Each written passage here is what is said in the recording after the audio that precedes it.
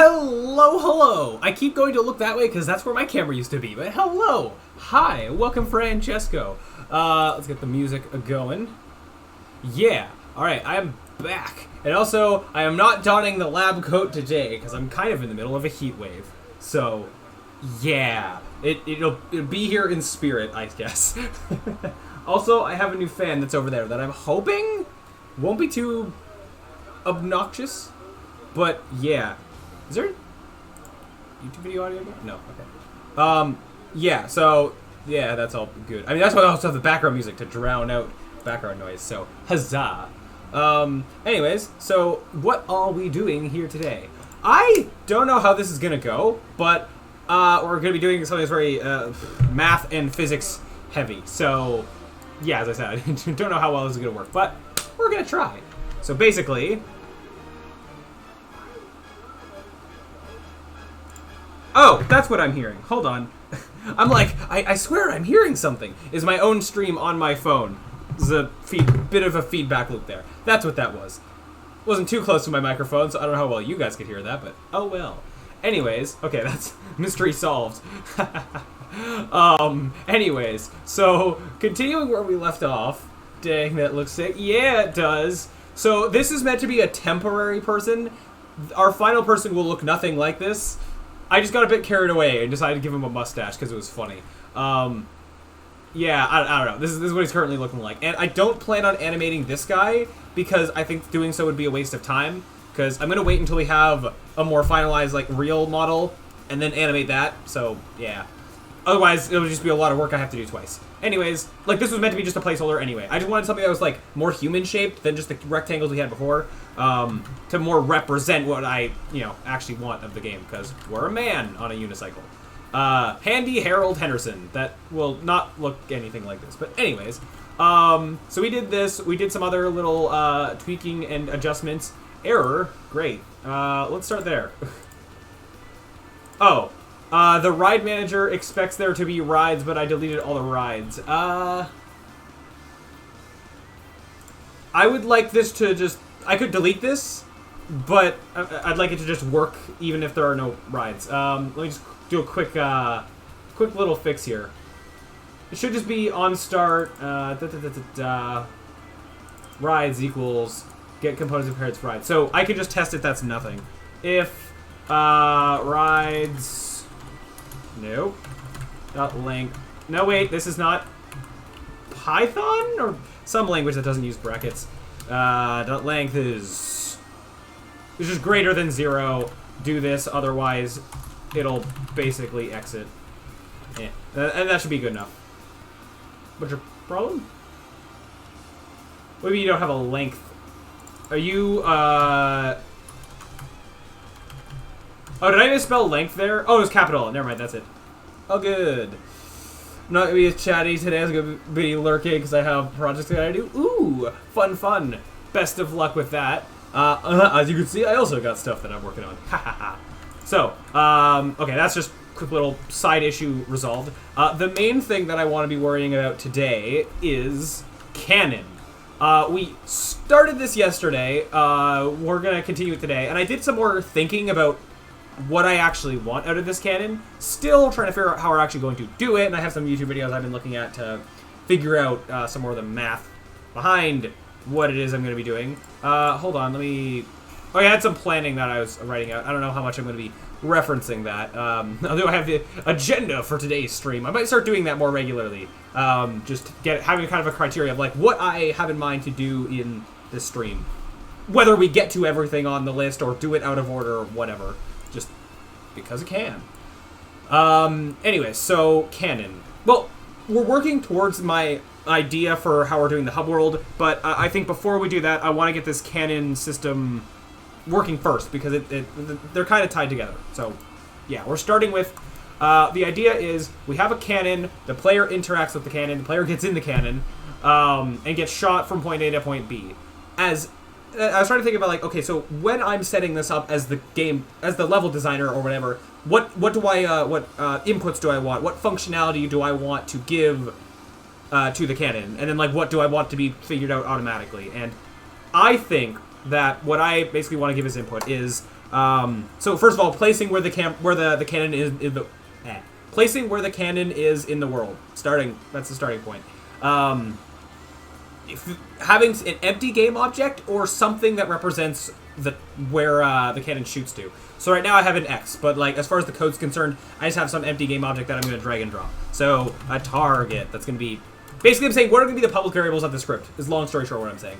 I wanted to have a speed, like an initial speed or velocity, but technically I'm not specifying a direction, so it's a speed to launch out of the cannon in whatever shape, and then I want an angle. I think I'm gonna try to specify an angle of the cannon to shoot, so that a low angle it'd be kind of like a pew, and a high angle whoosh, right? That's how I think I could do this. I was thinking of like I could maybe have an empty game object that represents like the middle point, or different ways that I could go about how I would be setting that up. But I think for my uses here, I think the solution or the idea I want is to have target, speed, and angle, and maybe more stuff when we get into it. But I think in terms of calculating a path, I want it to go more off of me figuring out an angle. I think, anyways. As I go to develop this, things could change. But so this is what I want to. This is what I want to attempt to do. So first thing, before we get into that, is I want to set up the player to actually be able to interact with the cannon to then call the code that's going to do all of this. Oh, no way! Whoa! Okay, hold on. I guess I gotta don the lab coat for this. Oh my gosh. Irish John Games! Hi! Hello! Hi, people! Okay, hold on. Before you all leave, let me show you some interesting things. Oh my god! I'll read all your chat messages in a second. Oh my god! Well then, hello! Hello! Let me show you some interesting things. Oh, bye. Okay, 1 second. Wait for this to...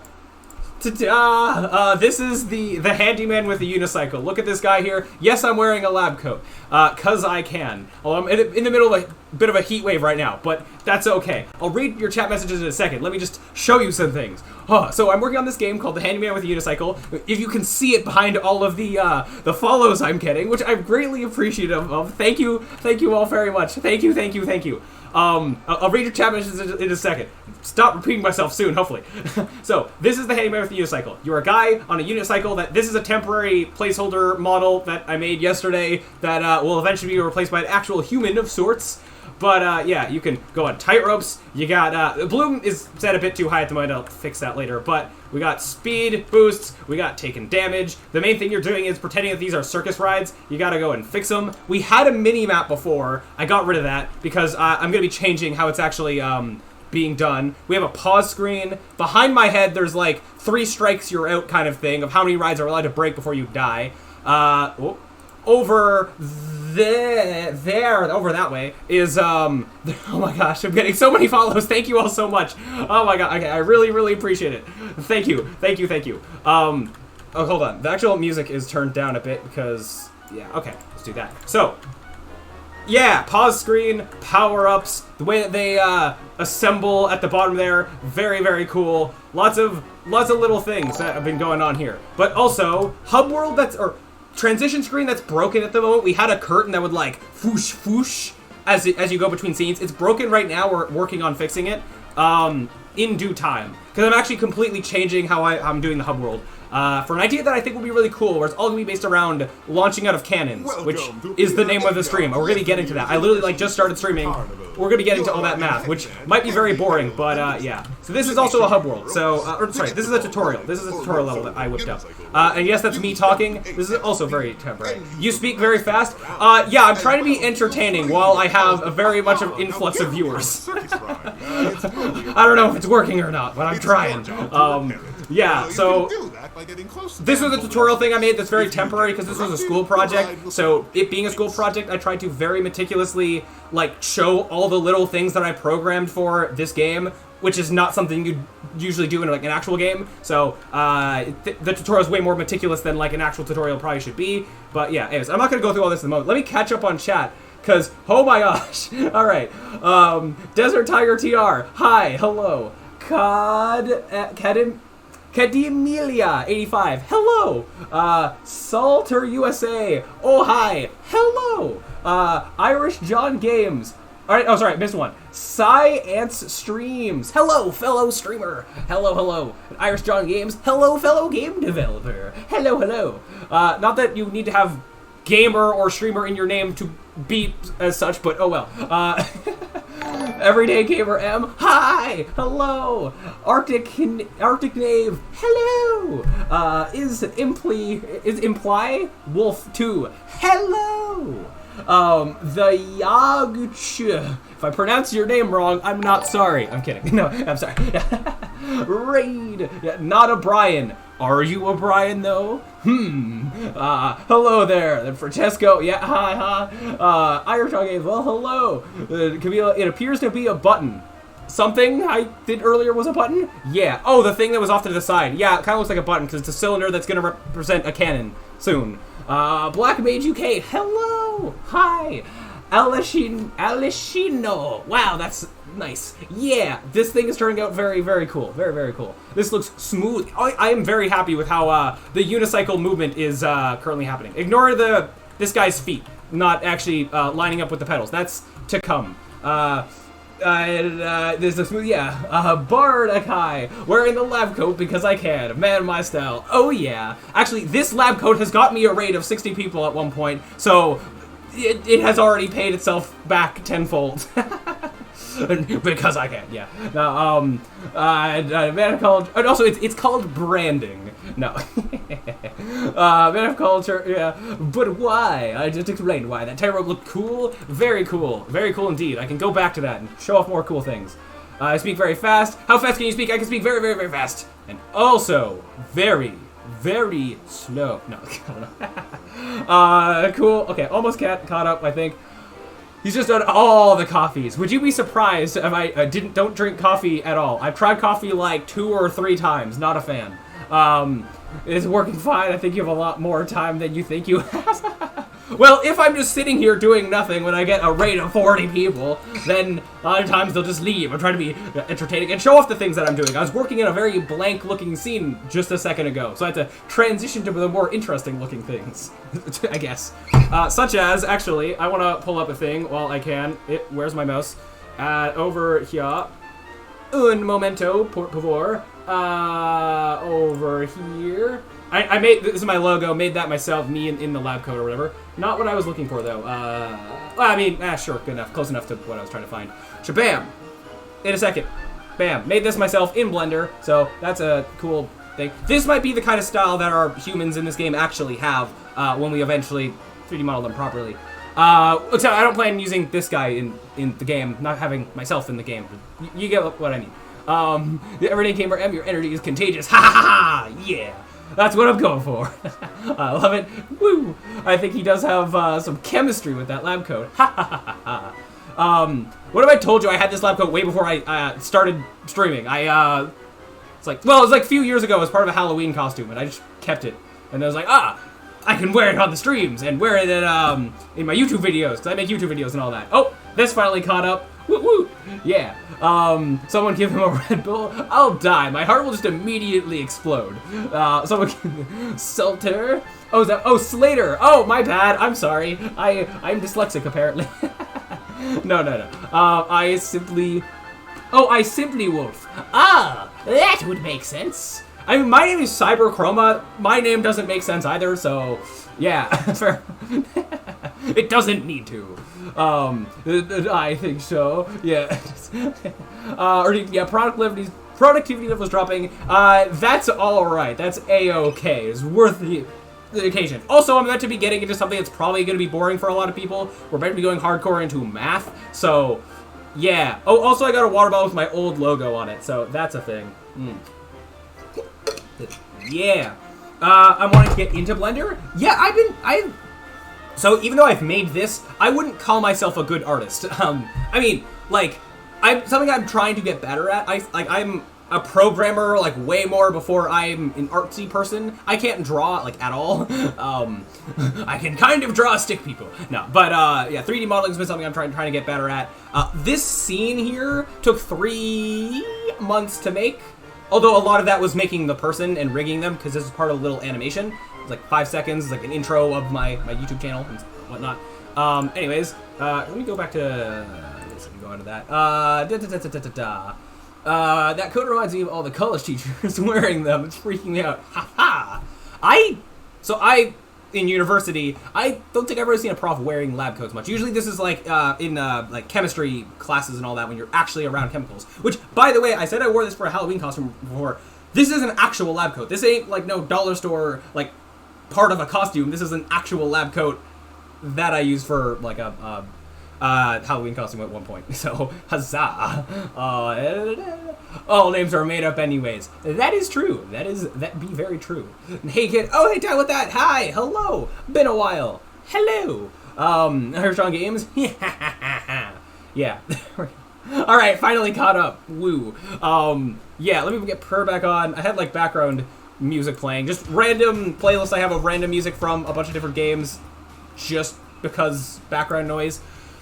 Yeah. And with that, I guess I can keep blabbering about all the stuff I do, or I can get back to actually working on this game. And you got here maybe to see some Unity-ing, so that's what I'm gonna do. Oh, by the way, so I do have a YouTube channel. Well, shameless self-promotion. I've made some tutorials and stuff, and some like development logs on things that I'm working on. But mainly, if you're interested in learning Unity things, I don't know if my tutorials may be helpful at all. If there's one video I recommend above all else, it's this submarine one that I made, because I spent 7 months making it, more or less. So, yeah. None of my other videos are nearly as good. Like, it's like all my videos are like, eh, and this one's up here, in my opinion. So, yeah. Anyways, though, let's get back to actually working on stuff, shall we? And with that, so I'll recap what I was just saying before for the many people who've just arrived. I love submarines. Woo! Yeah. I use my tutorials as an excuse for me to like learn new things with Unity and Blender and all that. So like I had never made a submarine before. I'm like, I'm gonna make a tutorial on how to make a submarine. So I had an excuse to make a submarine and then make a tutorial out of it and all that. And actually the programming behind it, I found like it was pretty easy for me to do. It's just that video took so long because of all the like blendering that I did. Like I've been able to make a lot of good blendering things, but I think they take me way longer than they take most professionals or whatever.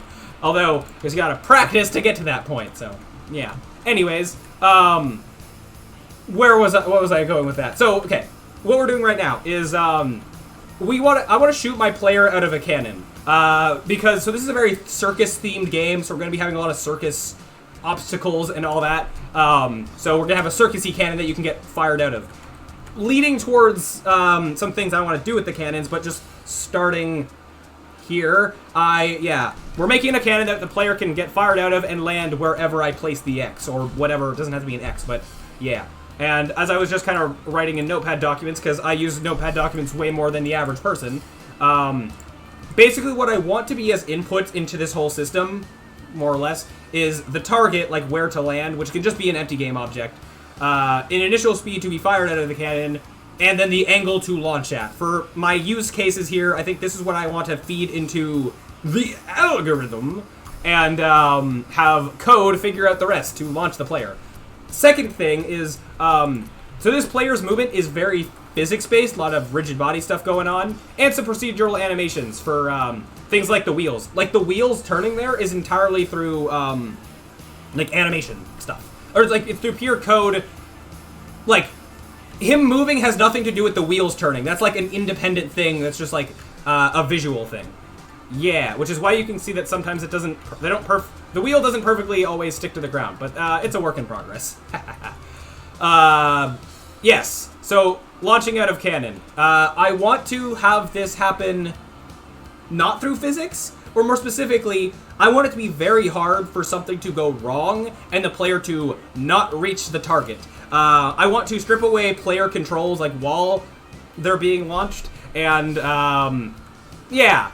That I'm trying to do a very like foolproof way of launching them out of a cannon that's less likely to go wrong. So I'm going to try to do it a lot more manually and not just like rigid body add force and launch them, because I feel like that has a lot of just problems to go wrong when I introduce like other things, like other hazards and blah blah blah. I don't want anything to interrupt them launching through the air, unless I specifically decide like, oh, if they get hit by a hazard in midair, then they fall or something, but whatever. Anyways, so the first thing I need to do is actually make it so that we can interact with the cannon and start this whole sequence. Something like the launch in COD Zombies, if you know that. I'm aware of the game. I'm not sure what you're referring to in that. And nor would I know what to Google to find what you're talking about specifically. But, yeah. Oh, wait, hold on. Let me go back for a second. I just realized I got raided. I don't who raided me. Oh, it was Iron John Games. Hi, and hello, and thank you. Thank you very much for the raid and all that. I forgot to even look at, like, who it was that raided me. I just see lots of people. Have a great rest of your stream. Oh, yeah, there you are there. Yeah. Great looking game lurking. Thank you, Irish John Game. Thank you. And also, I missed a lot of the actual alerts of who followed me. I want to quickly go and just go to Twitch real quick and find out and give a little thank you to the people that are supporting me, what I do, and blah, blah, blah. I just have to, 1 second, I'm not prepared. I have to bring up the thing to see past through. Okay, there it is. So, okay. So we got, Arctic Knave, thank you, Camellia85, Slater USA, Tubby Crumbles, Torbo, Not a Brian, Irish John Games, and Science Streams, Bar Sky, hey, is Simply Wolf 2, yeah, Bardakai, Black Mage UK, Everyday Gamer, Irish John Games, and I think, yeah, that's all, but thank you for the follows. I really greatly appreciate it. Aloha, hello, Torbo. Hi, hello. If I happen to accidentally miss anyone, I'm sorry, I do not intend to, but, a spherical linear interpolation. Yeah, I just have a bunch of random things, just random sayings or whatever to redeem channel points for. They don't really do anything, but just for funsies. Game dev hobbyist and teacher here. Ooh, fun. Very cool. Huzzah. Yeah, very cool. Anyways, let's get back to what we were doing here, I guess. So, I have this code here, not that code, over here. This player interact code that actually I renamed earlier. It was for this is the repairing rides code that I was using earlier, as I showed before, a large part of this game is that you're riding around fixing rides before they break as you're dodging hazards and all that. With fixing rides, this was the code that did that. I wanted to repurpose this into a general interact script. I want the same button to kind of like interact with things to fix them, or interact things like levers and cannons in this case. So I want it to be more general purpose like that. So first thing I want to do is basically have to initiate the cannon code if we're within range of a cannon. So let's start with that, shall we? So I already have an on-trigger stay, enter, stay, and exit for being able to fix rides. So I'm basically then going to have an else if on all of this and then have different stuff go on. I might also break some of this out into like a different script at some point to basically have the general interact script that just sort of initiates the interacting with stuff, and then have another script that's dealing with all this actual ride repairing stuff. But for now, I can do it in a way that's going to be just good enough for now. I'm more worried with like getting the actual cannon stuff up and running, and we can readdress this at a later point in time. So, if we enter the tag of something called cannon, then I imagine there's going to be a script on the other thing called cannon. And basically, when we're in range of the cannon, we are capable of interacting with it. We press the interact button, and then the actual interaction happens. Yeah, so cur cannon, blah, blah, blah, get the thing called cannon. I don't know if this will need to be get component and parent. I think I want to leave it like that. Yes. You need to actually be set as, I guess I'm saving you. Just doing this for now the same way I did this with the ride. Yeah. Cur cannon. Yes. So over here, this should be, I don't need all of this yet. So on trigger enter, just get this reference, and then on trigger stay. Okay, yeah. Just gonna do this in a way that might be a little bit messy for now. But if it works, then it works, and as I said, we can kind of readdress it later. I think I'm basically just gonna copy the same format as what I had before. If that could format nicely, that'd be great. Sure, good enough.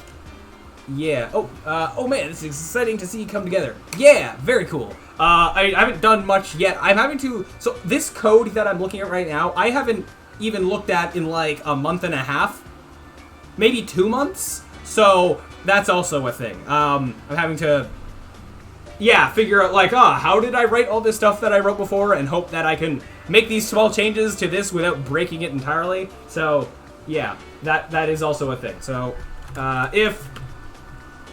yeah, I'll try to explain things-ish, like, while I'm doing them. Yeah, hopefully any of this will start to make sense. Very shortly, I'm going to be getting out of the script and then typing entirely new code in a new script, and I feel like then things will be more isolated with the canon. I just have to inject stuff here to start the canon calling code efficiently, I guess. Yeah, so if we are in range of another cannon, if we have another cannon, yeah, or I can't talk. If we are in range of a cannon, which is basically both of these, and I think I use this as a boolean to like say that we're allowed to get input. I think if get input's false, that's like when we want to freeze, like for when the game's paused or in like a cutscene or whatever. Basically, say like stop getting user input. Where do I have? There's something I'm looking for specifically, and I'm not seeing it. Where do I get the input from the space bar? Oh, I do that up here. Really? Right. Okay, I am remembering why I am doing certain things. Yes. I think I just remember input.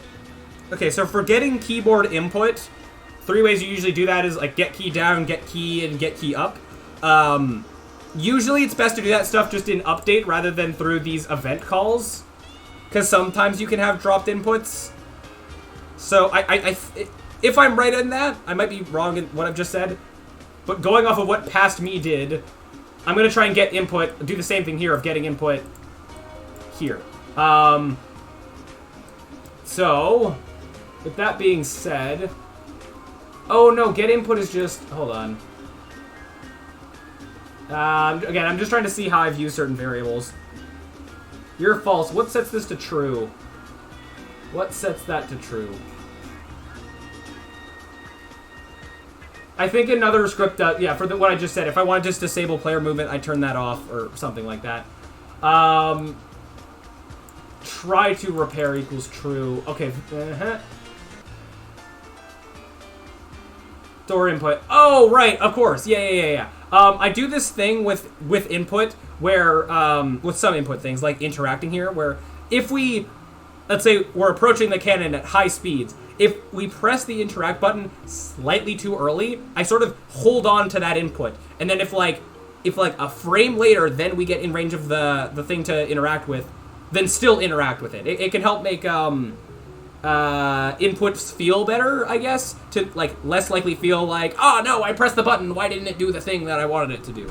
That's why it can be good to do stuff like this sometimes. You'll commonly see this with jumping in platformers, where right as a character is like going off a ledge, if you still like press the jump button, sometimes you'll jump anyways in usually well-programmed platformers, and that's usually the same thing of like when you leave the ground, sometimes, yeah, good platforms will kind of store the input for like a few seconds of if you've left the ground for like a few frames, if you press the jump button, still to do the jump anyways.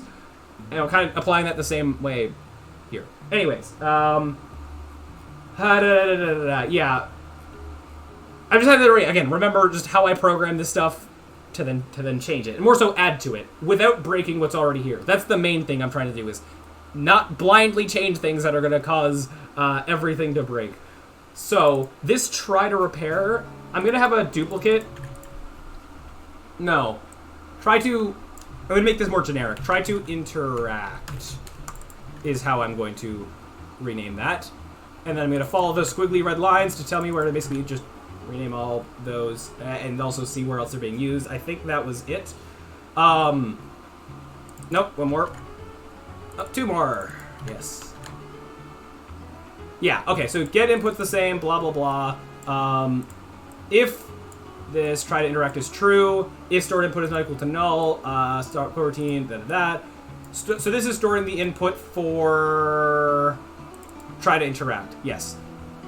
And then where am I using that? Where am I next using that in an if statement?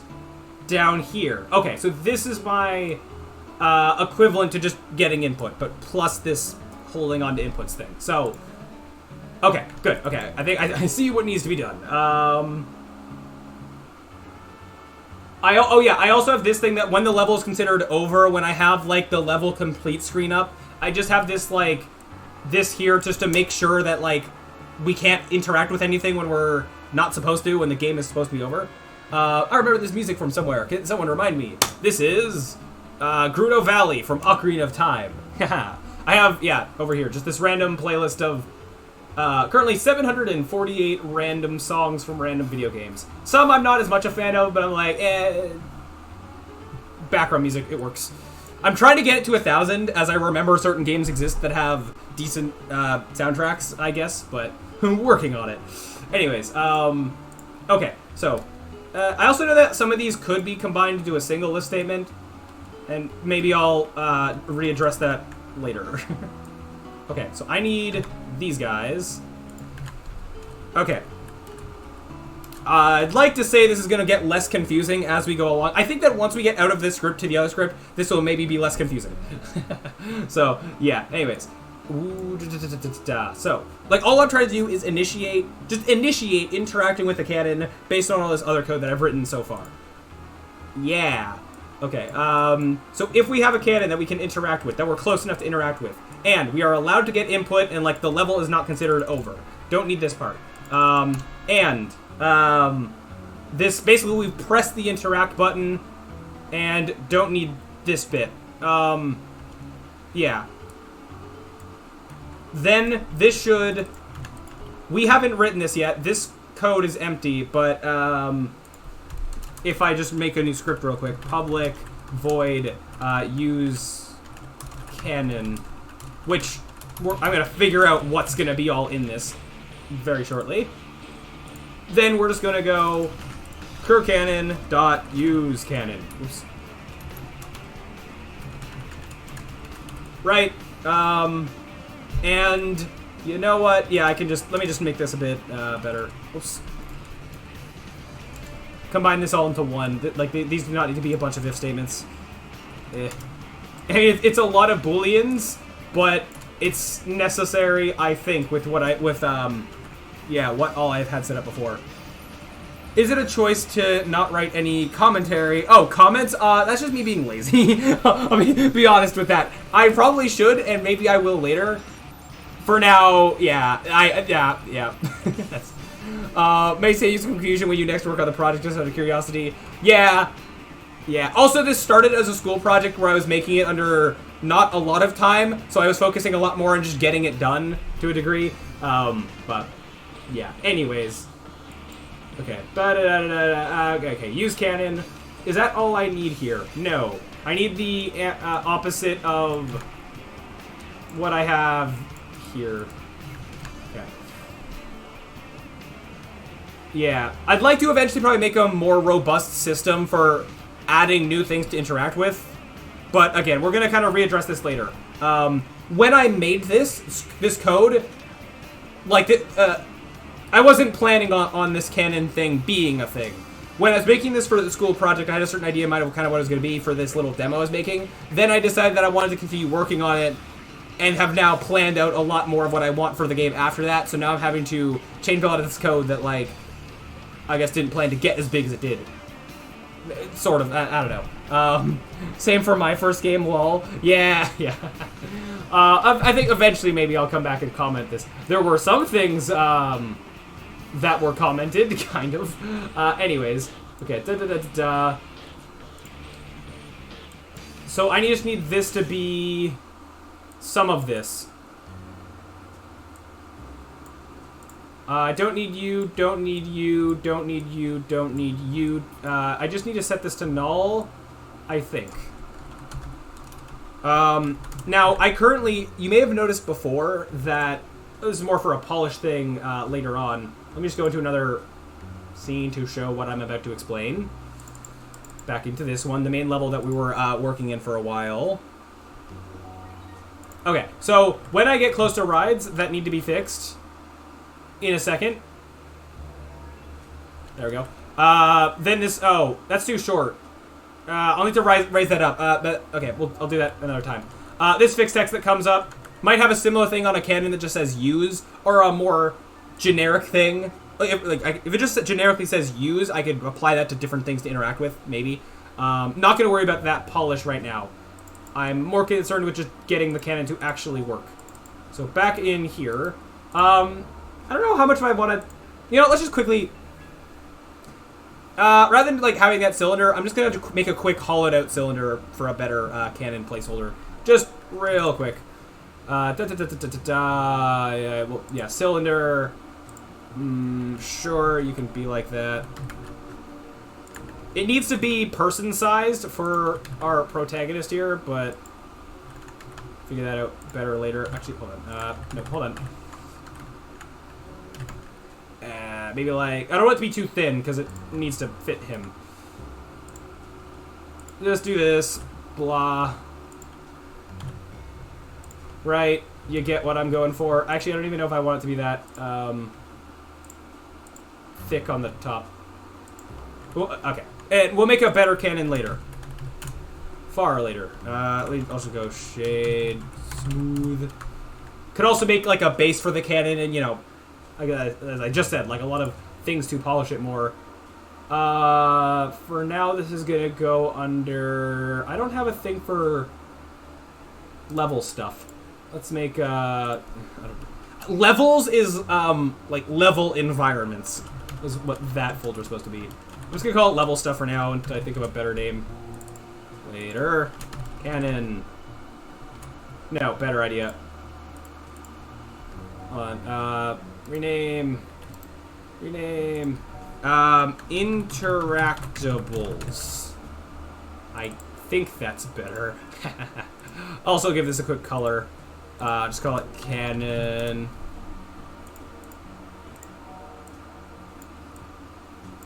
And you know what? Just because I'm also gonna make the base in here real quick.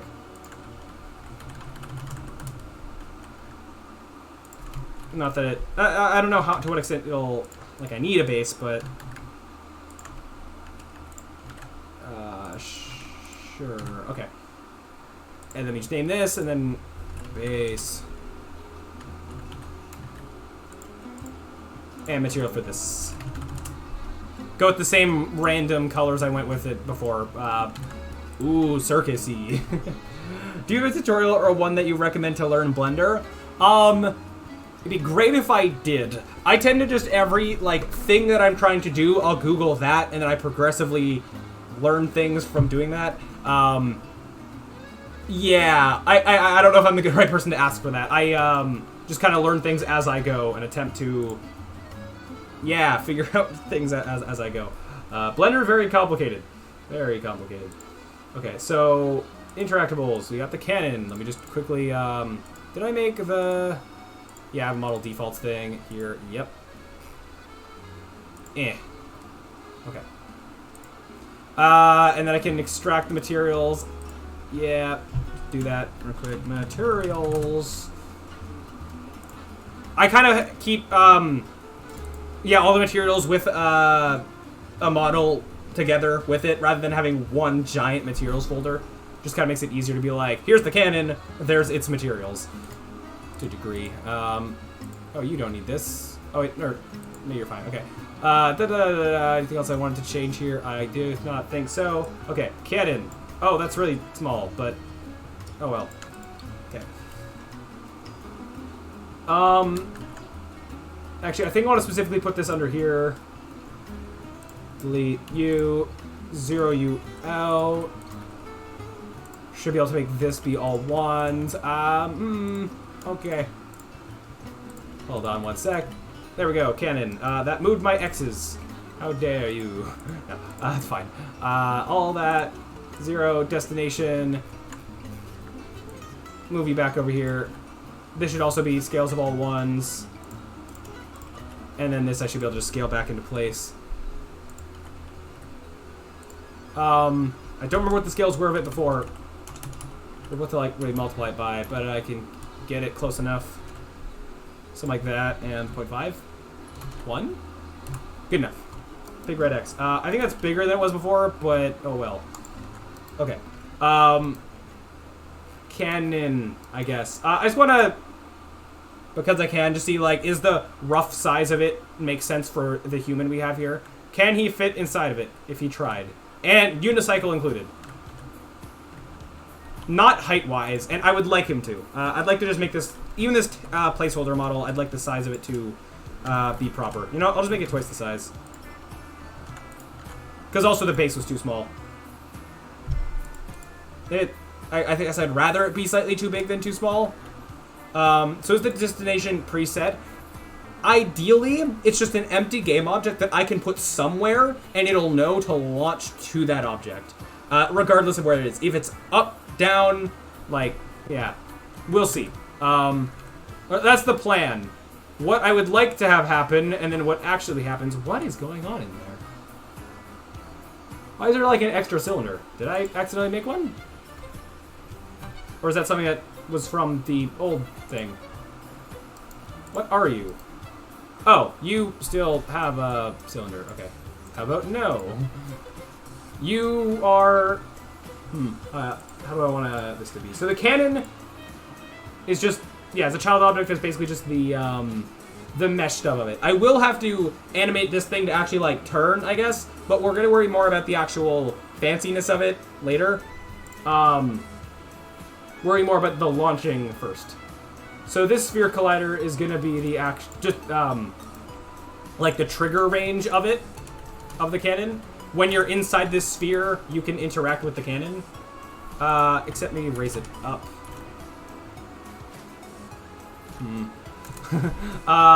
Is it too tall now? It might actually be too tall. 1 second. I mean, it should stand out, I guess, but... Could do it Mario style, like Mario 64, where it kind of comes out of the ground a bit? Not sure what would be the best solution. Whoops. Yeah,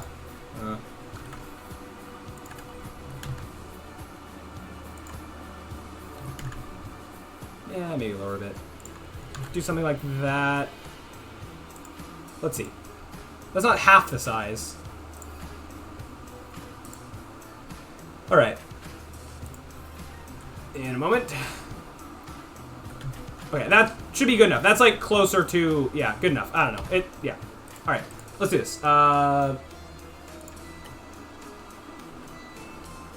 It's fine. And if I need to make a more custom, like, trigger collider later, then I can do that.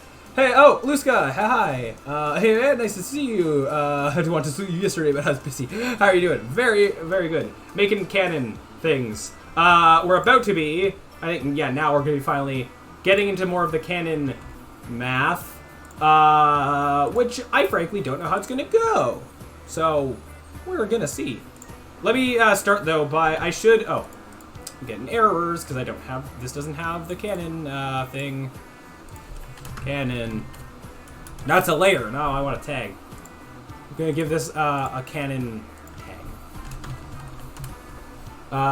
And then actually setting it.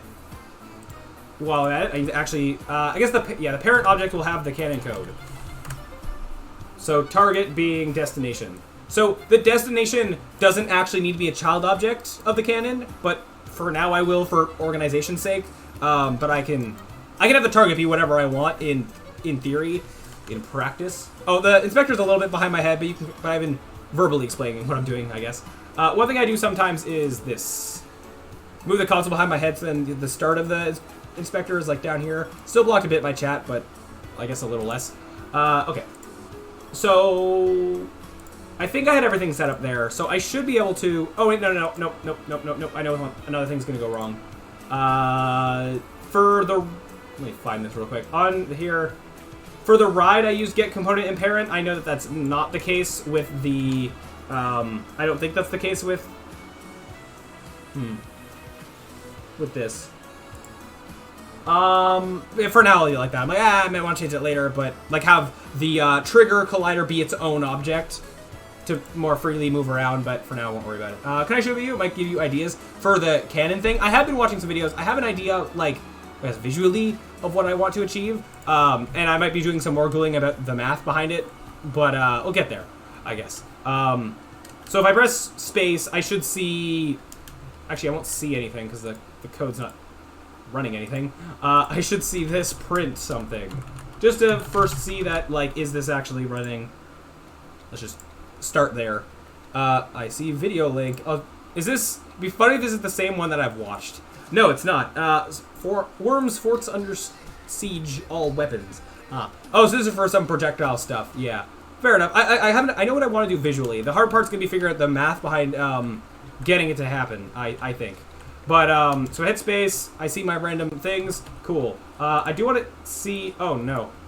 It is important that I only see the message a single time, preferably. Am I seeing it? Right, okay, I understand why. Let's fix that. Yeah, that could have been an issue. Where do I call that code? Here. When I do this... Yeah, I need to set the... something to false. I think just... Oh yeah, try to interact equals false. Yes. Yeah, I think so. I don't know if I needed to do that on the ride thing. I think I have different code that's handling that.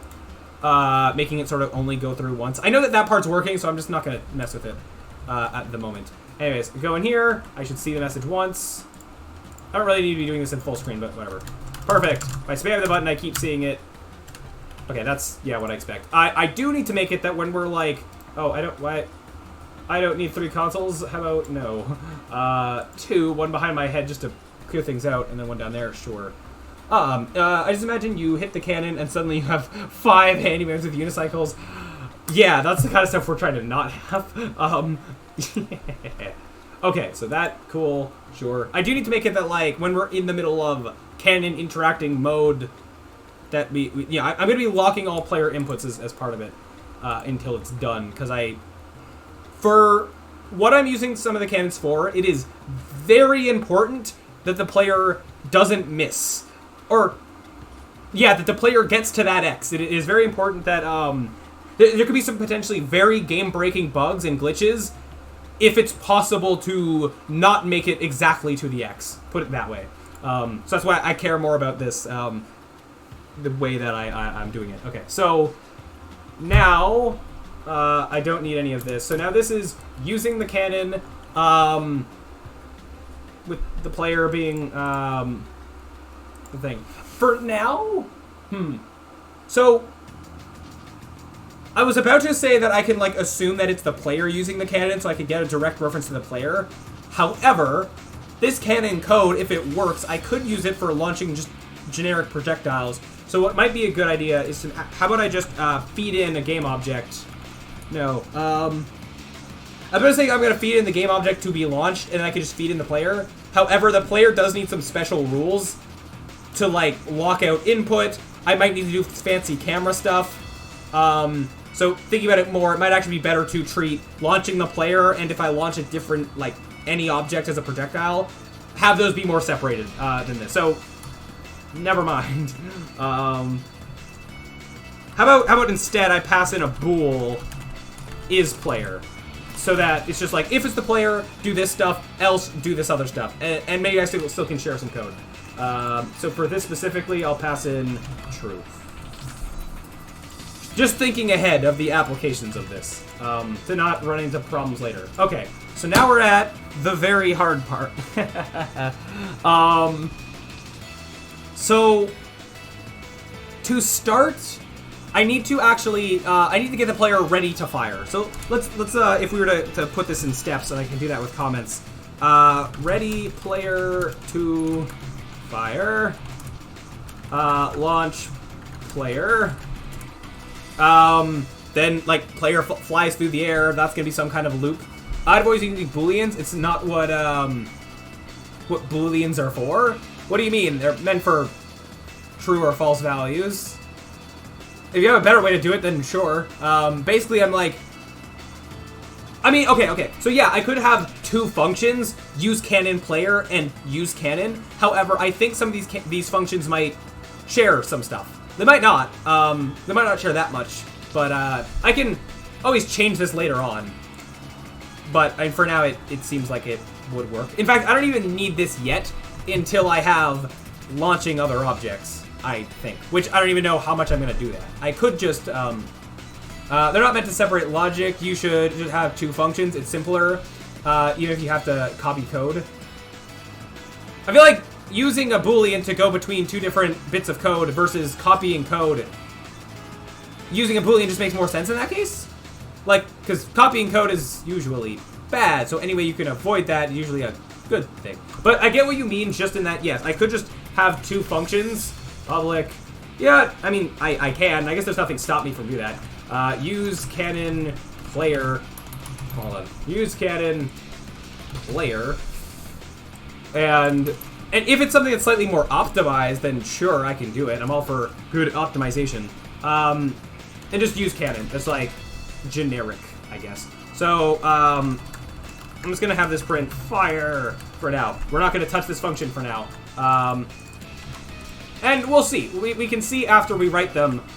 I can write them both separately and then see how much do they share, and then maybe have a third function that they both call stuff from. But I have to wait and see like how much will be similar, because it might not be much or it might be a lot. Look at this from perspective of code reader. When you see use cannon true, it tells you nothing about this object. Oh, from a readability standpoint. Yeah, gotcha. I can see that. Yeah. Oh, I didn't actually... I mean, I can have is player equals true. Not anymore because I changed it, but... Yeah, I can see the point there of that being good. Yeah. Okay, so ready player fire, launch player, and then like when land, like give control back to player. Control back to player. And for now, I'm gonna let the camera stay as is, but eventually I might do some fancy camera stuff where like, I don't know, the camera behaves differently while you're flying through the air. But for now, like, that's not as important. What I do need to do is start by putting the player in the center of the cannon and disabling their movement. Now, eventually, ideally, we have a nice fancy animation of the guy, like, getting in the cannon. Having to be really quick and snappy, but some kind of animation of him getting in the cannon. For now, though, I'm fine with just snapping him to the center. Yeah. Facing him in the right direction. Who's gonna read this other than him? I mean, I could read it a week from now and be like, why is there a true here? What does the true mean? So I do get what Paffin is saying and why, yeah, having good programming practices like that is a good thing. But, if he knows what he's doing, then how is, using Bool an issue? The fact that I was reading code earlier in the stream that I barely understood that I wrote, like, 2 months ago, yeah, I don't know. Anyways. Okay, so, and speaking of having to now look into code that I haven't looked at in 2 months, I now have to remember what I've done. I think I have some code in place to stop accepting player input. So, yeah, you in future is another person. Exactly. So I have to quickly dive into some of my other code just to remember. I think I have some Boolean set up to easily disable player input. So let me look. Oh, wait, no. Wait, hold on. No, I don't just want to disable player input. I want to disable, like, player rigid body stuff as well. I want to have them forcefully launch in, like, a perfect arc without physics getting in the way. So in this case, I actually do want to turn off basically everything with the player mover. So let me go into scripts and look at how I have this set up. And I might not need to disable every script. Like, I don't need to disable player ground check, as an example. Player lean move is the main moving script. Yeah. Just trying to see, like, so what do I need to disable here? Is it just a matter of... So if I turn this off, I have this get input thing. I have a thing for considering when the level is over. I might just to disable the script. The reason that I have this as opposed to just disabling the script is because there's some times where I want to, like, stop taking player input, but everything else in the script still runs for, like, gravity and ground detection. There's some important stuff there. But this is different, I think. Different enough. For now, we're just going to do it and see if it works well. So I'm actually going to need to write a reference to that. I think in this case, I'm totally fine just hard coding in having a reference to the player. Or I can make it slightly more optimized by going private. Not player. Private. Do I just get the game object directly or get the transform? I will be modifying the transform. I think I can, yeah, just get the transform player. And then just go player equals. I don't really want to do a game object.find. I could. The player is calling this. I could have them pass in themselves. I'll just go. How about this? So no, first of all, what all do I need from the player? I'm gonna need, because I'm gonna need a bunch of references to a bunch of stuff. I'm gonna need the player lean move script. I'm gonna need the player interact script so they can't interact with stuff, I think. Let's see, like, just how much code am I getting a reference to? Player. Usually my naming scheme for scripts is just the same thing, but lowercase first letter. What else would I need a reference to? Let me actually have a look at the player. For now, I won't worry about the camera. I'll let the cameras be the same, but eventually I might need a reference to the camera. Player stun is only a problem if the player, like, gets hit. Let me double check. And again, so when you disable a script, like setting enabled equals false, all that does is stop things like start and update from running. It doesn't, like, I think if a coroutine is still running, or like a public function being called from elsewhere, that stuff still runs. So setting enables to false isn't always a be-all, end-all, turning everything off. Oh, I'm missing messages. Oops, hold on. I've only wrote small scripts so far. My project's guessing I'm not thinking about how much scripts and code this project holds. Yeah, it's a lot, and definitely quite confusing. Although, well, to a degree, there's a lot of things that can be, like, nicely separated, that I can think about certain things in isolation. Like, once we're done dealing with, like, this disabling the player and turning the player back on, the sailing through the air should be just modifying transform values, in which you'll become very isolated to just figuring out the math to figuring out what those transform, or that position value needs to be. So, yeah.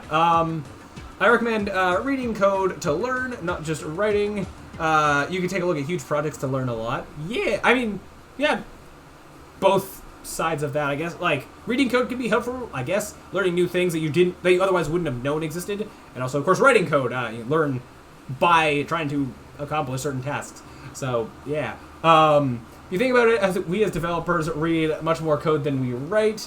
Hence, you should optimize for readability. Yeah, that's actually, so in terms, like, that's kind of something I've been doing more recently, for example, with variable names. I've kind of gravitated towards my variable names being a lot longer and more descriptive, and which can be, well, long, but I find, it tends to be more readable, which, yeah, can be a good thing. Even things like my player code, rather than having it all in one script that's just, like, player controller, I have, like, player move, player interact, player balloon cart. That's a special type of collectible. That's a thing. It's special enough that it warrants its own script. Anyway, yeah, that's why I'm here. Chrome 5 gets me hyped. Woot woot. I'm also watching the code is interesting. Yeah, hopefully I'm being interesting as I'm fumbling around here. I think as this game grows more and more, there'll be a lot more going on. It'll be cool to see and whatnot, but it's an ongoing process. Especially just because there's a lot of things that are in the game right now that I plan to change or otherwise, like, overhaul, because, like, I made the game for the school project. I had certain things in mind when I did that. Now that I'm scoping bigger for this as I continue to work on it, as I was just doing more planning, there's just certain things that I've now decided that I want to change. So that's going to be an ongoing process of cutting things out and replacing other things. So I think it'll be a bit messy until a lot of that is done. So, yeah.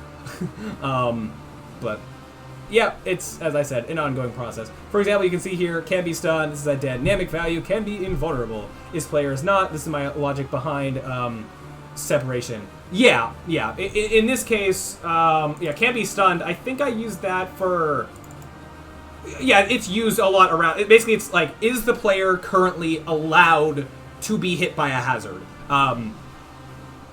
Invincible is there's a power-up that makes you invincible, so is that active? But it's important that these were, like, separated, because, yeah, so they didn't, like, cause problems with each other. This is, and this is used, like, if we just got hit, we have the few seconds of blinking before we can get hit again. That's used here. It's also used, I think, like, when we're paused, when the level's over, I kind of, like, turn off being hit. Yeah, so that's why some of that's being used. By memory, I could be a little bit wrong about the actual implementation. This is how I think I remember how I coded it. Anyways,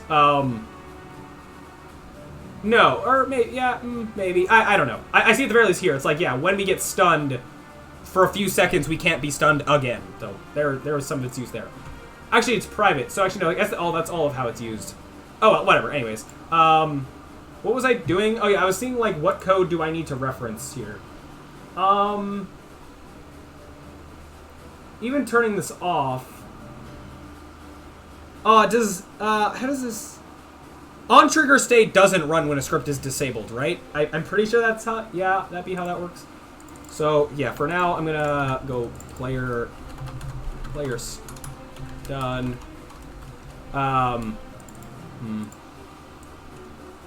Might be a better way to go about this, but I don't think there's that many things that are gonna be completely disabling all of the players' like inputs in the same way that this is doing. I think the cannon's very special in this. I think there are some things that just disable input. This needs to disable like everything. So, or at the very least override all of it. So in theory, I can actually have this be running something in like late update, but that also opens up to some potential problems. Anyways, so what I'm gonna do here is, you know, it's on start. A game object.find a single time is fine, as long as this thing stays being named the player. Actually, you know what's more foolproof than using strings? Find object of type this with the capital. I know that the player has this player lean move. The player will always have this code, otherwise they can't move. So this dot transform, and ta-da, that's our getting reference to the player. Now I do need to then go like set up all the other ones. So blah equals. I can also put find object of type of all of these, but it's slightly more efficient to, now that I have the player anyways, go player dot get component blah. Or I don't know if there's a slightly better way of doing this, but this is just, I need reference to the transform of the player and that code that's on them. I need references to both of them anyways, so sure. Maybe a better way of doing this. And it could also have been a public thing that I dragged and dropped, but it's easier to get it through code, so I don't have to keep dragging and dropping it every time I make a cannon. Oh, yeah. This will be more independent of me having to set it up. Okay. Blah. This, same thing. Yeah. The main important thing to disable is the lean move. This is more like insurance on less likely to have weird bugs, I think. But the main thing I need to disable is... Oh, whoops, I didn't, oops. I mean to... I just got rid of the player lean move one. The player lean move is the main thing I need. Yeah, anyways, you know, I'll just go with those. Actually, no, hold on, let me just be thorough. I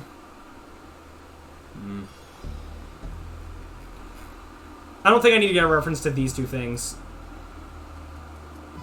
Should be fine on not doing that. Yes. Anyways, even the stun, like, isn't entirely necessary. Because I might have be a thing that if you get hit midair, then it gets kind of canceled and you fall, but I don't know how necessary that is. But anyways, I'd like to hang around, but it's late for me. Hopefully I'll be around during the stream. Oh, great. Yeah, thanks for being here. I Simply Wolf 2. I look forward to the progression. Have a good rest of the stream. Thank you, thank you. I've been doing a lot of talking and not a lot of actually coding, so hopefully I can start to actually be getting stuff done. Doing a lot of thinking out loud and also kind of working slow to like make sure that what I'm doing isn't being catastrophic to other areas of my code. You saw how messy it was. Oh. Like, right now, I mean, like, is this all I need from the player, or is there something that I'm missing that is going to cause catastrophic problems later on if I don't remember to grab it right now? Which I think I'm good. Anyways, so, having the player and whatnot, I'm going to set the player's position, have the player start, like, I'm going to forcefully move them to the center of the cannon for now. Which, like, for now, they're just going to, like, snap to it. Eventually, we'll make it more polished, of them getting in the cannon, or however we're going to do that, but... so player, this is a transform. So you know what? Yeah, just player. Yeah, player dot position equals. Is setting them directly into the cannon fine? Probably. Yeah, equals cannon dot position. Yeah, that should be fine. Equals this. So this object that this code is on dot position. Equals that. Maybe with a slight height offset. I don't know. We'll figure that out later. We'll see what it needs. The rotation is gonna need to be, oh wait. You know what I almost think? So I know that eventually... Oh, hold on. Waiting for this to load. So I'm partially thinking of, like, what's the quick thing we can do now, and then what's the more polished version of it gonna look like later? Thinking to later, just a bit. This cannon, like the actual turny thing of the cannon, I'm gonna want it to turn, actually I'm gonna want it to turn kind of on a lower point that's more of its pivot point. Turn towards wherever it's needing to go, and then fire. So it might actually make sense to parent the player under this, so that the cannon turns, and they move with the cannon, and then I fire them. Like, I'm gonna hold off on the actual turning, or maybe I won't. Yeah, I don't know. But I think that's probably the way I want to do this. So actually, the position of this matters a little bit. I'm also gonna have this not going through like that. So where do I want the cannon to pivot off of now is the question. I can just, there's a thing to like move the origin, but, well, that worked just as fast. So, in its current state, this goes through the ground a bit, and this is like coming up a bit.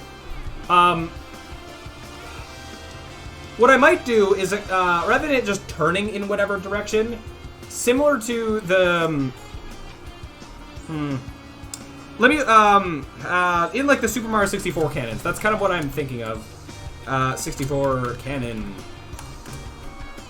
1 second. I can just see a quick clip of Mario getting to a cannon. Because I believe that when it like comes up, it turns down and turns. Like it has like 2 pivot points, right? Hold on. I just want to see like the animation of getting in the cannon. Oh, are you gonna... Oh, wait, this isn't even... This is not what I'm looking for. No. Sure. I just need anything that is going in cannon. Okay. 1 second. Mainly what I'm trying to get at is these things. Yeah, it turns around and then leans down. So it could do a similar thing, except ours isn't coming out of the ground, but rather than just leaning in whichever direction, I could quickly model this, or at least like a placeholder thing. I'm thinking we make it kind of look more like wheels, so I think I'm actually going to use more cylinders. Right, you see what I'm getting at? And then these become more of a pivot point for like, it's okay that this comes off the ground, because it's like, I don't know. Because the base of it, we might make it more rounded eventually, like a cannon, so that it's more like propped up on the wheels or something. Just thinking, yeah, thinking ahead of what the polished version of this might look like. Because it makes a bit of a difference now, just saving time to not do unnecessary work. Wheel.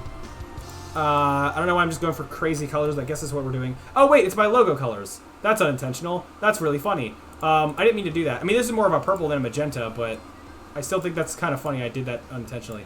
Although maybe we'll change it. I don't know. I mean, circus colors are like reds and yellows, but I mean, I could make this red. I don't know. These colors don't matter. It's temporary, but maybe go for like something like that. Anyways, I think I'm fine as well with, just thinking about how I want to set up these wheels. We're just gonna go Alt-D this over here. Actually, hold on, let me, before I do that, apply the scale. Just do that. I didn't shade smooth this. Actually, then changing how things are, like, parented. I want, the origin of the wheels and then the origin of, like, this to be exactly the same Z height. So, what I can actually do to make that happen is go like this. I'll just do this. Go into edit mode, and then I can move it back down if I need to, but actually I don't know if I really do. I could actually now have this... I now have a reason to have this be slightly off the ground, and then it can turn like that, I guess. And maybe... I don't care too much about polish right now, but I could just, like, round the bottom a little bit. It already looks like, you know, a little bit more polished. You know, can do more with it later.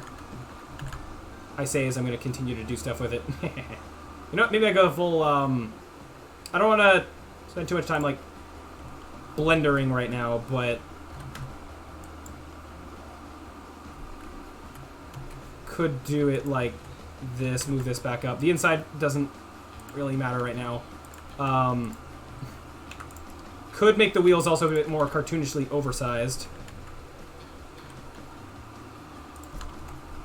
Gives more room for the bottom of the cannon to breathe. Oh wait, no, hold on, I moved it from the center. That's not what I meant to do. That needs to not happen. I also... okay, hold on. Trying to make this work with the linked objects I just made. Not have to redo stuff. Okay, like that. Copy this. You know, you're at a perfect 1. You can stay at a perfect 1. Because this needs to be like this. Move you down. Cannon. So now what we'll have is the cannon turns on this axis, which would turn the wheels. Which, oh, sorry, 1 second.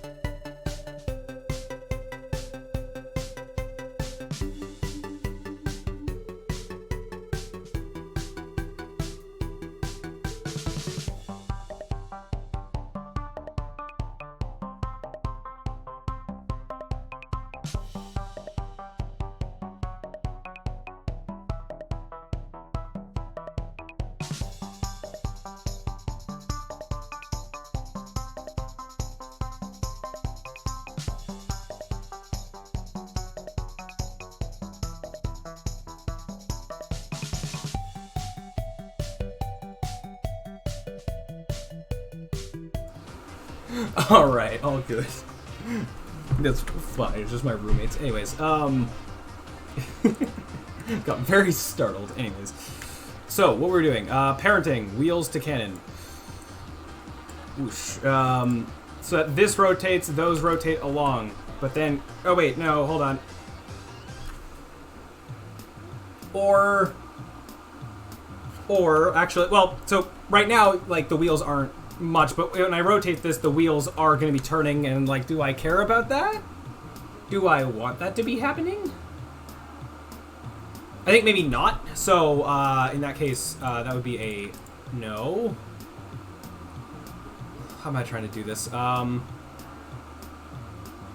Unless I had, like, an axle that they're both parented to.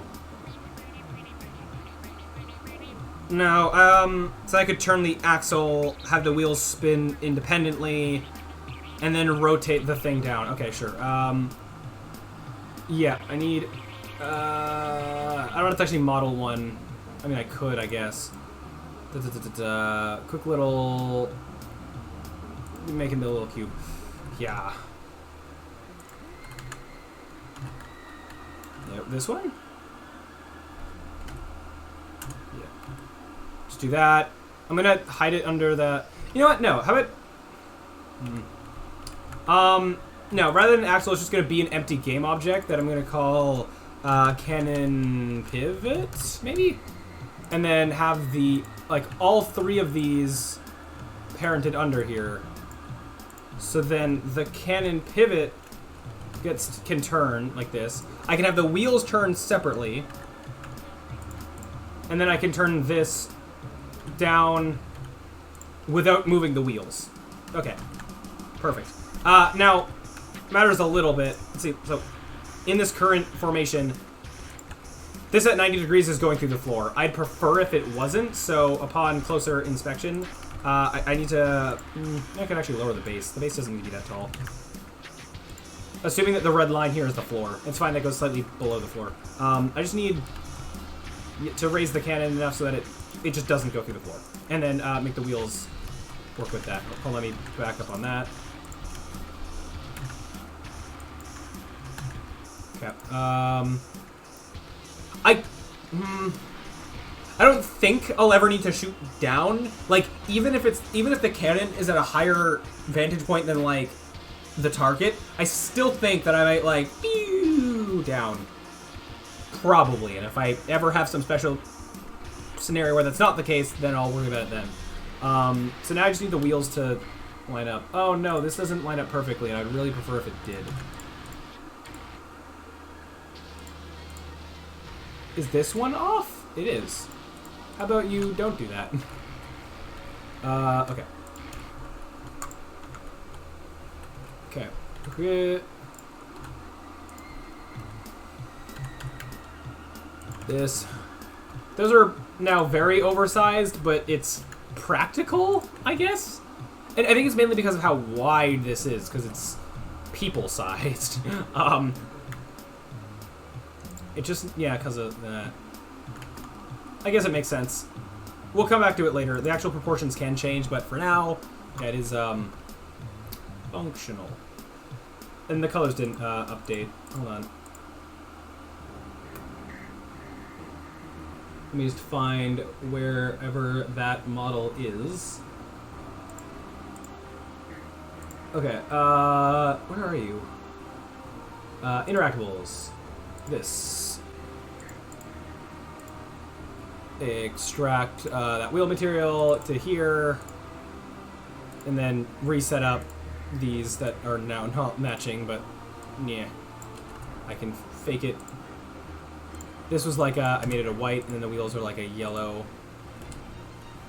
Sure, which is now, don't know how well it meshes with the floor, but that's okay. You can make it shiny. I don't know. All good. Okay, good for now. Maybe I will change the floor. Eh. No.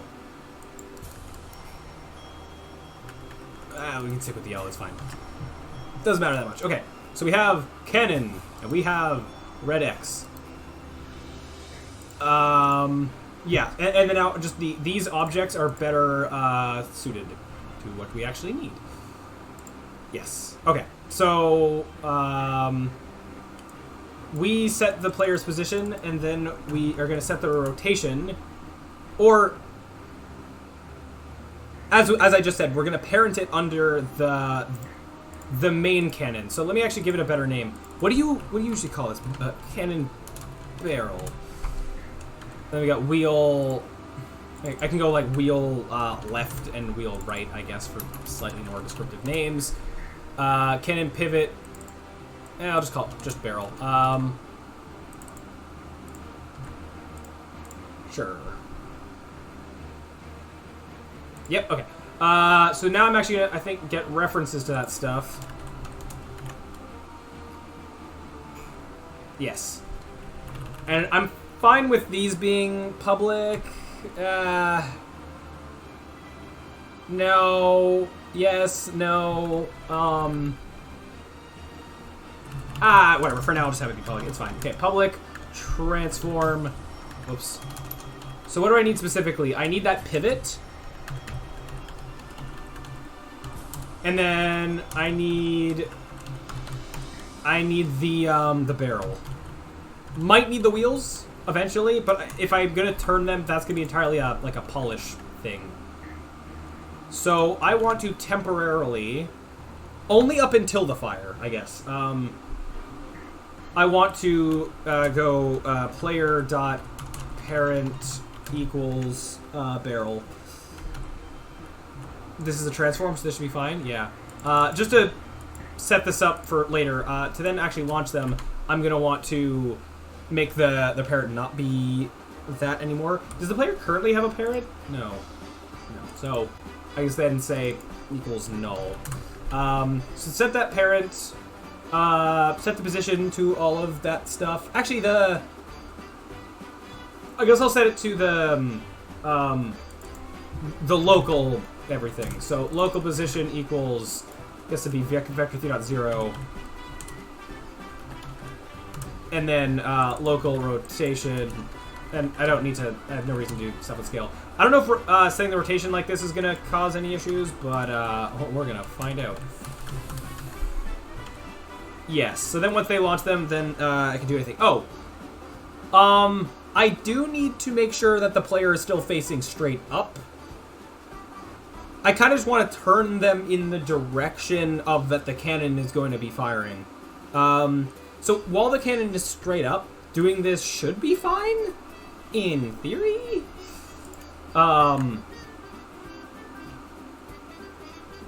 Yeah, we'll hope so.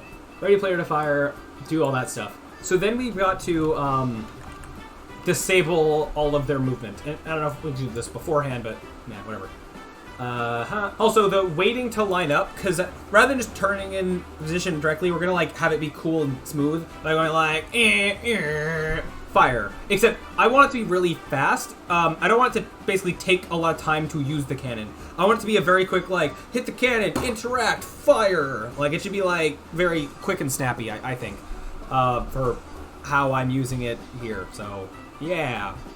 In fact, I could almost do a fancy thing where, while there's the animation of the player getting in the cannon, it could already be starting to turn or something to help speed up the process, but we'll see. For now, let's calculate just the position, like the end point of what it needs to turn to, get it to snap to that, and then go from there. Yeah. So, I'm also realizing that in order to do that, I'm going to need to do some coroutine stuff. I usually really don't like to start a coroutine from another object. Like, if I made this function a coroutine, like, I don't want to go start coroutine here. In this situation, I would usually like to let this be a normal function, and then it immediately basically calls a coroutine, just so it's more self-contained.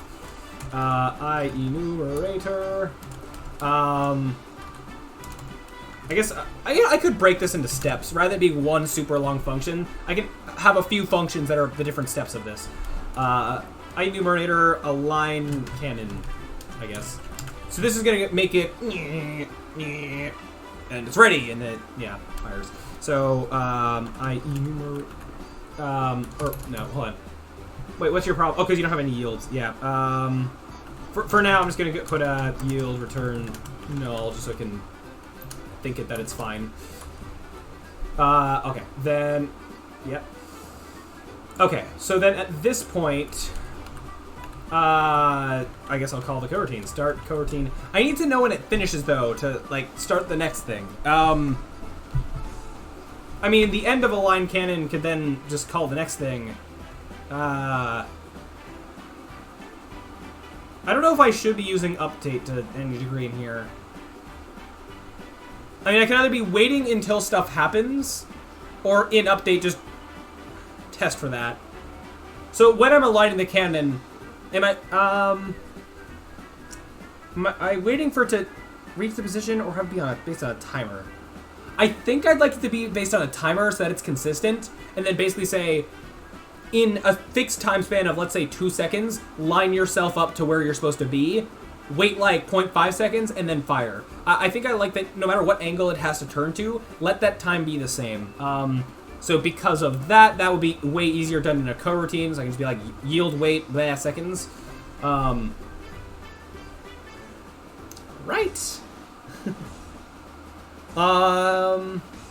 Yeah. Trying to think of the best way to, like, organize this to be nice. Okay, so server routine, blah. And then I guess I could have another one for, like, launch cannon. Can't you go, like, wait until this function completes? I haven't done much of that. I think that's a thing you can do, but I don't know if it's necessary. I could have an enum that keeps track of what state we're in. The state of, like, aiming, firing. But that feels too... That feels unnecessary. Like, there's a better way to go about it. So, player, blah, blah, blah, player stuff, yeah. I still haven't actually disabled the player's movement, so... While I'm thinking about this, let me start here. I should be able to just go... As I said, I'm just going to disable the scripts, I think, so... It should be easy, just go dot enabled equals false on all of these. Yep. And then just do remember now. Once they're landed, like the last thing we do is re-enable all this stuff. No, no, not what I meant to copy. No, thank you. Okay. Yeah, so that's that. We haven't actually gotten to the math of actually firing. I thought, like, we'd be doing that a lot sooner than now, but oh well. That's still gonna be its own problem when we get to it. I'm worried about when we get there, but we'll get there in due time. Okay. Maybe this actually would be kind of easier to just put in one. You know, for now, like, I'm having a slight issue of just being like, what do I do if it's not all in one function? I'm just gonna let it all be in one function for now until I think of a better way to, just for organizing. So instead I'm just gonna go, basically dump all this in one giant enumerator that I'm going to call, this is use cannon player. And it's basically the same thing, I just need it to be a different function. Can you can't have like, no, it has to have a different name, yeah. I'm bad at naming things. What do I call this? Call it just use cannon player coroutine. I don't know. I don't like to name things that, I don't know, explicitly, I guess, but, stages? This goes through the different stages of, oh no, I accidentally, hold on. That code that I just copied, I accidentally just copied something else over it. So let me just copy and then redo and then paste. Okay. And then this, all this does is we go start coroutine. This guy.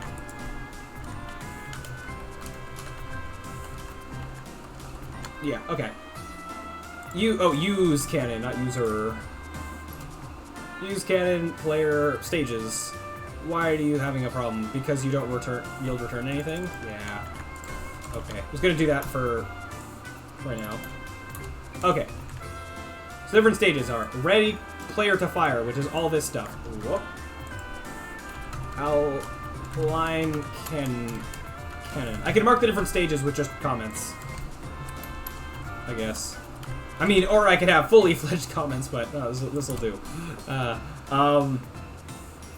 Okay, so to align the player, align the cannon. I'm gonna start by just saying, like, what does the angle need to be? Set it to that directly, and then I'll go back and try to make it smooth later. So, in this case, how do we want to set the cannon? So, as I said, I wanted to do it in 2 stages, or I want to basically rotate 2 sets of things.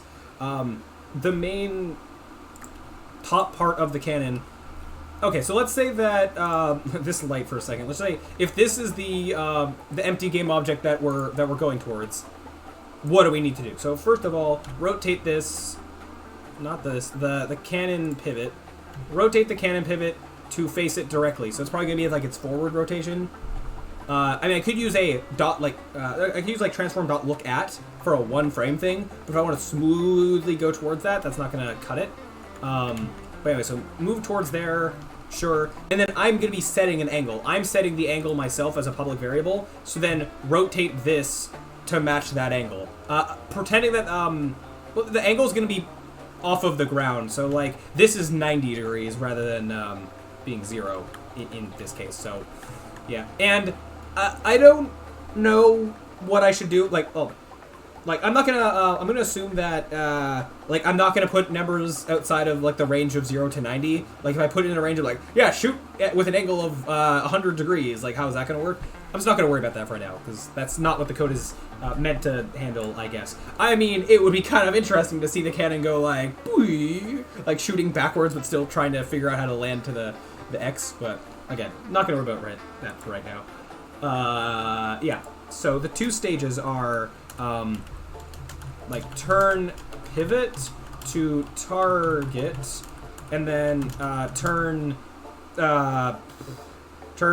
barrel to angle. Whatever. So these are the stages, I think. And if we do anything with the wheels, it'll be fancy stuff, like having the wheels actually, like, turn as it swivels, if we do that. But, yeah, not gonna worry about that right now. Okay, so aligning the cannon is, yeah, how do we do this? So first of all, let me see, like, what angle I have to rotate this on. The, oh, come on. It's the cannon pivot, as we've already established. Okay, so rotates in a direction. That's just gonna be ugly with the rotations a little bit. Actually, just rotating the Z might be fine. Just towards what, like, right now this is like a perfect thing. Oh, right. I also need to consider if this X is at a different, like, height, that doesn't matter. It just rotate it to it as if they were at the same height. So I could actually just look at their X and Z positions. That's all I need to look at. I don't care about the Y height. Presumably. For this calculation, anyway. So, using the X and Z distances, and I could say that Y is 0 for both. Oh, wait, hold on. What angle is this? Or what, sorry, what, like, what's the word? Not snapping. I'm looking for, this. What direction is this? Is gonna be the, what's the Z-axis that I'm rotating on? But opposite to the forward, X-axis. I mean, I could just have, actually, sorry, what do I want to this cannon's, like, default direction to be? Like, is facing forward by default that way or this way? Not that it matters that much. I mean, I could also have it, like, right now it's perfectly facing the X. I don't want it to do, like, a 180 swivel, necessarily. If it does, then sure. I guess I'll leave things at all zeros and have it just, yeah, go off of this. So the negative X direction of the pivot. So that's like negative transform dot forward needs to face the pivot. Why am I forgetting how to do this? Hold on.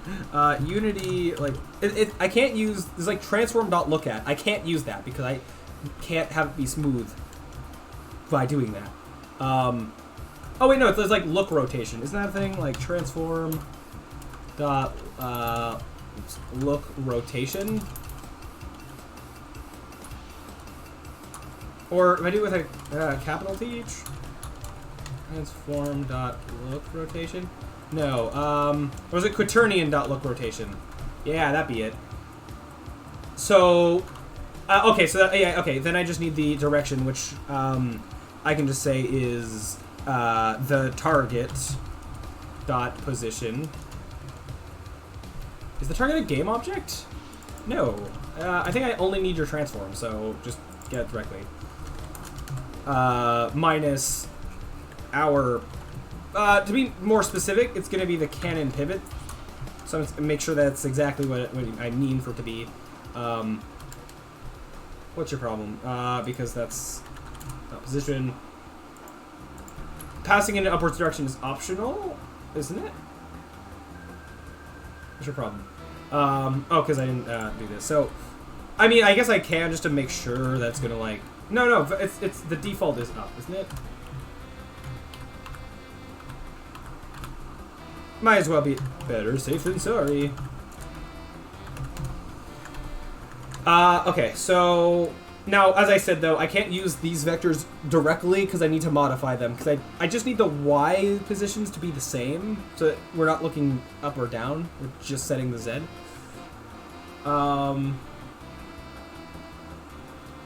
Yeah, so okay.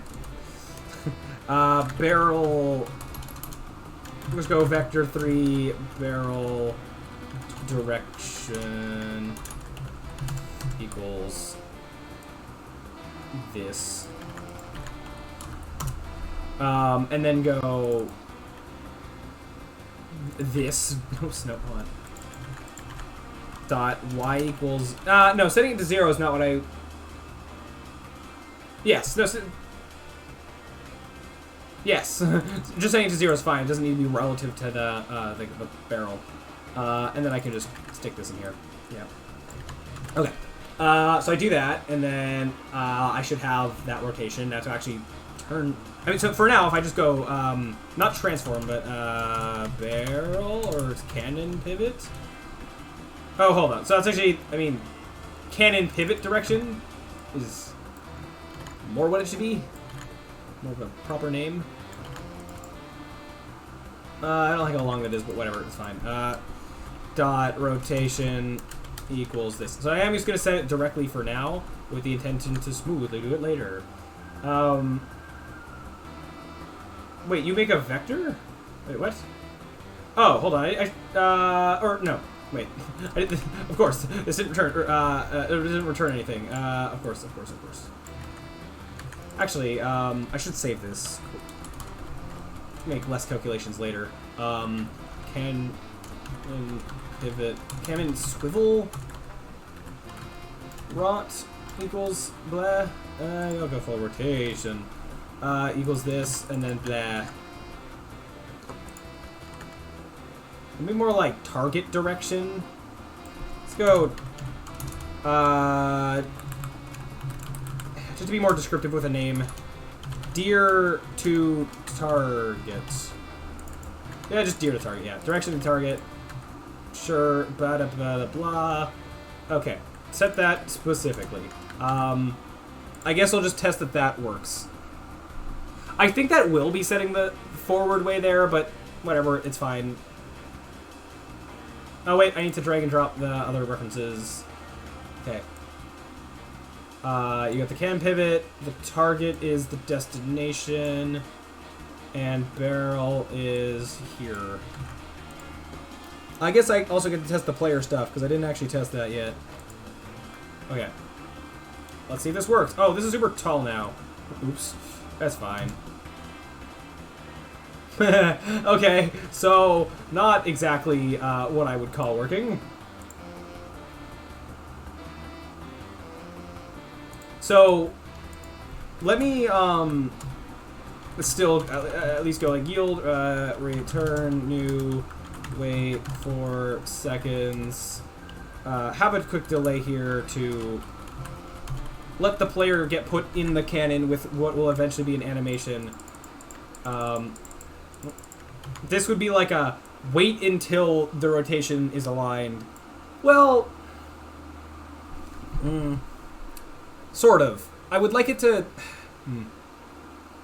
either have it moved at like a fixed amount of smoothing and I wait until it's basically lined up, or I say rotate towards this, do it in 2 seconds, however long it takes to do that. I don't know.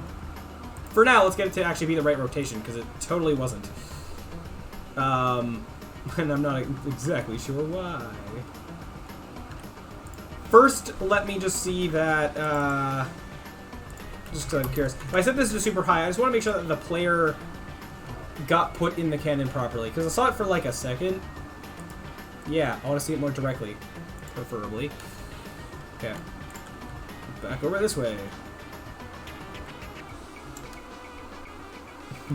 No. So that was a no. Let me just let this be 10 seconds for now. So the player's not even turned correctly. I put them at quaternion.identity, which I thought would be fine, but apparently it's not. Oh, I put them under the barrel, which I thought, with them having a rotation of all zeros, I thought that would make sense. Should basically just be doing this. Where are you getting a rotation of 90 from? What object is giving you that? You have a rotation of negative 90. How about you stop doing that?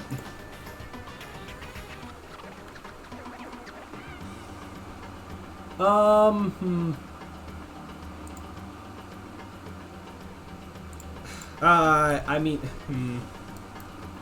I see that be where part of the problems are coming from. Oh yeah, because like everything here is going to be rotated like negative 90. Yeah, because that's how Blender does Blendery things.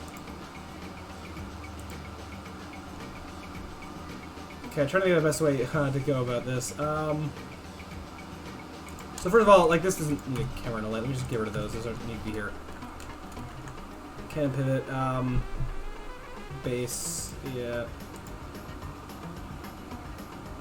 I mean, I could rotate it an extra 90 degrees so it kind of undoes itself. If that's what I gotta do.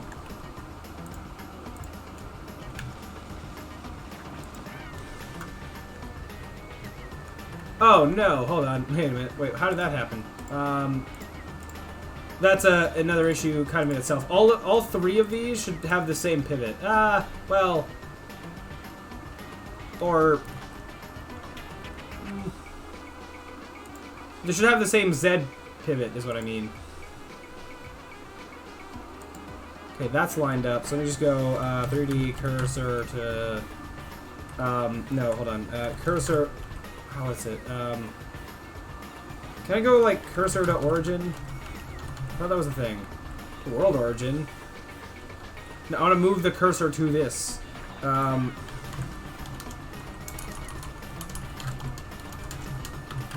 Cursor to active, there it is. And then take this.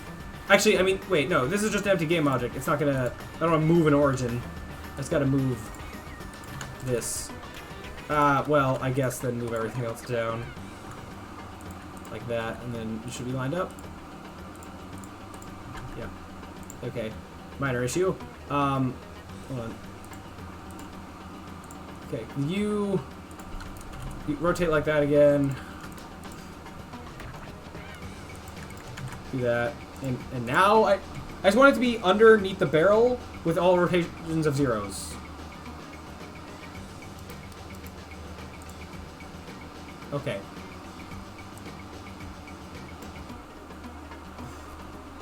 Excuse me.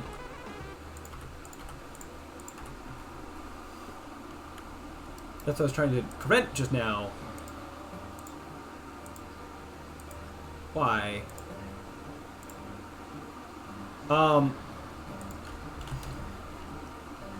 And you're not even facing the right direction either. You're facing this. I want you to be facing, I guess you should be facing left.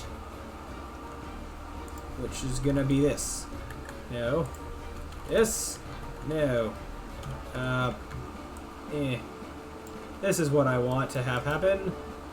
Whatever rotations are required to make that happen. Not only that, but actually this is all zeroed out and you're poking your head out of the cannon, which actually maybe that's fine. Maybe, yeah, it's fine. Like, he doesn't need to be completely tucked in the cannon. He can be poking his head out. Especially when he's, like, actually animated or whatever. I mean, he has his hands on, like, the edge or something like that. In fact, maybe it could also, like, when I animate him and all that, like, it could be a bit skinnier. It just needs to be wide enough to fit, like, the whole length of the wheel of the unicycle, I think. And he could probably shimmy his way inside. Okay, so... Okay, Haha. So, how do I want to do this? I'm also just gonna swap this player being like the extra thing because I mean use cannon stages or cannon stage. I don't need to use that.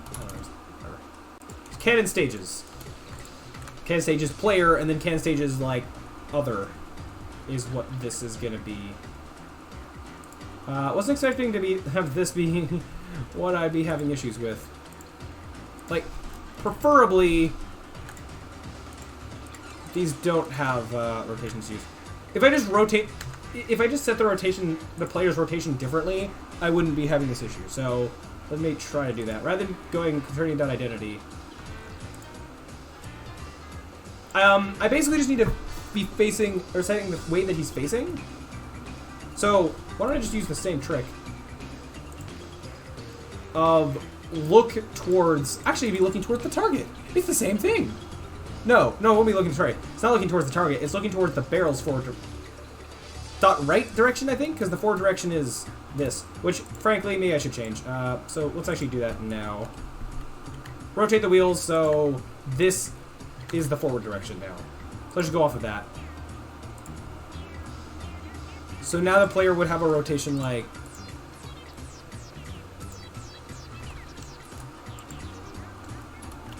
no, hold on. This way. Because that is the barrel's forward direction, yes? No, your forward direction is up. That's your up direction. Weird. But okay, I guess.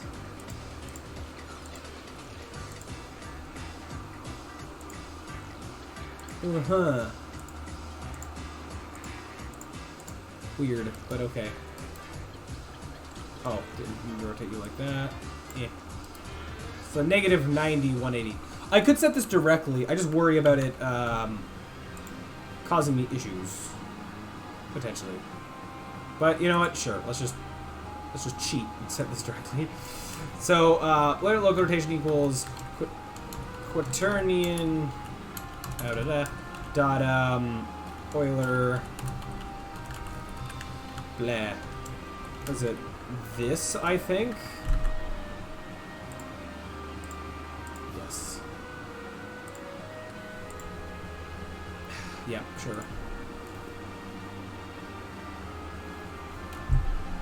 Oh. Okay. I still fell, which means that, well, that's a problem, because that's gravity doing its thing. Oh, I never disabled the player's rigid body. Yeah, let's do that. So let me just also get a reference to the player's rigid body. Yeah, player RB. In fact, actually, that might be, like, all I need for the lean move. Well, no, never mind. I was going to say that, like, I could just get rid of the rigid body, but no. I need more than that. You know, alright, Irish John Games, thanks for dropping by. And again, thank you very much for the raid. I greatly appreciate that. Yeah, we're slowly getting through all this. It's coming along. Get component, rigid body, and it'll be very cool when it does so. Right now, like, we're just trying to get, you know, player to face the right direction. Soon, he'll be soaring through the air, and then it'll be very cool, but this is just the steps we gotta take to get there. Okay, so in disabling everything, that's here. I'll do it before this, I guess. The order of this shouldn't matter too much. Oops, no. How do you disable, I would say is kinematic. I don't know if that's, is that what I want to do in this case? Unity disable rigid body. It's just detect collisions equals false. No, that's a very old thing. Just is schematic equals true. I guess if I just but moving it would still be fine, hopefully.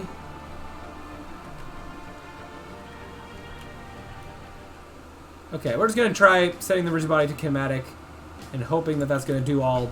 That's not gonna have any weird side effects with making it move through the air. So is kinematic is true, and then at the end is kinematic is false. I don't know what we're gonna do if we like pause the game in midair, but we're not gonna worry about it right now. I think actually no. I think I do just set time to time scale equal to 0. So as long as I sort of just freeze the cannon, move it through the air, and then have it just kind of resume, in theory it should be fine. Okay, so let me move the player out of here again. And get back in. Okay. Why do I keep getting turned around? Okay. Oh. I am facing exactly the wrong direction. What happened here? Hold on, let me just... Oh, that's all zeros? Oh, wait. Oh, this is forward? Oh. Well, since it doesn't really matter anyway, or it doesn't matter that much, I'm just gonna flip sides here. Where this cannon is. Not that it matters that much. But this is kind of the forward direction in the world, so...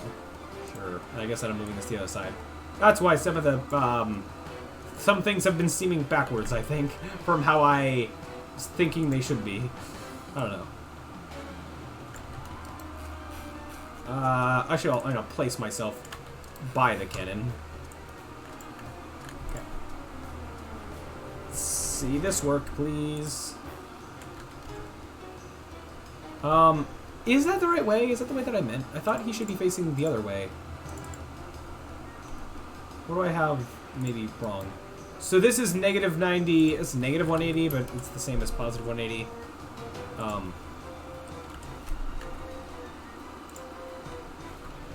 If I wanted him to face the other way, that's just a positive 90, 0, 0. Okay. I think I'm gonna do that. Positive 90, 0, 0. Okay.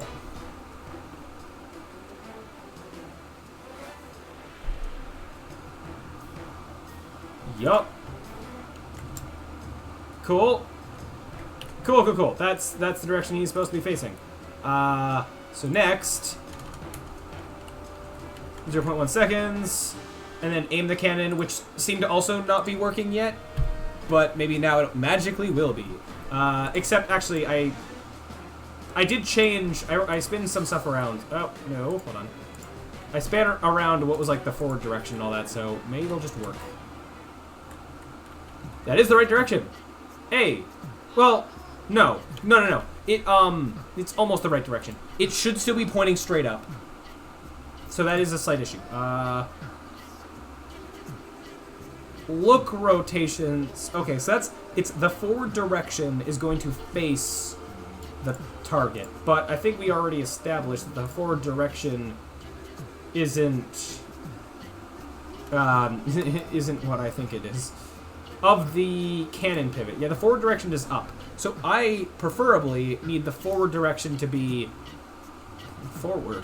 So let's see if we can get that to happen. And that's partially happening because in Blender, Z is up.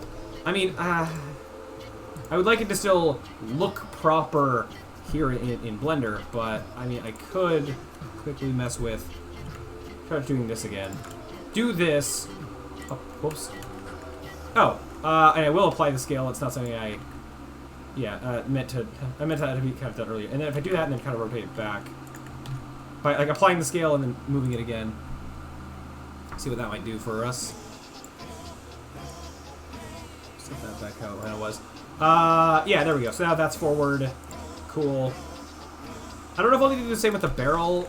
I'm gonna try to not for right now. I don't think that's entirely necessary. Okay, I still think it's kind of tall, but okay, at the moment it's kind of necessary. Okay, cool. Oh, it does need. Oh, I completely forgot that the cannon needs to reset itself afterwards. Now I can do two things. Either it can already start to turn back into position while the player's flying through the air, or it can wait until they land and then go back. I think that maybe like. Actually, I don't know which would be better. I guess it doesn't really matter that much. Once the player has left the cannon, and I know that it's been at least a few frames after they left the cannon, it can start going back to normal rotation, I suppose. I mean, I could have it, like, it doesn't need to do this rotate. It could be, like, already rotated the right way, and you interact with it, you just get in and get fired. But I kind of like the little spectacle of it turning and then firing. I just think it might look visually more appealing or whatever. Yeah. Also, that'd probably just make it easier to animate the person getting in the cannon, assuming that, then I can assume it's always facing straight up when they hop on in, or whatever that's going to look like. So for now, I guess we'll just do it at the end. Oops, okay. In fact, it's actually an independent thing that can happen. So I can just go start coroutine, start resetting the cannon rotation. Oh, that's interesting. I can have different coroutines running in parallel for different activities that aren't related. Oh, that's fascinating. That gives me an idea for something. Enumerator. Go back to having this as like a line cannon. Before I was unsure of like how I was gonna rotate the cannon, but still let it be, still make sure that it's like happening a consistent amount of time. So a line cannon. So what I could actually do is just starting with this. Have that happen. I can calculate this beforehand. Even up to here, just not like setting it directly. Go start coroutine, align, and then, oops, why did I, that's not what I meant to do. This happens in here, except this being smoothing rather than being a single line. Like, smoothly move this rotation to become this rotation. Oh, I would have to pass that as input, or I don't think I really use these after they're calculated. I might, but until I do, I'm just going to actually let these calculations happen in here, where it's also isolated. Right? So then what I can do is start this coroutine, yield return, return new wait for seconds. Let's just say it's 2 seconds. So this smoothing happens at whatever speed it wants. As long as I know that this time is enough, that it'll be at the rotation that it needs to be before it fires. Then I can consistently know that the firing happens at when I want it to. Oh, so actually this is also a line pivot, I guess, if I'm going to separate these. Actually, no. I was going to say, like, do I want, like, the pivot happen, wait some time, do the align the angling down? Or do I want those to be together? The wait first. Actually, I think I kind of want to do them both just a little bit simultaneously. Have it be kind of like turning as it bends down. In theory, could be good. Rather than having to go like have it be more like whoosh. Might look better. Should also be like more snappy, right? So yeah, a line cannon will do both, kind of at the same time. But maybe the bending down will be slightly slower, so that it'll kind of finish last. So it'll line the pivot and then align the barrel. Yeah. Anyways, okay. So align cannon, you need to yield at some amounts. Okay. So how about before I do this, let's do the angling at first. As I said, get like the end result that I need first, and then make it smooth. Okay. So align cannon, which I mean is this stuff. For now I'll have it be sequential. So this was all this. So turn the pivot to the target. Yeah. Then turn the barrel to the input angle that I'm specifying. I haven't specified it yet. I'm gonna have this be like the top thing. Probably like float angle. Which we're gonna assume 0 is the ground. So it's actually gonna be the inverse of the top thing. Oh hey, one hit. Hello, hello. It's my first time here. Are you sure about that? Hello, hello. Welcome back. Been a while. Yeah. Return new for seconds. Okay. Oops. Nop. Yes. Nop indeed. Okay, so yeah, so I'm gonna assume 0 is the floor, which means it's actually like the angle to rotate to is gonna be inverted, but the barrel actually is. So let me just kind of test this when it compiles. But yeah, one hit. If you just got here, we're making a cannon system, so that's cool. Currently, all we've gotten to the point of doing this kind of in order is getting the player to be able to interact with the cannon, and then the cannon is about to rotate into the direction it needs to be, and then it will fire. We haven't gotten to the actual firing yet, but we're getting there. Just turns out this process had a lot more to it than I initially was thinking, but that's okay. Okay, so in terms of rotating it, we're going off of this -90. So it's just going to be... We just need this number. It's a little bit behind my head. Let me move this to the other side for a second.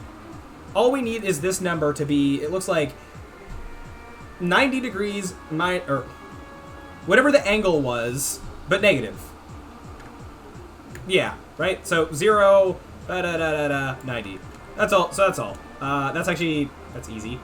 So we already have the barrel object. Wheels. Oh, ramble about wheels. We got amazing wheels here. We've got this unicycle wheels. Wow, crazy. Whoa. Now we're about to be... Well, actually, are we gonna turn the wheels with this? I think we decided before that we're not. No, I think we're just in the wheels as they were. Oh, I'm gonna move me back to this side so you can actually see the code. Okay, so we had the barrel already. This is a transform. We just need to set its rotation equal to new or hold on, quaternion dot Euler. Okay. As we established, angle, negative angle, because that's just how it was in the inspector. 0, 0. In theory, this should work. I hope.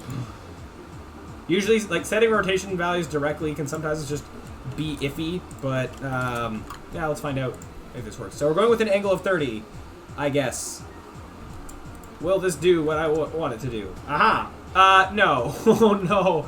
Oh, no. Okay. So the wheel's turned. This thing's supposed to be facing that way, towards the X. Why did it not do that? So if I turn this, that doesn't change how the barrel should rotate, does it really?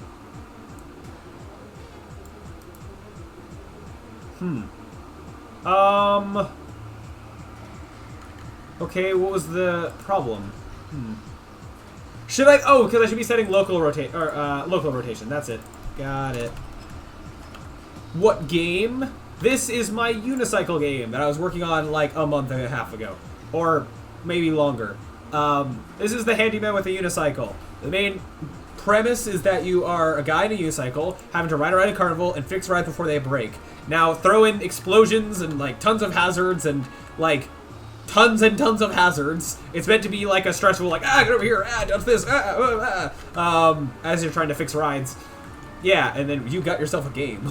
So what we're making currently is a cannon system that we're going to eventually use to, like, how you go in and out of levels is through firing yourself to the levels through cannons.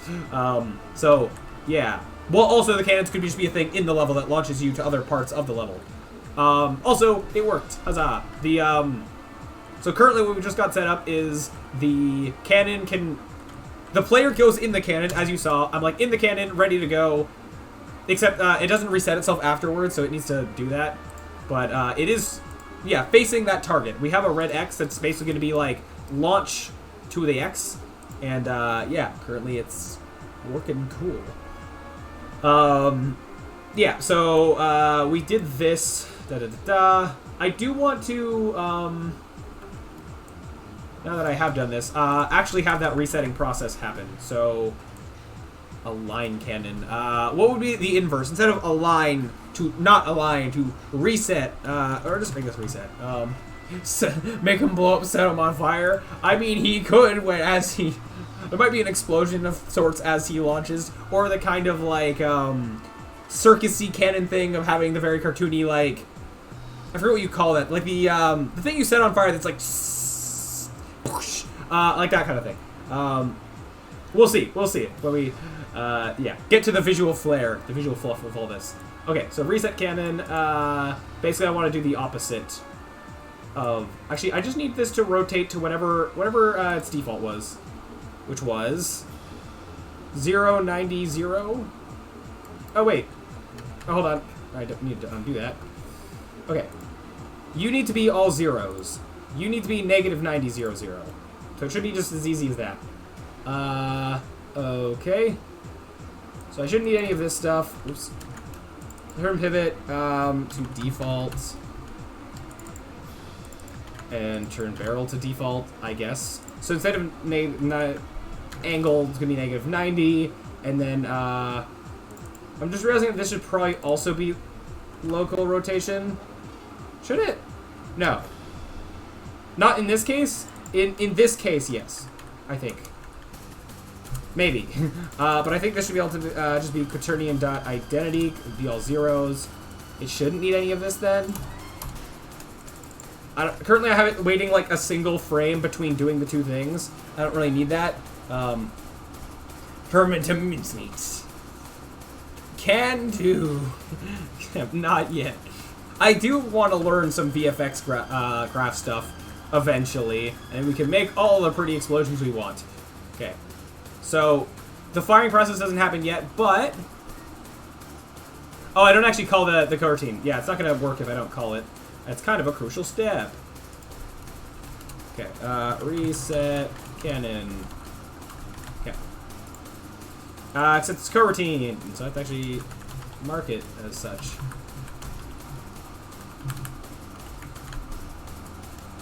Okay. And I'll figure out, like, the timing of when I want to, like, reset the cannon. If it's immediately after firing, so as they're flying through the air, if you look back, you see the cannon kind of going back to normal. Or if it's after they land, then the cannon goes back to normal. I don't know which I want to do, but we'll figure it out. Okay. So, for now, we're facing this way. Yes. That is what's supposed to happen. Yeah. Alright. Oh. Almost. Oh no, wait, am I... Hold on. Why am I...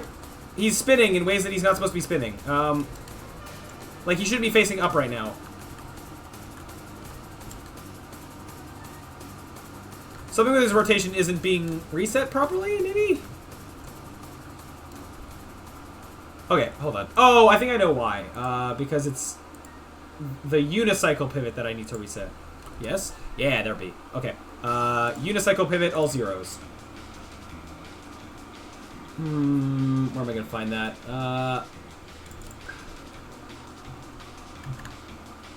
I think I'm just gonna access it directly. So I get references to things I accessed like twice, so I'm not having to get the reference twice. If there's something that I'm only getting a reference to a single time, I'm fine just getting the reference, changing the thing, and then not saving it. So I need to go like this. Player dot find, which is find child thing. The name of it is unicycle pivot. Dot rotation equals quaternion dot identity. Not only that, but I don't know if I ever actually change. I don't know if I actually need to change this. Do I? I'm not sure. Well, we're going to find out. Okay. Okay, let's just see if this works. But now he'll... Yeah, he set it the right way. Basically, facing in the direction of the cannon is what's supposed to happen. Okay. Ignore what happens when he just randomly gets tossed out of the cannon. We're ignoring that for right now. Because, you know, that's not functional yet. Perfect. Beautiful. Okay, let's do the swiveling. And then we'll get to the scary part, that is the math that launches him through the air, which I'm worried for. How it's going to actually go. But, yeah, give it a shot, see how it goes. Okay, so align cannon. Rather than this being directly setting these rotations, I want it to smoothly go towards how it needs to be. So, I might have public variables for those smoothing amounts. Public, float, swivel smoothing, I guess. So this should be as simple as going quaternion.slurp. between camera. Oh, and there's that thing that's one of my channel redeem things. That's what that comes from. It's spherical linear interpolation. Yep. So, is it cam... What was it? Canon... I'm just trying to retype this. Hold on. To that, using the smoothing. Time.delta time. And this will make it so that if I pause the game, it will, like, freeze. As opposed to if I didn't do that, it would not freeze. It would just keep going. Like, in the pause screen. Okay. So I have that, and then I need to do basically the same thing to this. Okay. And then, well, okay, I mean, I guess this is the same. Oh, no, this is, like, the same as there. This is this. Yes? What's your problem? Oh, oops. Oh, did I get rid of the quaternion oiler? I didn't mean to do that. That's fine. Yes. Now, as I established before, I want this to swivel slightly slower, so I'm actually going to do a divide by 2, in the hopes that I'll make it go a little bit slower than this one. I could have 2 smoothing values, maybe I'll do that, but for now, just that's the quick, easy way. And this needs to then be in a while loop for a while. For a while. So while... how long does this need to repeat? I could have it be until these are aligned, but basically it's like until these 2 seconds are up. For now, I'll just go, for now, is there like, quaternion dot angle? It's like a, yeah, just, yeah, I'll do this this way. So, until the angle between this thing and this thing is less than, I don't want to test for exact 0, because you usually don't want to do that with floats, is less than like 0.01. So it's like, yeah, pretty much there. Yeah. Well, and same thing on both of them. Actually, so here's an interesting thing I can do to save time a little bit. I basically want to say, repeat until both of these are done. However, I, in theory, should know, it should always be the case, I would want it to be the case, that this should finish second. So, assuming that's going to be the case, I don't need to test for the first one. I only need to test for the second one. In theory. Okay, so... And I'll put this comment here. So with that being said, hold on. This, have these be what's tested. And, yeah, sure. While this, and then go, yield, return, null. That waits for a frame. And then, yeah, this should repeat nicely. I would also like reset camera to do the exact same thing, but in reverse. So I'm actually going to copy this and use it as a basis for constructing this. Okay. So this is going to quaternion.identity, which is just there. This 90. The rest is the same. This being a 90. Because again, this should finish second. The rest should be the same. Because that does need the top part. Okay. That. And then I'm also just going to put, for now I'm going to do this. I'm going to put this actually, after this? For right now. Oops, no, not like that. I mean, separate these 2 bits. Put the cannon back to its original state. Okay. And this I didn't need. That was a temporary thing. Okay. Probably don't need an update at this point. Yes. Let's see if this works. Did I make any new public variables I need to set? Swivel smoothing, yeah. Let's go with 10. 10 times a normal amount for time at delta time of 0.02. Should work. Hopefully. Okay. Fingers crossed.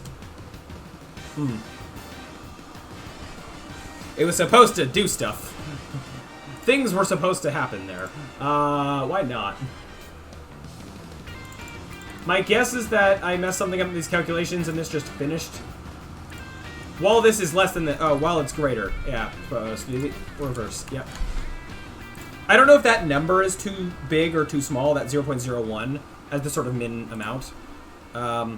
It doesn't need to get exact. It just needs to get kind of, like, close enough.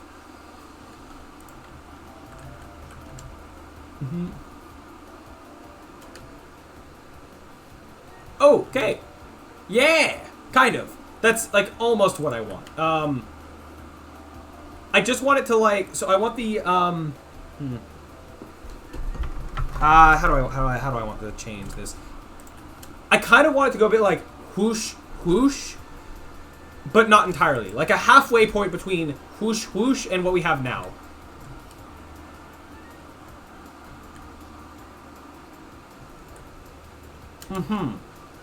Oh, that's interesting. I don't, I'm not cutting off things that should be getting cut off, I think. Like these things that they're not stopping when they should be. I also am going to do this real quick. Something I should have done anyways. A little bit of this and a little bit of that and a little bit of this. Basically, once this is like close enough to the right angle, hard set it to the correct angle.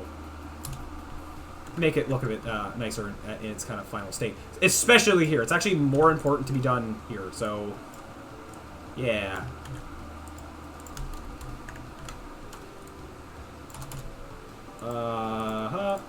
Except this, what were you going to? Concerning.identity.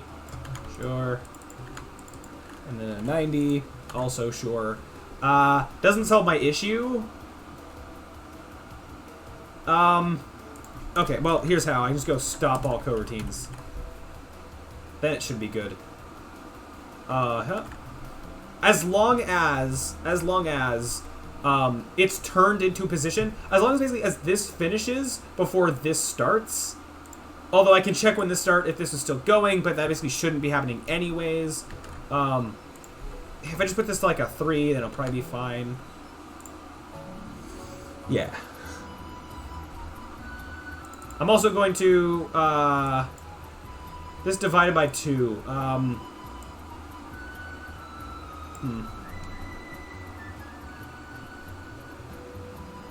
5 by 3 maybe? I don't know. I'm thinking just make it extra smaller than this. Again, it could just be its own number, but I like having less public variables. And I don't need to. So let's try it like this. Okay. I mean, that's... I want it to be fast. No, I don't like how that currently is.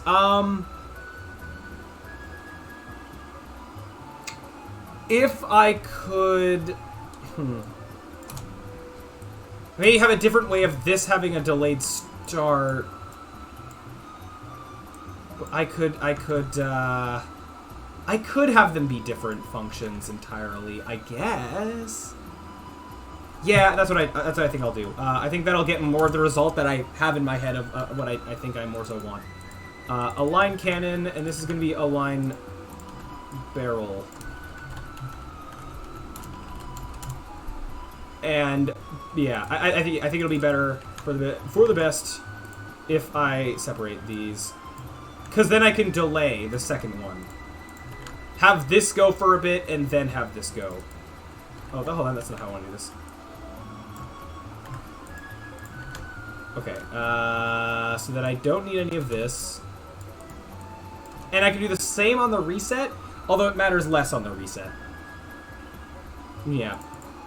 Then I don't need any of this. Keep that. Delete this. That can stay. I won't worry about the reset yet. Okay, align cannon, blah, blah, blah, blah. That means that this doesn't need this bit. Or this bit. You know, that can combine, just let the code be a little bit shorter, line-wise. Okay. Then, when I call this, go align cannon, and then wait, and then align barrel.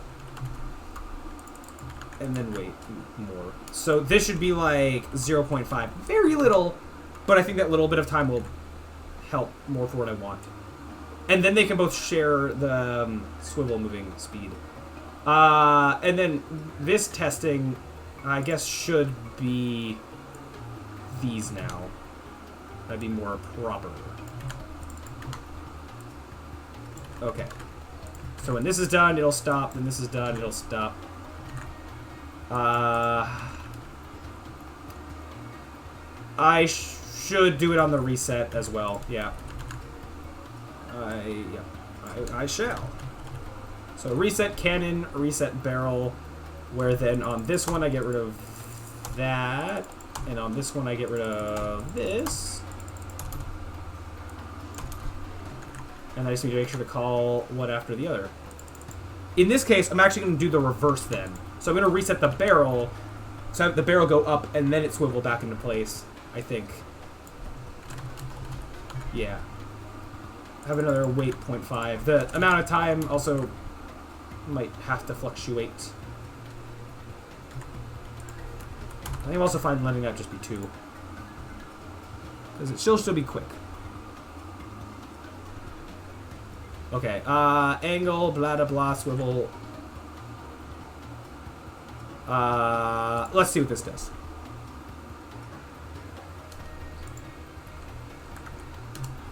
Hold on, let me mute the audio here. Okay. Almost. That is very close. I like the speed. I think I actually just need to... Not this. I don't want it to finish lining up before it goes down. I want it to be turning and then start leaning down like a little bit before. That's what I'm trying to have happen, I think. But I like the speed. As I said, I want this to be a quick setup and fire. I don't want to have this long process of lining up. I want you to get in this cannon and then be launched very quickly. This isn't meant to be a... I mean, it's a little bit of spectacle in terms of it lining up, but I want it to be quick, as I said.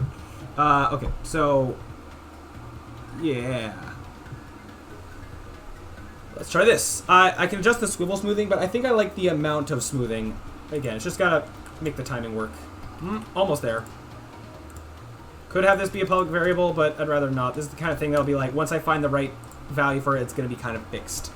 I mean, it's kind of the same with the smoothing, but whatever. It's fine. Okay.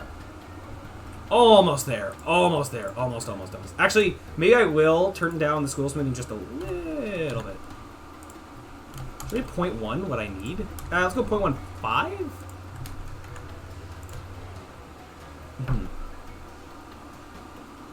Yeah, maybe. Plus a smaller swivel smoothing speed amount.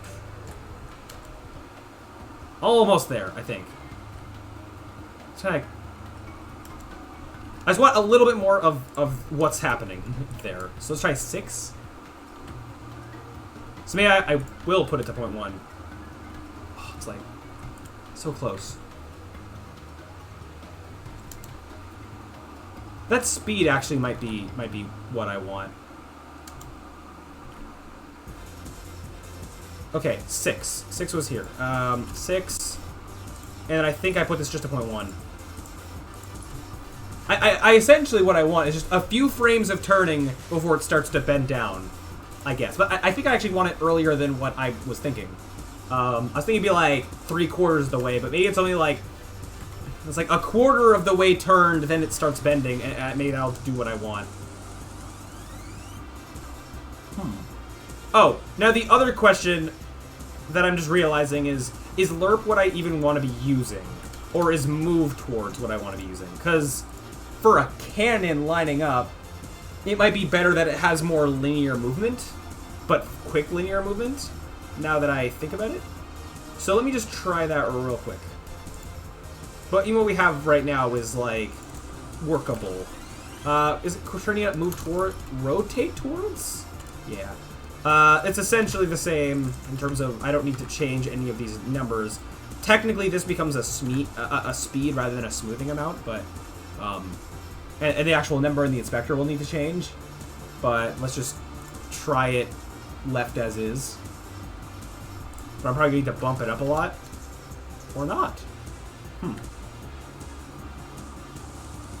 Oh wait, oops, I didn't, I didn't, I was like, oh, that looks good. We did the same thing before. So I didn't change everything that needed to be changed. And now I'll need to raise it up a bunch. I don't know how high, mainly because of the time.delta time. I'm gonna try 100. That might be too fast. I want it to be fast. So let's see what happens. Oh, that wasn't even that fast. Huh. Okay. Hold on. 500?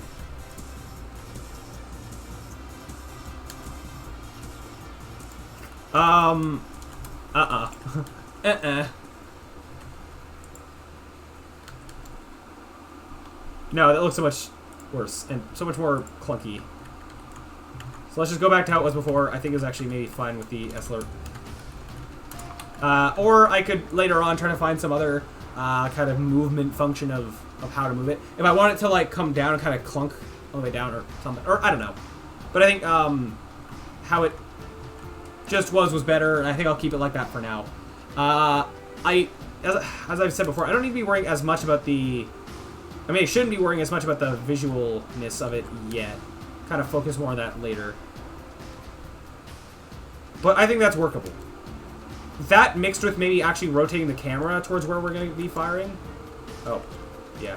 You're also not meant to get back in it when it hasn't reset yet. But thankfully, that shouldn't be a problem because we're going to be launched through the air as it resets. So, yeah, we're not going to worry about like that aspect of it. And with that, I think we have the cannon set up ready to fire. So now we get onto the fun part of launching the player through the air, which I frankly am a little worried for how this is gonna go. Where's my code to be doing this? Here. Okay, so so right now it's set to wait like 2 seconds after it starts aligning the barrel to fire. We'll figure out what the actual good timing is. Might turn it down also for the testing just to launch the player faster. But this here is the moment of firing. And oh boy, now we gotta do math to, so I'm not using physics to actually do the launching. I want it to be more finely controlled by directly setting transform values. So essentially what we're gonna have happen is, whoa, hold on 1 second. Do that? Okay. Is like while player is flying through the air. Oh, how am I gonna test when they land? Or I might be able to just kind of know based on like how I'm calculating the parabola with like a time value where 0 is here and 1 is there. Once our hypothetical t value hits 1, then we know we've reached our target. I'm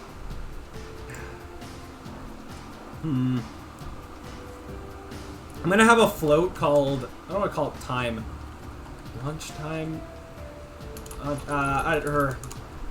just gonna put a while true loop for right now until we figure out like the logic that's gonna make it work. Which I know, yeah, it's gonna make it's not like that. Or I'll just make it a bool for right now. Bool has landed. That equals false. And maybe while has landed is true, or make that cleaner later. I just need kind of something as a for now thing. Yield. Turn no. Okay. So now what is it that we need to do exactly? So we are taking as input, we have the target position. And this gets a bit harder because we're dealing with it being in 3D space. Yeah, we could for now, we could pretend that it's flat in like 2D space, and then once that's working, expand that to 3D space, maybe, or it might be easier to kind of just find the math to do it in 3D from the get-go. So as input, we have the place we're trying to land. The rotation of it doesn't matter. Our angle, launch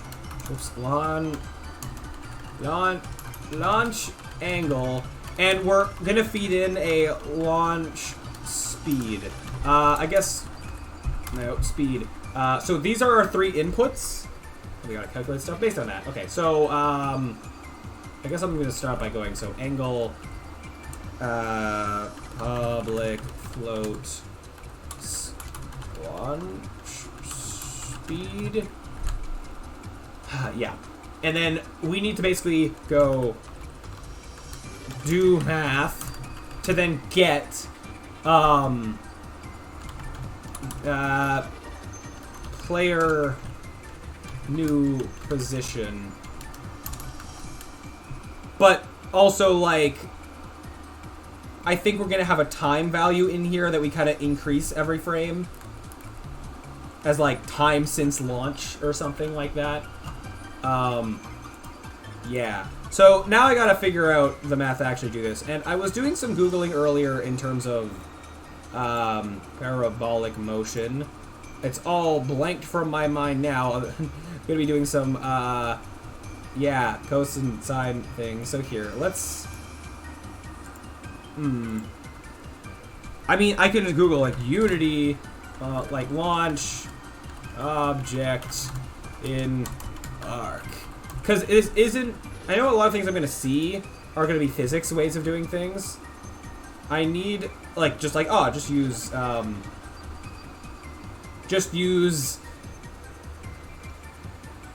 like, physics, like, rigid body.add force or whatever, but specifically trying to not use it here. Yeah, so unfortunately, yeah, we're gonna have to, yeah, figure this out now. I can have my other screen down here, of what it is that I'm Googling, and now I'm, like, reading articles and all that, but, yeah, I'm finding the best, solution that's gonna work for, you know, what it is I'm trying to do here. Yeah, velocity, calculate flight time.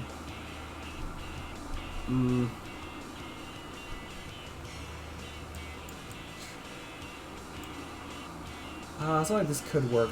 This is... So, I'm worried about, like... I've seen a lot of things for assuming it being 2D, and you have the X and the Y.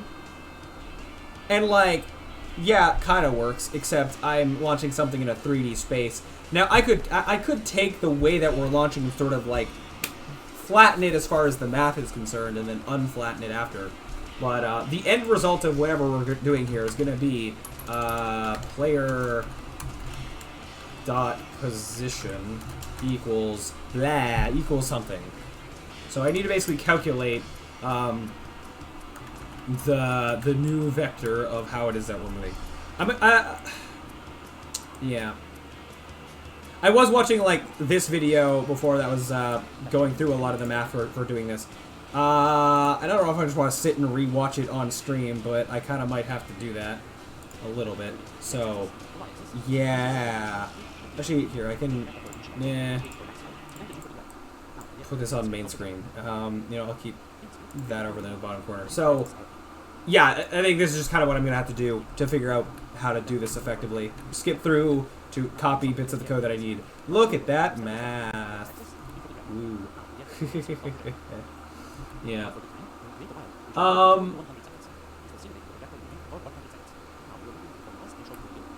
Yeah, I think a lot of it, this is, yeah, basically what I'm going to have to do. So, I'd be able to copy code effectively. I watched through all of this and understand some of the conceptual of how stuff is doing, a little bit. Yeah, a point where I start to not, but, I'll leave that there. And yeah, this is kind of a similar, like, doing it in steps kind of a thing. And yeah, having a float, like, value, then potentially calculating, like, what the maximum of that is. Let's just start with, yeah, and I can't just copy this code directly, I have to type it all out, but that's okay. And I'm not going to be copying the code exactly, well, I might kind of copy it one-to-one for now, with eventually I'm gonna, you know, have to change things for how I'm using things, but gotta start by writing things out as this line code progresses. So for now, though, I could just, I think we could just assume that it is, we can pretend that it's 2D once this compiles. Yep. Go from here to here. That's along the x-axis. Yeah, we have an x and a y. We can just ignore the z for now. Actually, just to make it nice and easy. You know what? Oops, that's not what I meant to set. We'll set this to 0. Just go along. No. No, I'll leave it there just so I can... Hold on, one sec. Let me set values more nicely. Destination is there. Let's make this a perfect 40.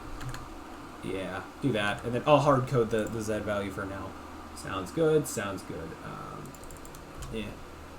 And what's your problem? Oh, because I didn't didn't do that. Okay, so I will need to make a new... I mean, I guess I'm just going to go, you know, float x equals blah. Just float y equals blah. And I'm forcing the z value to be, it was 20, I think. And then new vector 3 out of these. Got it? Yeah. So then I have to do this math for now. So v0, that is our initial velocity, which was launch speed.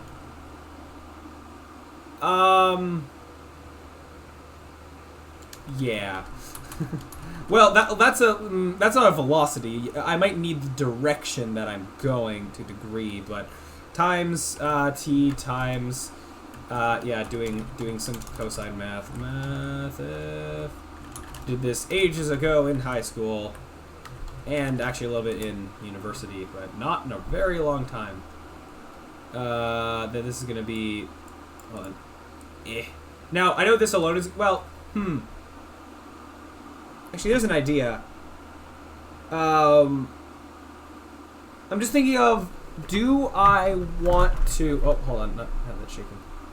So I have two things that I can do here when launching the player. I can subtract everything by, like, world positions or whatever, or I can do everything locally relative to the cannon, and then the math would be more ideal and perfect. However, I do just worry about, like... Actually, no, I'm going to decide to not do that. I'm just thinking of, like, in the future, for potential things I do with this cannon, what happens if, say, the cannon is on a moving platform? The cannon is, like, moving back and forth, and then you get in the cannon and get fired at a target or something.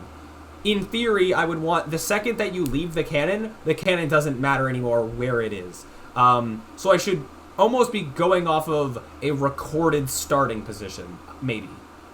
That is like a vector 3 that I save right when I launch the player. And I might do the same with the target. If the target is moving, you're not going to, like, lock on to the target as you're flying towards it. So I'd probably take the target's position at the moment of fire. I think that makes sense to do. Yeah. So, you know, actually, I think we're going to do that. So I'm going to make private variables. And so then, because of these variables, I will go off of everything globally. Private, just vector 3s. Start pause, start launch position. Yeah, and then end launch position, I guess. So at the moment of fire, save what these are, and then just go off of those. Makes the math more ideal, I guess. So in launching the player, do that. The start position is going to be what the player's position currently is at this moment in time. Player.position. This is where they are starting. And then this is going to be our target position. Yeah, there we go. Okay, and then we can just go off of these. So I do know that basically then... yeah.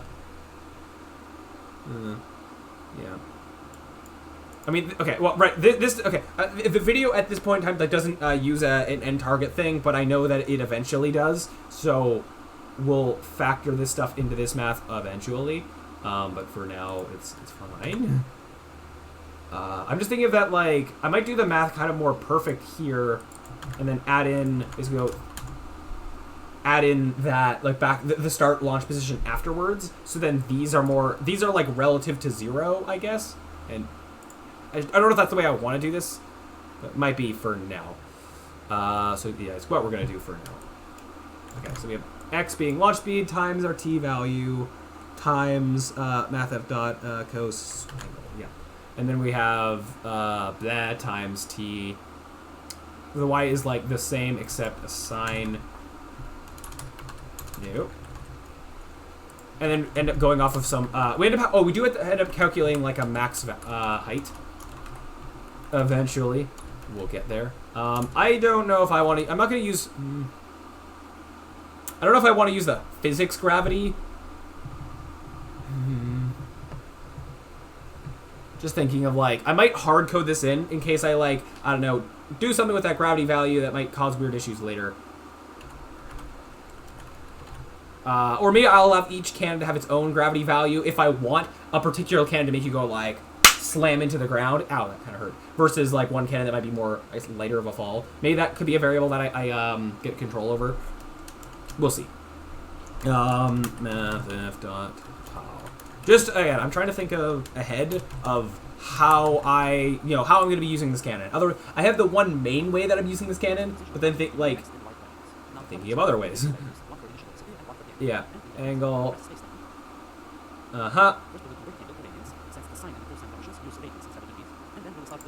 Oh, right. Yes, that is a thing that needs to happen. I will also, rather than doing that math every time, I'll just convert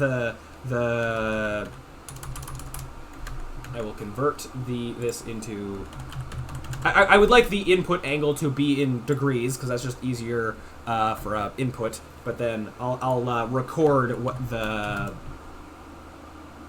what it becomes after, or what the radian version of it. Angle rad. Sure. And then again, recording it, all the stuff at the moment of fire. So that's going to be our angle times. You know what? This probably should be like launch angle for being more descriptive. Launch angle times. So you go like mathf dot degrees to radians. Okay. And then this is going to be using these guys. Yeah. Oh, I will need to reset that angles variable because I renamed it. Oh, errors. Hold on. Well, I'm not going to see it while. Somewhere I used angle. Yes, I did. So in those cases, using the degrees angle is fine. No issues there. It's only later that there's problems. Well, with the actual launching, I mean. I think it's just in those 3 spots. Oh, I can probably close this for now. Okay. Now, I do just want to remember now to reset cannon. Nope, this one to launch angle. Let's try 60 so we get a nice big arc. And then launch speed. We'll try 10 for now, like 10 meters per second, if that's the measurement we're going with. I'm also going to move the player back to the top from when I was messing around with its parenting. Okay, let's continue. I'm not doing this with setting up line path stuff. I could eventually, but for now, no. Yeah. Okay. Step, why do you... Oh, this is for, yeah, I don't need this.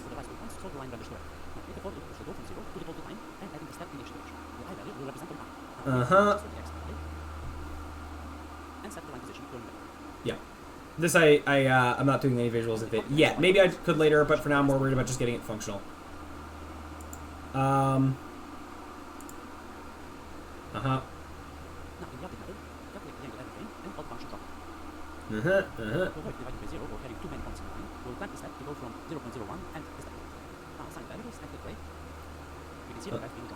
and how the path changes depending on the angle and initial velocity. The path will always start in the 0.0 position in our world space. Since we want our Actually, can I test this at this current moment in time? See what happens? We're not going to land on the X at all, but I'm curious if I'll, I guess, fly through the air indefinitely.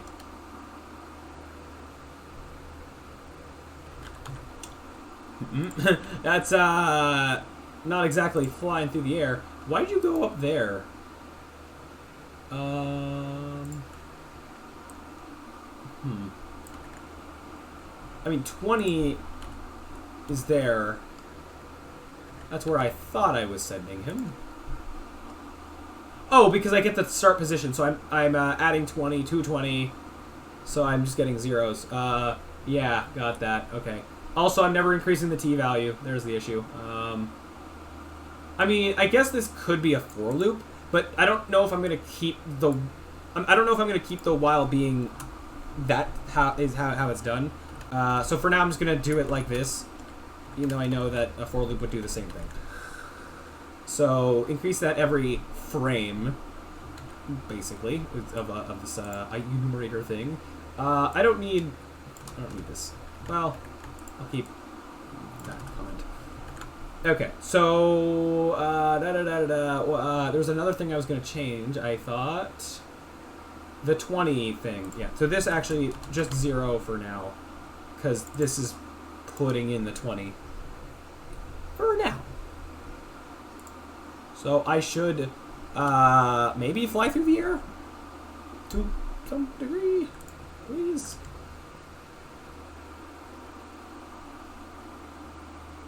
Why do you do these things? So either 10 is way too high, which it probably is. Launch speed of 1, because I'm guessing that's 1 meters per second. Should time also not be increasing by 1? Should it be increasing by... Oh, wait, it's increasing by 1 per frame. It should be... I think it's more so meant to be like plus equals time dot delta time, maybe. So it's more like, yeah, it doesn't increase as fast as that. Because I think actually there he was snapping to being at 100. Because, yeah, that was in 100 frames, which is like a second and a little bit. See what happens now. Okay, there he goes, quite slowly. Oh.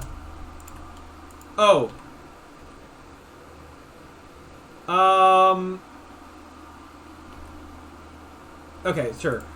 Oh no, me changing the launch speed there wasn't. He's just continually going up. He's never coming down.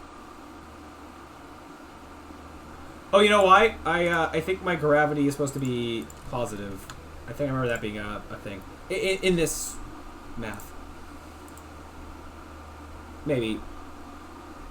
Or there might be like, I think there's like a double negative that was happening.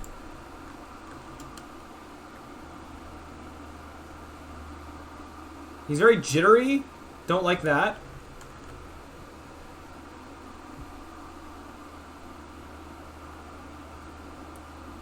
Yeah, so, I mean, one thing I can try and do, I don't know if it would help at all, is this is effectively being like an update thing anyway. I could basically try to find this way to have this just be in a normal update thing. I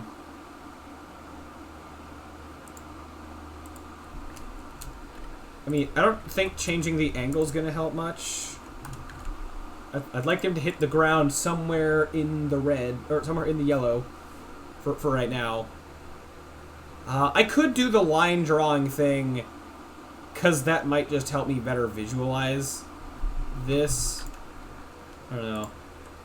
Oh, I thought you were not going into play mode, like I thought you were.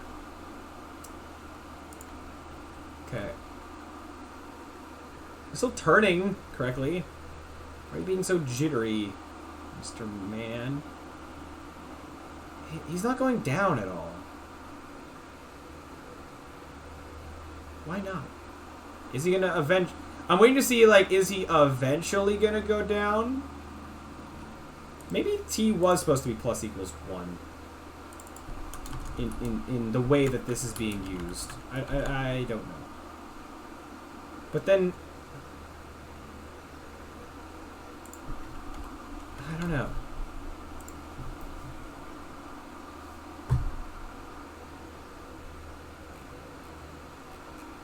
I mean, in theory, with the way this is, it was like going to be 100 seconds of... Slash Remakes, hello. Are you setting the rigid body to kinematic? I currently am. Is that, I don't know if kinematic adheres to gravity. Yeah, it's not supposed to. Like, right now, this thing had a rigid body on it. I'm trying to temporarily, I set it to kinematic to temporarily disable the rigid body. Get it out of the way, and then move this thing manually, and then enable the rigid body again. That's currently the plan. So right now, the projectile movement should not be doing any like physics stuff. The gravity should be happening from here. Although it's not at the moment. I'm not really sure why. And I'm going along with a video right now to what supposedly should be happening. It's not doing the same thing as what is currently happening in this video, but I don't know if it's something wrong with my player or not.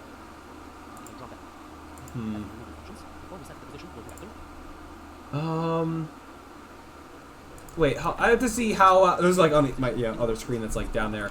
Try to see what he's doing to increase his time value. Let me just back up a little bit.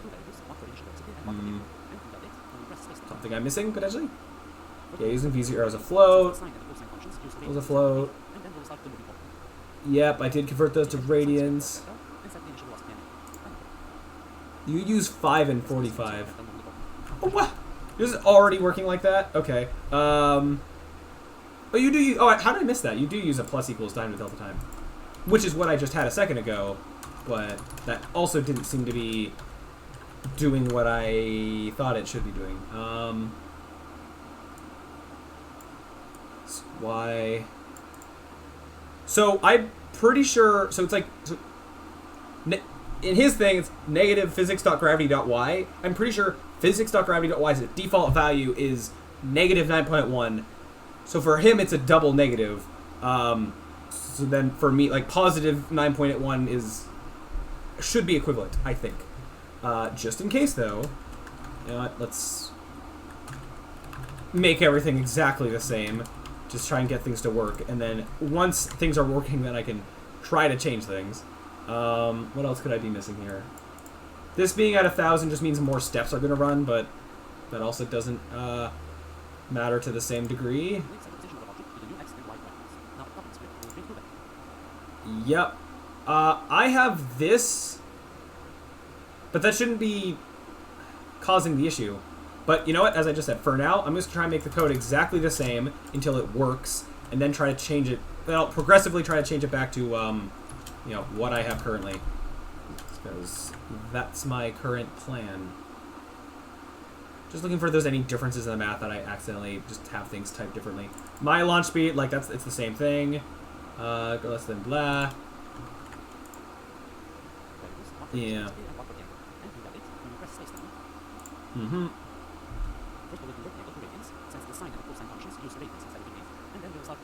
Yep. Yep. In my case, I don't need that to be done in that same way. Like, I already kind of have that initialization handled. Variable z is assigned, but the value is never used. When do I make a z? Oh, well, okay, I mean, yeah. Eventually, I need to set a z value. Eventually. Okay. Canon. The values of specifically, it was like 45 and 5. So now, in theory, I'm going to get launched out of the origin. So the second that I get fired, I'm going to like snap to the origin and then move.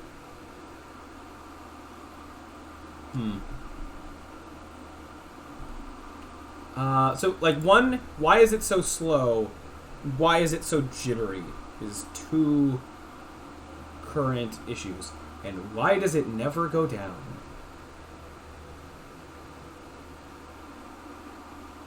Unless it thinks it has this really large arc, it's still going up to eventually go down. Maybe. So what I think I'm actually going to do for now then is the next part of this tutorial makes a line renderer to visualize the path. I didn't want to do this, but maybe it'll be useful to do so. just to be able to better visualize the path that it's supposedly drawing.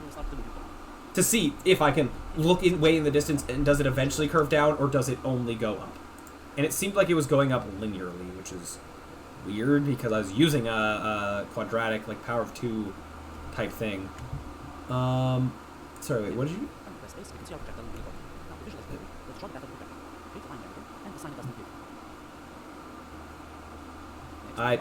Yeah, sure. Or wait, does it have default material on it? Oh, let's give it, yeah, just a blank anything.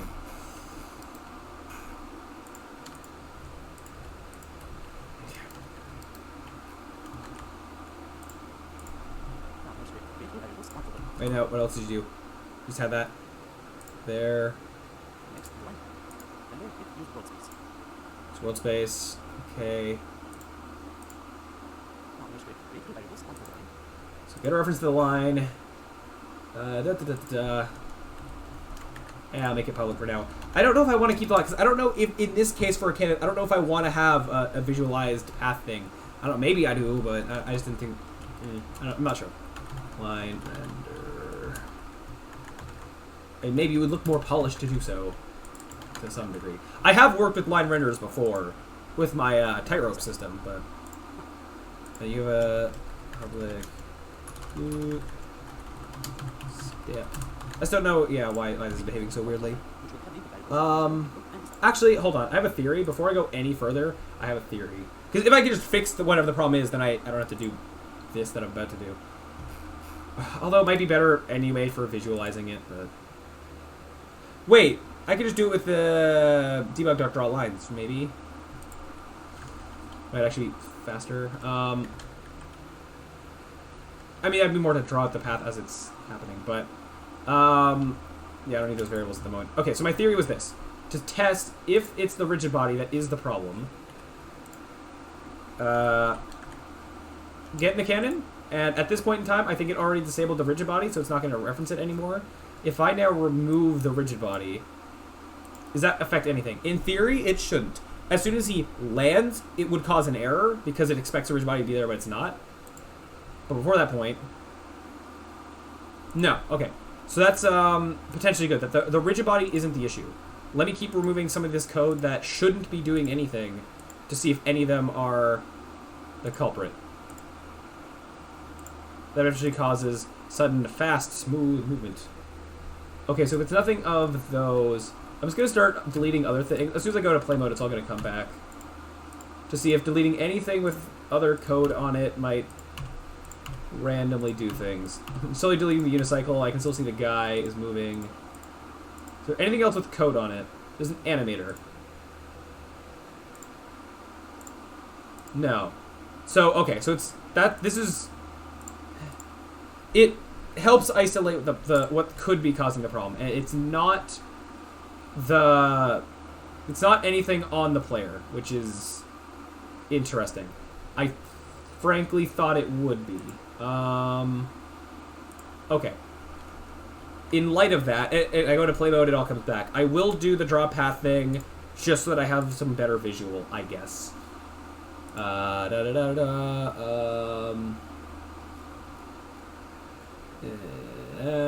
Where best to do this? I'm just gonna, I guess, put it here.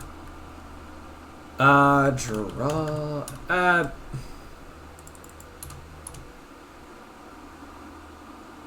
Trying to feel like how best do I want to do this? Just void draw path. I don't need those same input things. I'm just gonna kind of have them be there directly, like their input values. It's fine. What did you just say?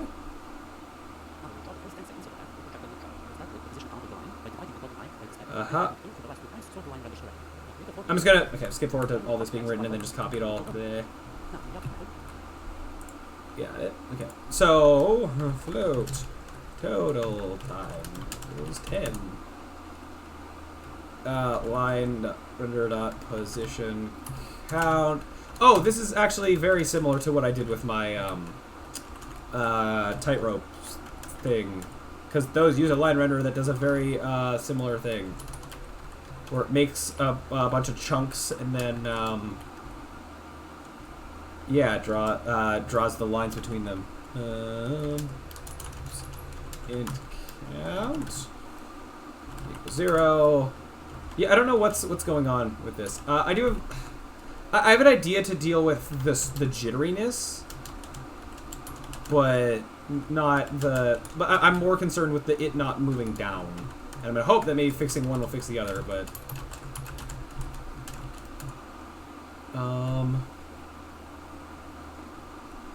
or plus equals step. Sure. And then you go float. No, then it's the same x and y calculations. Yeah, I'm not just copying blindly. I understand why things are the way they are. Also take the z. In my case, I'm needing that. Okay.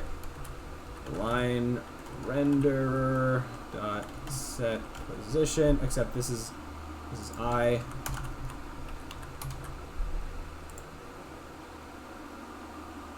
Yeah, okay. Line renderer dot set position of count new vector 3 out of all the things. Cool. And then count plus. Cool. And then yeah. That's setting the final one. Sure. Maybe it'll be helpful. Float. Don't know if I really need this, but sure. I'll do it anyways. Total time was that.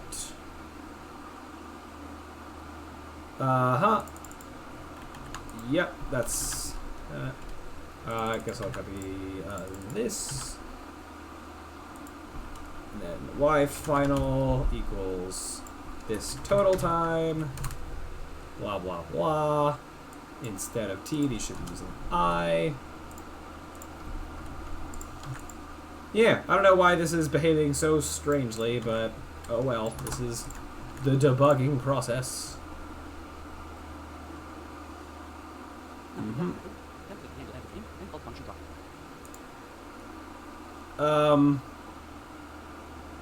Yeah, I don't need to do that step, I don't think. Well, okay, how do I want us to do this? Instead of doing it in update, you're saying, so in update it's drawing the whole path. In my case, on launching the cannon, draw the path then. That would be my equivalent for how I'm using this. Okay, so at the moment of launch, after calculating this, go draw a path. And just that. You take that stuff. I'm missing something here. You draw that once, you draw everything. It's got to set step appropriately. Public variables shall be fine. Oh, I'm using I where I shouldn't be. Here. This is total time. Yeah. Okay. What did you set step to?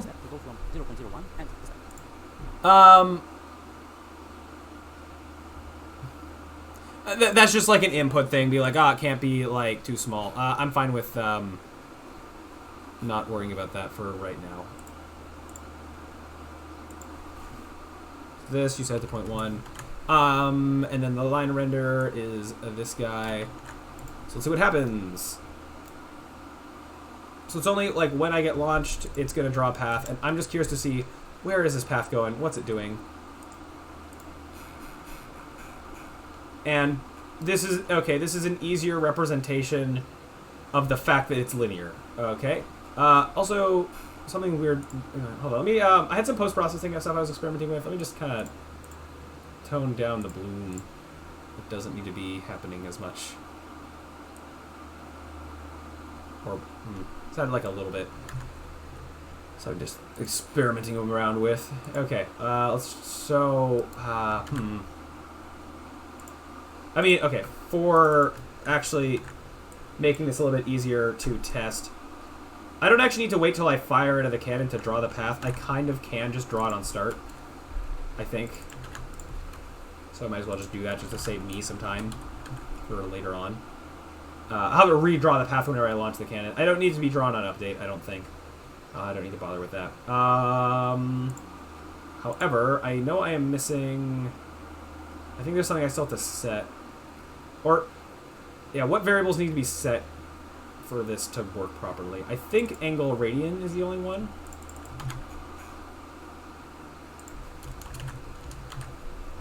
Yeah.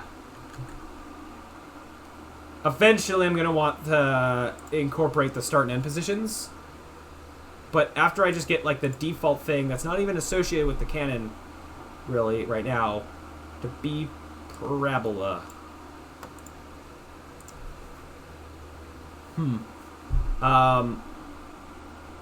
So this should be, yeah.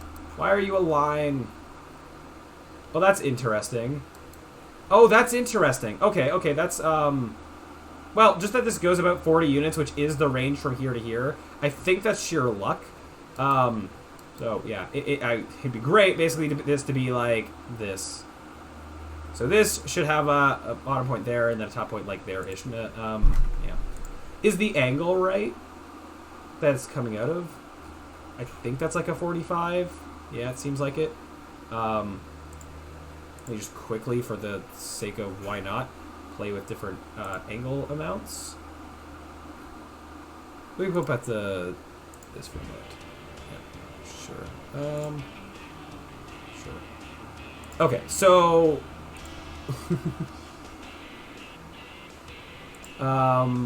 what is going on here?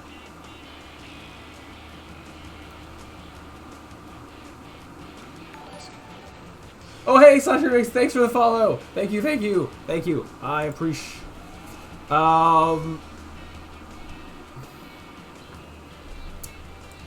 Yeah, sorry, this is kind of, we're kind of a bit stuck at the moment, and I'm not exactly sure why.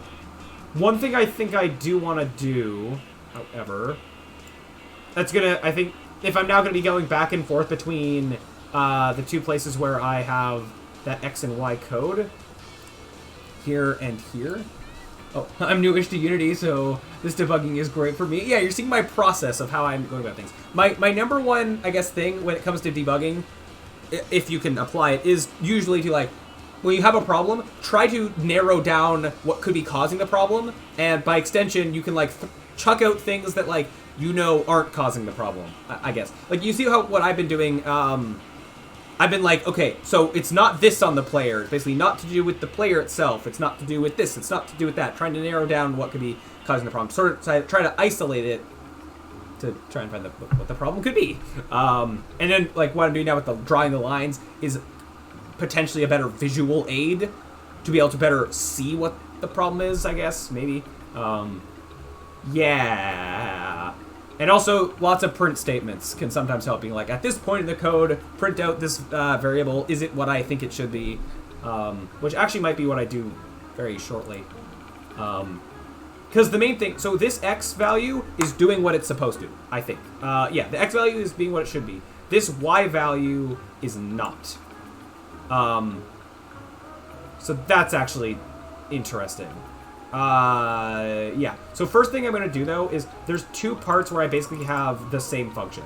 Here and here. And rather than going back and forth, having to change things in both places and have that be problematic to do, I'm going to quickly just go make a new function to have it assembled in one place. Void calc x, y.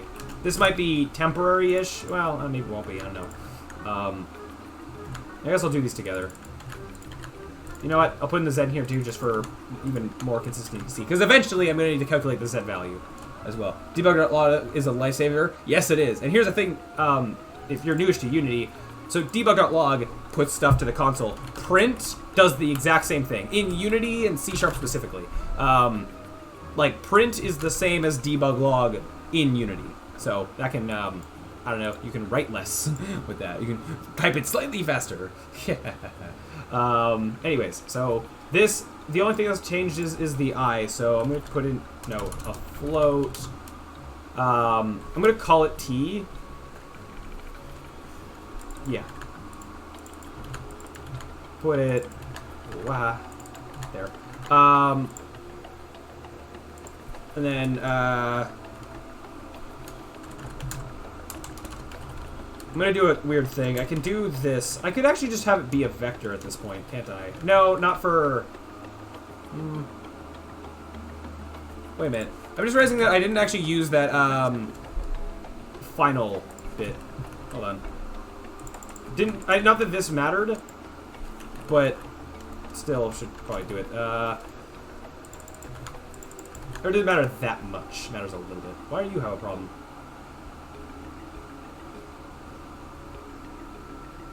I think this is just doing weird things. Because that's like unfinished code. One sec. Oh no, it doesn't like me declaring Z twice. Yeah, that's it. Don't know why that was the one that errored and not this one, but whatever. And yeah, you do use count. Okay. Yeah, okay. Yep. So if I just go like, so every time I do this, I can just return the vector. Do vector 3 x, y, z. And then just I pass in a t value. So now I should be able to just like clean this up by doing this.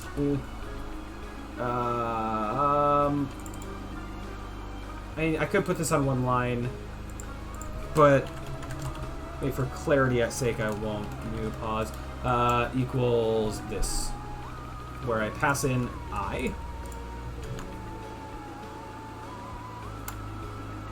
Oh, you're not void. Vector 3. That's it. Yes. Stop erroring, please. There we go. Okay. So now, with that in place, I should be clear to delete this, because this is doing the same thing. Do this here, with this being total time. Yes. You don't like me making that twice. I get that. I mean, I guess I can just go final pause. This part's a little unnecessary, but I guess I'm having it here anyways. Okay, do this. Final pause. This. Yep, I will get this done eventually. If I'm one thing, I'm someone who's determined, persistent, whatever. So now, with that, I should be able to do same thing over here. Passing in T, new pause, go here. Yeah. So now all of what I did is like the same code being used in multiple places. It's now in one place. So now instead of having to change things like 3 times, I can just change stuff once. So whoop-de-doo. So now what I want to do, I want to actually print out the Y values. Because the X seems to be fine. It's the Y that has the problem. You know what, let's print out both.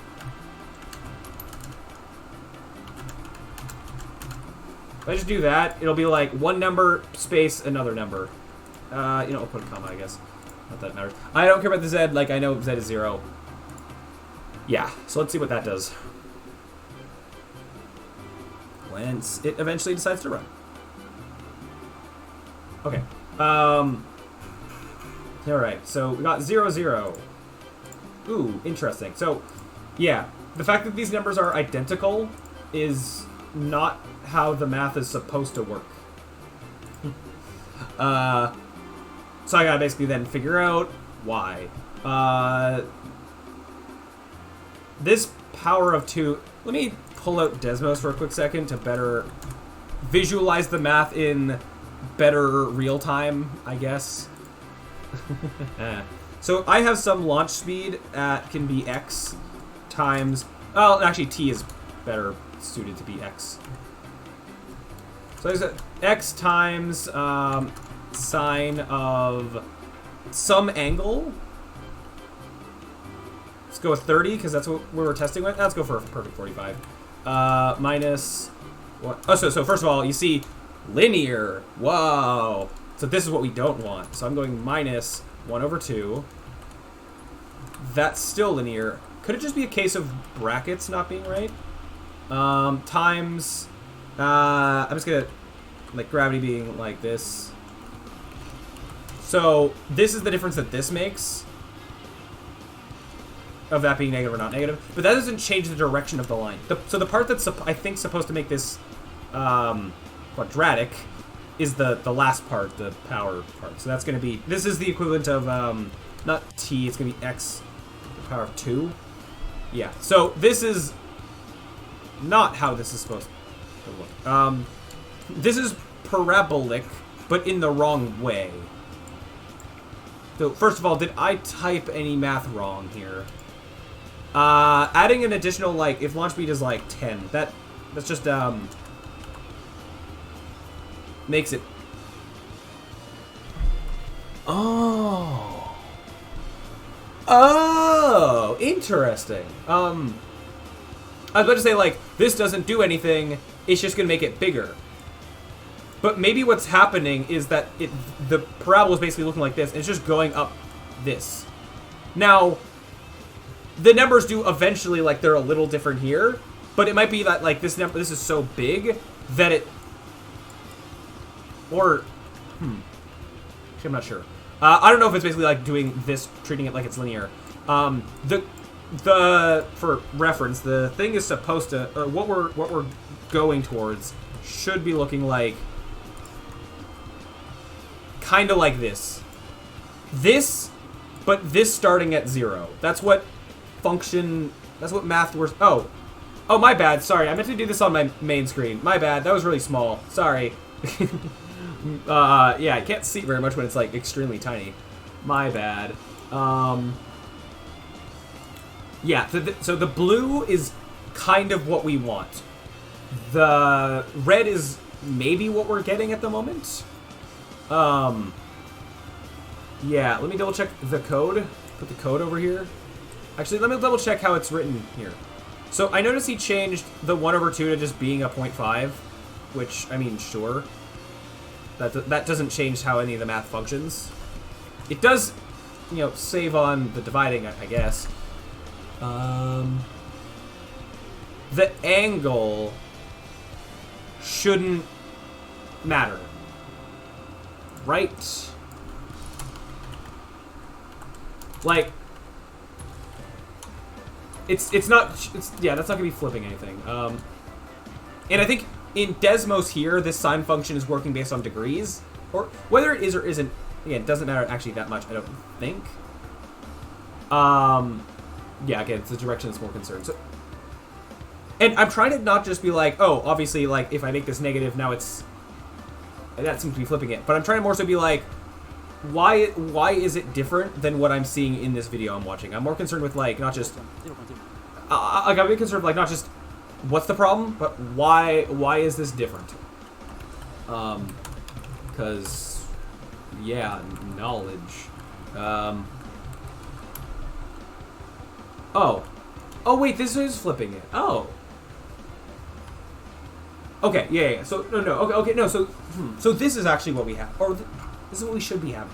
Which, this is correct. This is what we want. So why is Unity not doing that? Interesting. I'm not typing, like, y twice, am I? Like, I'm not just, like, using the x value twice or something, am I? No, because I'm printing y.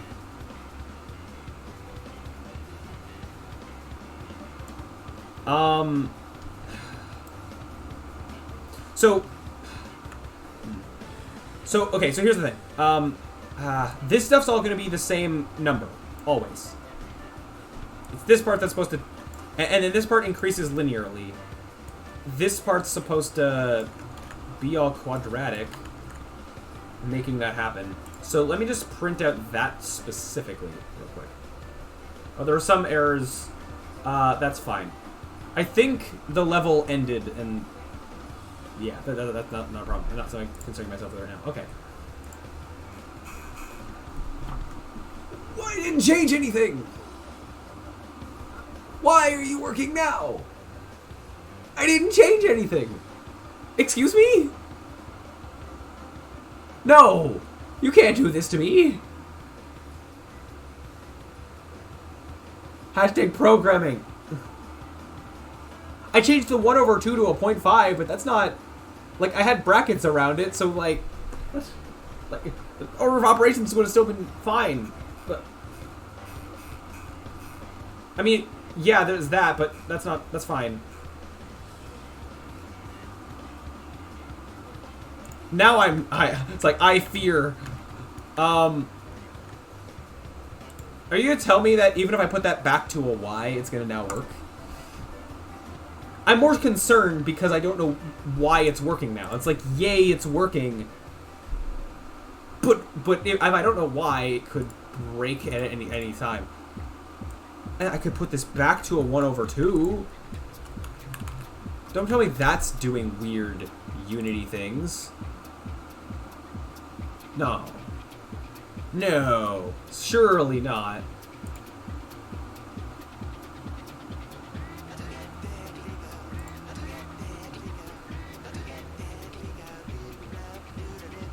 What? Why? Oh. I think I know. I think I know. I think I know, and that's interesting. That's very fascinating. I think I know why it's the problem. If this works, is my theory right? It was rounding! It was rounding! That was the problem. It's not Unity being bad at math. It's not like, okay. I understand. So, fun, funky thing with how math works in programming. And actually, just to further cement my point, I want to test something first. Because order of multiplying stuff together doesn't matter.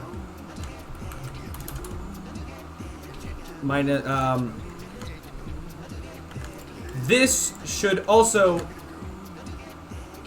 I think, work. Well, actually, that can be minus negative that. Hold on. I just want to see this before I explain myself, because I just want to double check. Am I correct? Or will it also round? No. Okay, that also. So okay, fair enough. So I'm pretty sure. How do I explain this? So these are ints, right? This is an integer. So it's a whole number, right? When you add an F there, whoops, it makes it a float, which is a decimal. When you multiply an int by something else, I think it stays being an int. An int multiplied by a float, I thought that an int times a float would become a float, but I guess not? Google this. Now it has my curiosity. Unity int times float.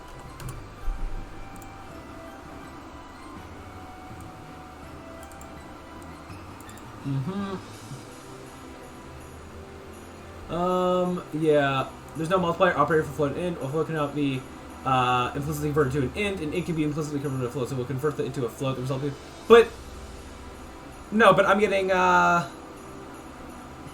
so we have a solution now. I'm just kind of curious of learning, like, what specifically is causing. Is it because of the division? Like, hold on, let me just test this. If it was just a 1, does it also have the problem?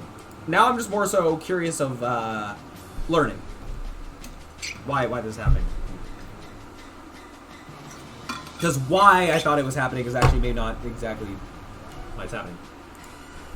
Even that, okay, even that's fine. Oh, so it's not just that. It's specifically something with the 1 divided by 2. What is it doing? I'm not sure. I'm not sure, like, why this is acting the way it is. Either way, though, I think something's happening in the multiply, in the divide, whatever, that's rounding all of this into a single, like, integer. And because it's just being a single integer, it's, yeah, not being affected by, you know, the, It's seeming linear and not quadratic. Either way, all good. Now we know. And it's just because I lacked some Fs. Great. Further than this, I don't know if I want to change the... well, I'll leave it how that is for right now. Da-da-da. This. We should be good now. That took way too long. But I guess now we have the line. That'll be useful for later. Okay. On to the next thing. So, woo, it's drawing a line, it's going down really far.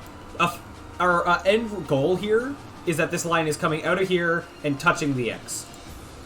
Right? So, first of all, getting it to be at the cannon should be easy. I just got to add back in... no, hold on. You know what? Also, I don't think this is necessary. I'm gonna get rid of this. It's the same thing to do this, I believe.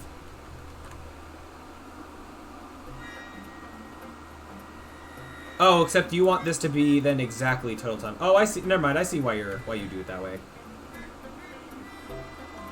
I mean, this is only a thing if this is not divisible by this.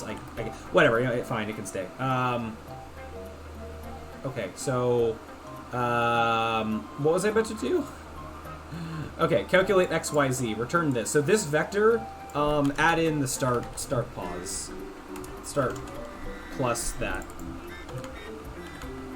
Yes. I'm pretty sure somewhere eventually the end position is going to be taken into account, but not yet, I guess. Not just this, though. Something else I was going to do. I need to calculate what this is for the path. Okay. So I'm just going to put both of these here. This. Actually, to match the order, I'll do that. I think. Was that the order that I had down here? Just to be consistent? Yes. Okay. Okay, back to here. I keep doing things on the wrong screens. Yeah. Get it right eventually. Okay. So now, right, you came from the player and not from the cannon, which does make sense, actually, in this case. I did say, right when we launch the player, draw the line from where the player is, which does make sense. But, just to get the better visual results of what I actually want to see, I'll change it into, or is it the barrel's global position? Yeah. Because they should match. Do they match? Let me double check that they do. Or do I go off of the pivot? Yeah, no, it's the barrel. Okay. Barrel. Go barrel there. And barrel here. And then target. So now I should see it come out of the cannon. Right. Correct, Mundo. Any second now. Yeah, there we go. Sure. So we got the angle. I guess I can see do different angles affect this, and I can increase like the launch speed, for example. Okay, that's an arc. Now, of course, so if I wanted to, I could mess all day with like, for any X that I wanted, just find the right angle and speed that gets it to land where the X is.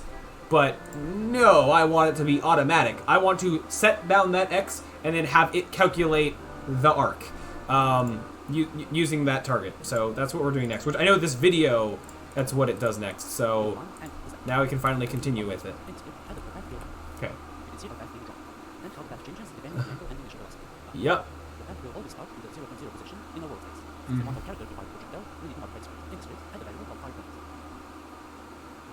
This is gonna be a lot of my can stuff that I've already done.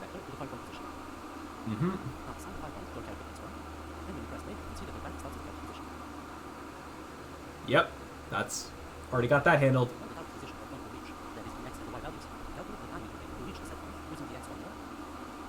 Yeah. Oh. Oh, I don't get to say what the initial velocity is? I guess that's fine. It made it more realistic. So this is where I just need to turn these lengthy functions into code, which, fair. I can do this a little bit bigger. I'm just going to wait until it gets to actual coding.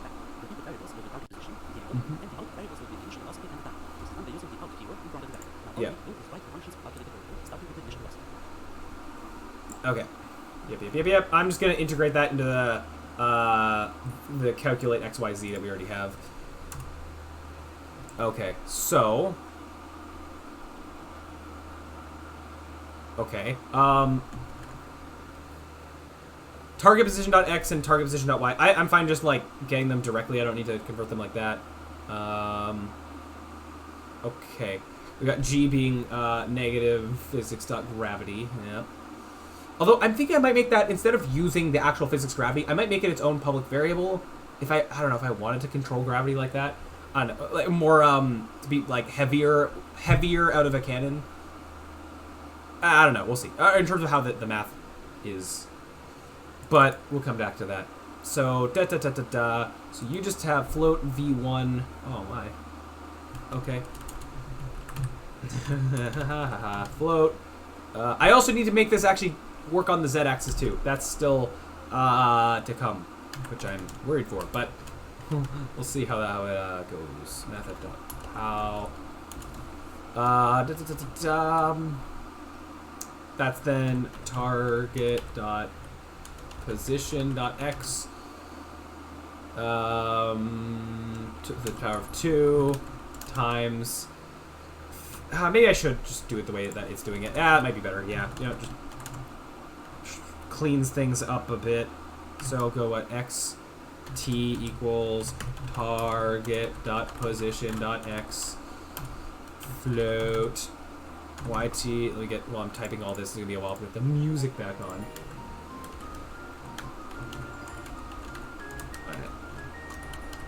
Alright. Float. Negative physics, gravity. No, not physics, material. No, physics. Physics dot gravity dot y. Okay, then this can just use these. I see why it don't show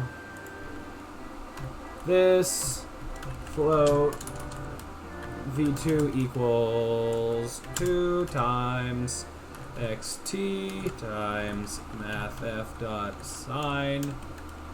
No, just sine like that. Angle. R. Do we call it R's angle of round? I think I did. Yeah. That's my equivalent. Times mathf dot cos of angle rad. And almost there. E3, 2 times is basically, it's not the same, but starts off similar. YT times mathf dot power mathf dot cos angle 2. All right. And then v0 equals mathf dot square root v1. I see with the square root, this isn't going to be the most performant thing in the world, but that's okay. It's fine. This isn't something that's going to be happening like every frame all the time. Why does this, oh, you have an outfloat. Oh. Oh, I see what you're doing. Whatever. Let me let this continue. Okay, nope, hold on. I have this playing in like 2 times speed, but yeah. Okay. So I am actually fine in this case just making these floats because they're only then going to get used directly right there, I think. So yeah. Time equals x divided by 0 times mathf dot cos Angle, rad. Okay. So this isn't being used with this yet, but it's about to be. Theory. You're getting the camera for what now? Oh, because, okay, so in this, it does the thing where it's like you click a point and then it sets that as the target. I can skip that. I have a different way of how I'm getting the target. I don't need to use that out things in that way. Okay, so you're just putting this as, you're using this as total time here. Oh, that's just to not overdraw the line. That's just how long it's going to take to draw the whole thing. Or to, do the whole flight, I guess. Okay. In that case... Yeah, I do want it. So for now, I guess if launch speed's going to be something I don't calculate, which I guess it's fine. I didn't need that. I want the angle. I'm fine with not having to set a launch speed every time. In fact, maybe that's better because then I get more realistic launch speed kind of things. What I do want is, because it's like a cannon, it'd be nice if you flew out of it really fast and kind of slowed down as you got to the other side. Or maybe, I don't know, we'll see just what looks good for video game. We'll see. Okay, so launch speed here is going to be private, and then I'm going to call it launch time. I could call it flight time. Flight time, I guess. So now these are what's getting set over here. Get this, be this. Okay, and then I mean, I can then set like this is or just not use that at all. So that means it's calculating the flight time every time I go to calculate any X, Y, Z. That's not necessary. So these are things that only need to happen, like, this is part of my launch setup, I guess. So let's make that a function. Void launch setup. Where I'm going to... Well, let's just put that there. Yeah, and launch set is also going to be responsible for setting up these things, I think, which means it's going to be called at the start there. Yeah. Okay. Launch setup there. Launch setup down when we launch the player. Here, in replacing of this. And then it's ready for all that. Okay. And then T is less than launch time. Haha. Which it just feels weird to make this a for loop. I don't know. It just seems weird to do this. But I could. Oops. But for now I'll leave it as is. But I could definitely see it maybe doing that. But for now, I'll leave it as is. It's fine. Okay. What else is there? Blah blah blah. Blah blah blah. Velocity effect of parameter with a recalculated variable using. In the way, see that the path is changing by moving your mouse. That is exactly pass for a mouse position. To fix this, we need to subtract our fire point position from our spring to work point position. Oh. Does not exactly pass for a mouse position. To fix this, we need to subtract. Hold on. Let me before I see that part. Let me make sure what I have right now is working. I thought I made, no, because you're not, you're supposed to use flight time. Yes, that was the point of view. Okay.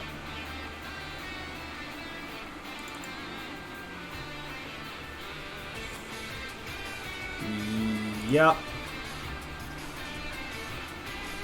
What I also could do, now that I also think about it, the empty game object is the landing zone. I might have actually be slightly above the X, so that when we're actually launching, we don't, like, we stop before we kind of go through the ground. I'm not seeing a line. I should be seeing a line. Oh. Excuse me? Even without the player getting launched, I should be seeing a line. Well, let's just launch ourselves and see what happens. I'm guessing I'm going to go through the floor or something.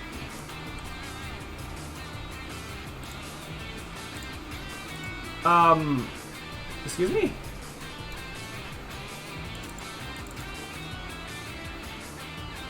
So my immediate guess is that for some reason flight time is not getting set properly, so it's like 0. Oh, because these are local variables. Ha ha ha. Okay. Yeah. And the flight time was 0, so basically no path happened. Yeah.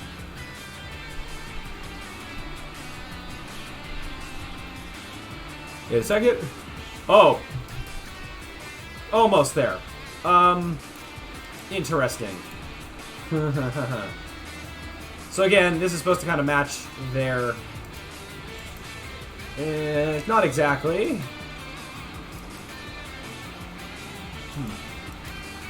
Interesting. Let me just continue on to this next bit. So I need to take... no, that's just how it calculates the target position. You subtract the... Oh, when you... Okay, I think I see what needs to happen. When setting up the end position... Where's the setup? What setup? I'm also just going to actually reorder these functions. This makes more sense to be before this. And even this. Yeah. These are like helper functions that are like above and like with some of the setup. And then the things that use them, I guess. Sure. Yeah, so... what needs to happen is in the setup. I'm looking for a certain thing. This needs to be subtracted by the start launch position, I believe, for the math to work out properly. I believe so. Maybe. Oh. Okay, it looks the same, but I'm pretty sure that was something that needed to happen anyway. Huh.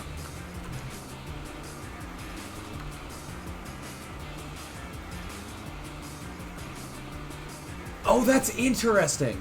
Something I never realized, that the base of the player is what's going to fly along the path. So that's interesting. That's going to be the base of the unicycle that does the path. That's good to know, I guess. I was trying to wonder now, like, so why is it not going to the X? What's the problem? As a quick little just test, if I put that back to being all zeroed out, does that impact anything? So imagine if something's going to be a problem, it's going to... Oh, now it's doing it. It's being slightly above where it needs to be, but that's okay for now. Okay, so there's something with it moving that's making it different. Now, if I move this, it's not going to calculate every frame. Maybe I do very quickly move this to update, just so I can see it more live.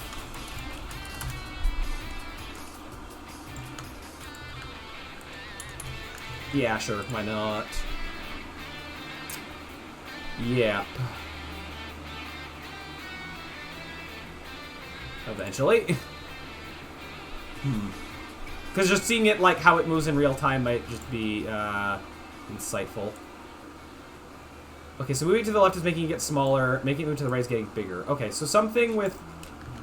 I think something with the position of the cannon is doing something. Now, I wonder if, I had the target being child object of the cannon. I wonder if that's doing something. So let me just get it out of there. So now this is its own thing. And yeah, so that behavior makes sense. Because we're only looking on one axis right now. Okay.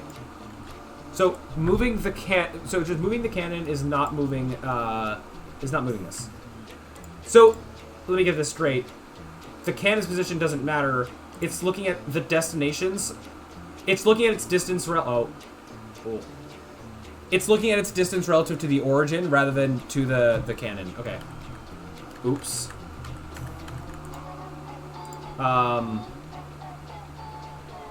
Well, I mean, that's what this was doing. That is what that's doing, but I thought that needed to happen for the math to work out.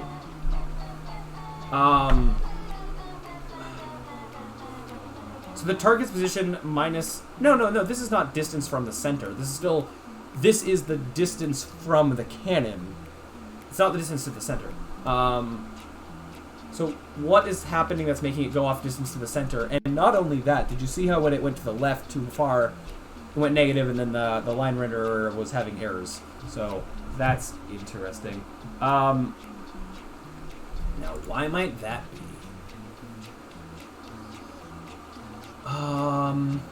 Like, what part of this is causing that to happen? As the math formulas get more complex, it gets harder to debug. So, I mean, I could start by... Wait a minute.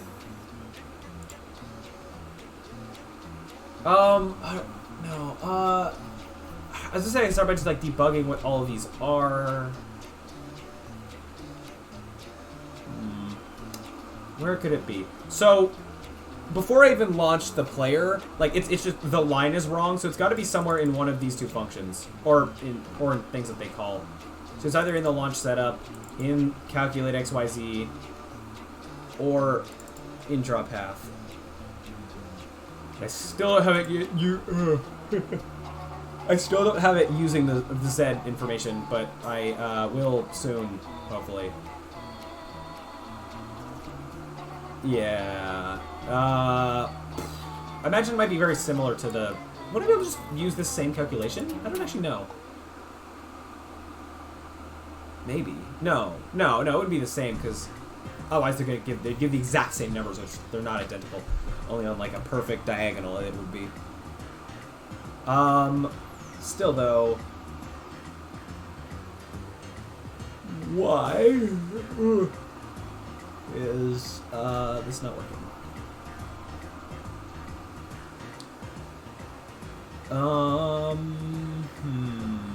Where do you even start with debugging? Okay, so launch setup. I guess I could just start confirming that certain numbers are what I expect them to be. Oh, okay. I see part of it. This is supposed to be not using target directly. It's supposed to use end launch position for a reason. So this, yeah, okay. That's, I don't know if that's the entirety of the problem. It could have been part of it. There we go. Actually, yeah, because it was using the target's position directly, which is its position from the origin. Okay. So maybe that's it. Please be it. Okay. So this seems fine. Okay.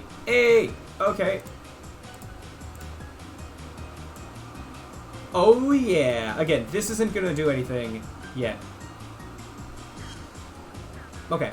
So it doesn't like being over here, which, yes, is an issue. It should be totally fine with it. So the question now is why. Let me go back to the very first. I'm seeing a bunch of errors. See the very first one. Vertex count can't be set to a negative value. Why are you trying to be set to a negative value?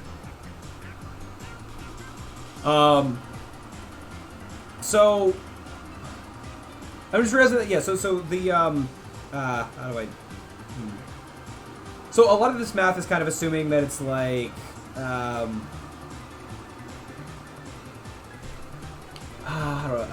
like it's all going positive in like the positive X direction, which, yeah, isn't necessarily the case. I would need it to. So what I could do, I wonder if there's a way where rather than either I have to change the math to make it work in both directions, or I could basically say if it's in the other direction, flip it, flip everything, or something like that. Which is going to be harder and less likely to cause problems. Because, in theory, just to have less problems later, if the destination is they're on the same spot, I would like that the cannon also not break. That it just shoot like straight up and straight down, I guess. That would be. That just seems like if it can do that without breaking, that also seems like a good thing. Less likely to be having issues, right? So, how do we make that happen?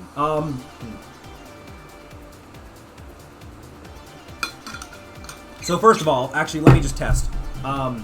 Does it only break on negatives, or does it break on 0? Let me just test that in its current state.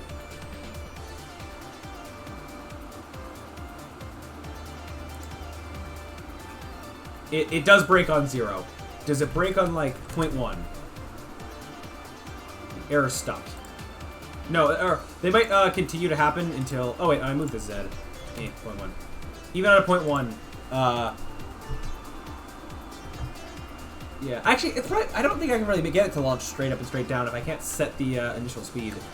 But, to be fair, I don't imagine me ever doing this, having this, like, be that close. The point of the cannon is to launch you across the map, so it's kind of fair. Like, I'm fine with, I would like to, I don't know. Again, maybe just have it not cause errors, preferably.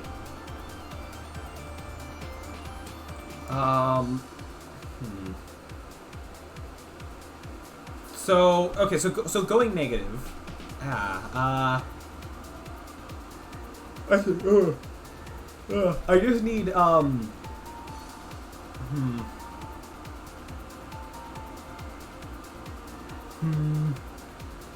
I could calculate this as if it's positive and then flip it at the end, but I have to know that I have to flip it. Okay, so if I go to... Let's jump to this draw path here. So, ideally, though, it should happen in here. In the calculating XY. It should return... Because actually, I need to flip it... Do I need to flip it before I add this? In fact, I actually only need to flip the X. I don't want to flip the Y. So I should be flipping it in this calculation. So I could multiply it by a number that I set either to +1 or -1 based on if it should be inverted. But then how would I even set that in a way that's not terrible? Ideally, I would set it in launch setup somewhere.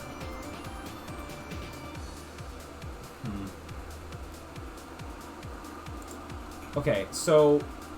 I'm thinking that, like, this feels like a weird workaround that, like, I don't know, ideally there should be a better way.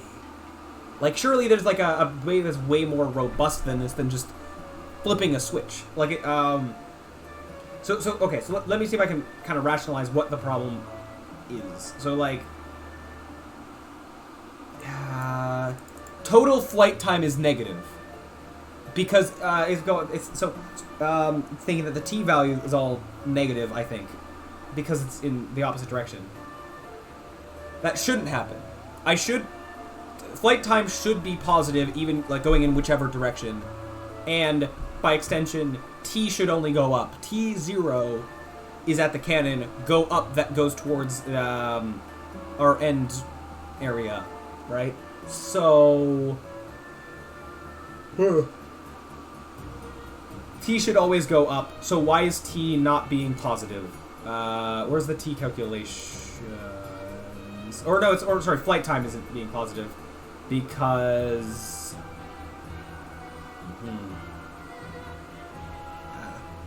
I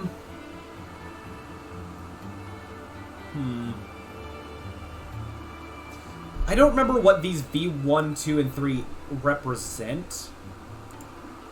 I don't know if finding out what those are would help.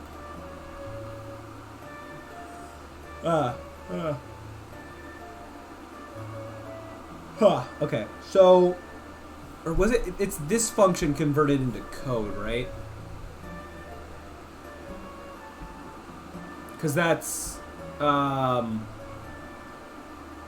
Oh, these V1, 2, and 3 are just, like, parts of the equation. Got it. It's just rather than having this one equation all on one massive line. Okay, so going... So it's x squared times g divided by 2 times x times sine the angle. Why is there a... Oh, no, sine times cos. Got it, yeah. Minus, 2 times y times cos squared of the angle. Got it. Okay, so that's where that comes from. And that's just that's just taking all that input and then calculating the final thing. I don't need to care as much about the rearranging of the functions. So in this case, x and y are these, like, example,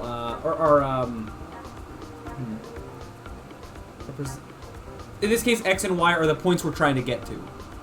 And we're saying, what speed do we need to reach those points? So, in this case, these x and y values are being negative.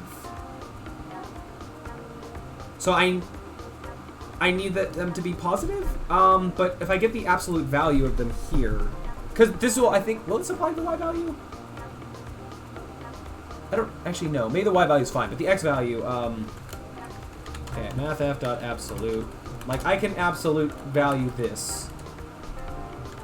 But the problem is that, like, then it would, even if I pull the x back behind it, it's then still going to shoot forward. And that's what I'm trying to, you know, not have happen.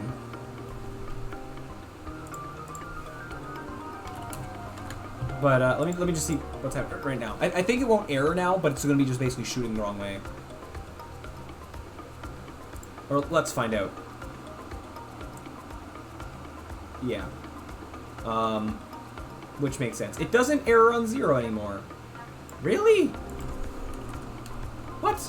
Okay, I didn't think I set anything that made that happen, but sure. So again, so basically, I could do like a double flip, as I said. Kind of flip it, absolute value here, but then no, because it was negative, I need to flip something else later. How about this? Actually, rather than it being like some Boolean or that I set or whatever, I could do this. Calculate that times this dot x, the sign of it. You can go mathf.sign, which I believe returns the sign of. I believe this is a thing that will turn like 1 if it's positive, -1 if it's not positive, or if it's negative, 0 if it's 0. Let me double check though. Unity mathf.sign. Yeah, it turns 1 when it's positive. Oh, 1 when it's 0. Okay, so 1 when it's positive or 0, -1 if it's negative. Yeah, that works fine for this. Oh, yeah, it doesn't like me kind of refreshing it. Wait, was it just working? I wasn't paying attention that much. More concerned with the fact that it was, yeah, not like it. Hey! Yeah! Math! Woo! Math. Okay. Awesome. That be a thing. So I want to kind of see, do I have the knowledge necessary to make the Z part of this work? I don't know. So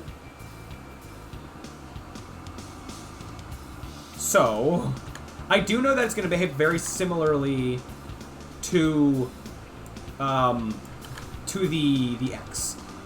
So, I mean, putting this in right away isn't going to help me. It's going to, and I can put the Z in there. Like, I'm going to need, things. I could do some Googling to figure out how best to three-dimensionalize this. But I just want to see what, like, at the moment, this will be, like, diagonal. So it's going to go in this corner, right? Am I correct in that? Or this corner, that corner? Oh, sure. Yeah, okay, sure. Interesting that it can have the quadrant right. Interesting. So, either I could try to do this and have separate math for the Z portion of this, or the idea that I had, was to, how do I, sort of, like, it's still going in a straight line. It's not like it's actually, like, curving in midair or whatever. If I even, like, take this as it currently is, at least wait for this to go into play mode so I can say my example that I'm trying to show. This is still, like, it can be flattened. If I look at it at, you know, this angle, it is, you know, I could work at this as like a local X and a local Y. Actually, the Y would still be the same, I think. If instead of trying to count X and Y values like separately, like I was just about to maybe try and do, if I can sort of take this parabola and flatten it like this effectively, as far as the math is concerned, calculate the numbers, and then sort of undo that flattening to get X and Z values, that could also be a way to approach this, which also would mean that a lot of the math I have currently might be able to stay the same. Question is how do I best go about that? Not sure. So... So I'm thinking about this locally. Locally in terms of, I need that forward direction. I think. That would be a place to start.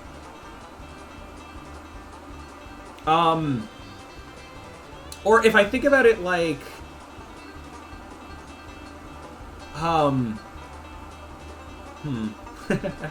Okay. So, this x here, this x that I'm calculating, if I basically call this local x, and then from that I calculate, I guess, real x and real z. But so what I need is a direction. Like I need to basically turn this into a vector. Oh wait, no. So okay, if this float is the pretending that the thing is still here. It's like a velocity where this is like the magnitude. It's like the magnitude in that direction. So what I need, okay, so if I call this local x, the sign stuff here, I might have to fiddle with how that is gonna work. Actually, I might not even need it at all if it's completely flattened, because even if it's going the other direction, that's still a way that I can, yeah, as I said, like treat it as a magnitude, maybe. But for now, I'm just gonna leave it untouched. X equals, I'm just gonna put 0 for a minute. So I need a direction. That direction is gonna be so the barrel's forward. The barrel's forward direction. I don't want to touch the barrel after I fired the cannon, because then the barrel's gonna be resetting, and so it'll be turning. So that's a problem. I could use the player's forward direction, but I'd rather get something that's more not a reference to an object in the scene, more like a saved transform that like I know is not going to change. So what I could do is when I calculate start... Oh, wait. Well, start and launch position isn't a vector, but this minus this totally is. Okay. Private vector 3. Launch direction. And in setup... Blah. This equals... I always forget if it's like the first...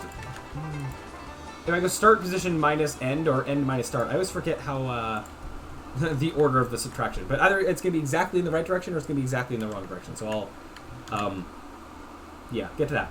All right, we'll see. So this is now a direction I have, and that's perfect. So now I should be able to just go launch direction times local x. This is now a vector going in the direction that I want, and of this vector... Or sorry, wait, I need this to be a unit vector. So, launch direction. I'm fine normalizing this then. Yeah. Yes. This times that dot x. And then this should be y. Or sorry, dot z. Yeah. I don't need to touch the y because the y stays how it is. Is that going to work? Again, it might work or be exactly in the wrong direction. And then I have to also mess with what happens going backwards. That might I have to change stuff with that, with the absolute value stuff I had just done.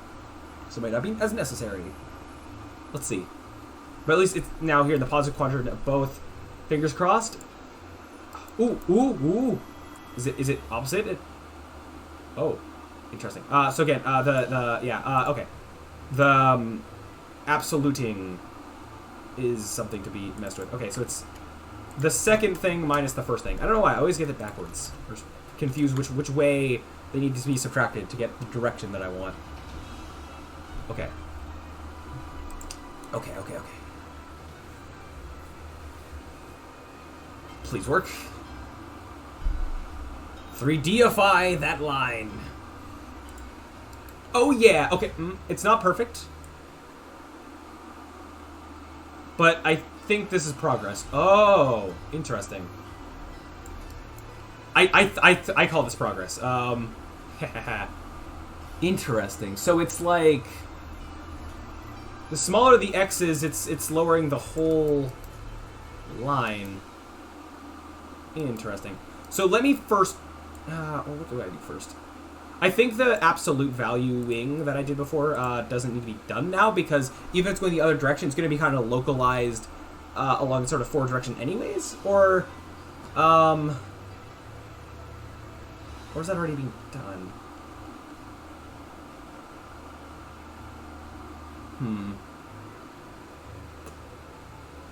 Let's see, what's the problem here? Oh, what is wrong with this? I'm very close, I think. I think I'm, yeah, getting close. So all of this is working along the local X, which is fine. Is it fine? I'm going off of the end launch position. Is that correct? Because then when this is small, no, this needs to be effectively flattened as well. So, okay, except the Y is fine. The Y is fine. This needs to be, I think this needs to use launch direction times this thing's magnitude. And if I do that, then do I get its... Then get its X value afterwards. So, the X value of this... No. Because that's not, it's not helping. This is the direction times, is it gonna be just this dot magnitude? Or its flattened magnitude, if I'm ignoring the Y value of it?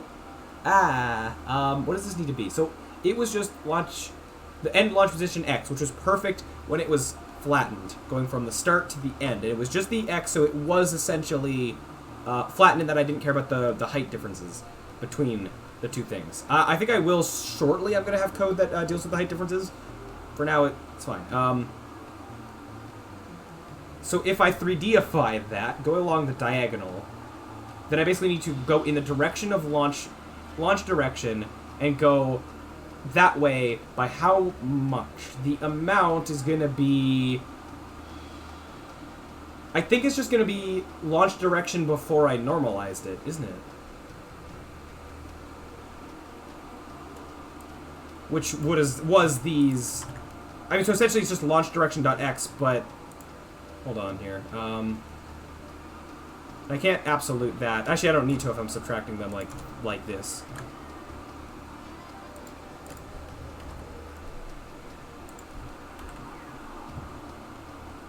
Come on. I can't multiply, oh wait, no, wait.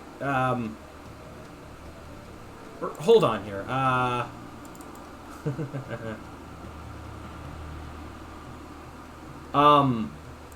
Okay, hold on. Actually, I can just go directly like this, right? This is all I need, yeah. Just go along that direction, get its sort of local X. Except just getting down X is not... How do I basically like the, magnitude? No, it's just gonna be, wait, this thing's magnitude? But like a flattened magnitude.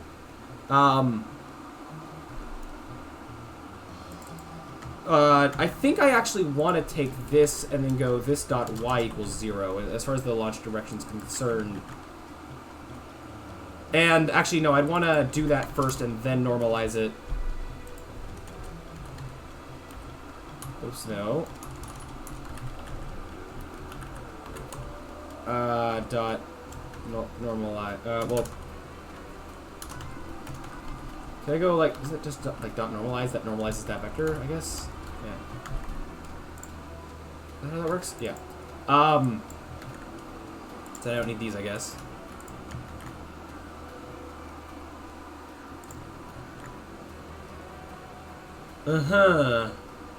Wait a minute. I'm doing like a double subtraction here. Is that necessary? I don't know. Yes, because then this is going kind of based. It's the direction is kind of going based on the origin. In this case, I do want to do that. I think. Ah, this is tricky. This do be tricky. Okay, so I'm trying to keep it all straight in my head. Okay, so once I have this, then what am I doing with it? So I basically need. So this is a normalized vector without the y component in the direction of going from the start position to the end position. What was the original value of this was that x. I basically need that local x value. But it's not like from the transform. Like it was. And, well, times the distance. So I know that the. So I know that this is the direction. This is what I know. I know that this is the direction. I need a magnitude. What's the magnitude gonna be? Whatever the highest x value is. The highest x value in this,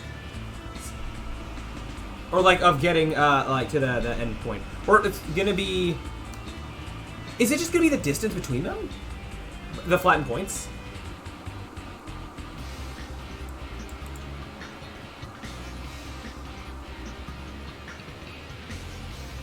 So, actually, before I normalize it, I want to normalize it for later, but before I normalize it, if I take the launch direction after I flatten the Y thing, I think then it's, this dot magnitude. Now, is that right? I feel like I'm doing something wrong here, but no. What was I? Okay.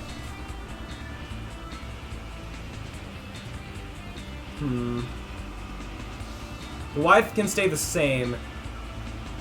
So this is now like, yeah, this in that direction. Now what next do I need to do? Presumably. I don't need this anymore, do I? Do I?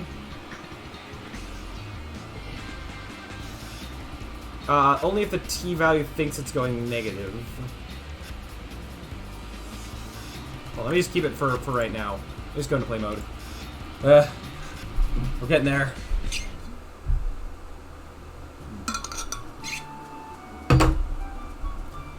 Haha.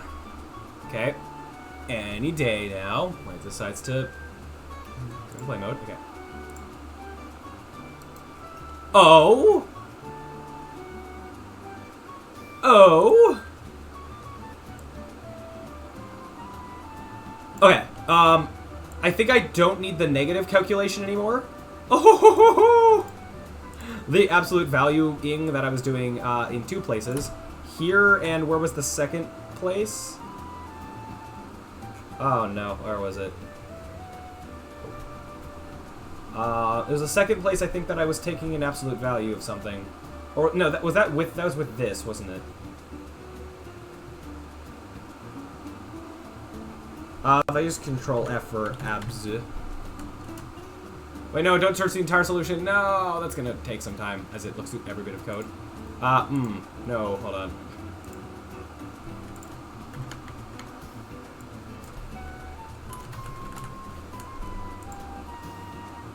Not current blocked, current document. No, okay, I guess I got rid of the other time where I was doing stuff with that. Okay. Oh wait, no, I used like something got signed, didn't I?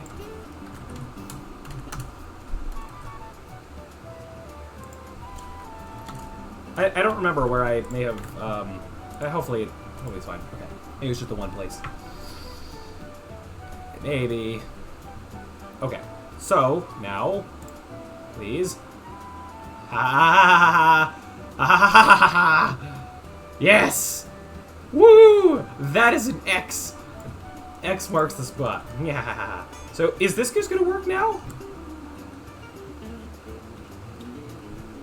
It's still... That's progress! And that is a cannon.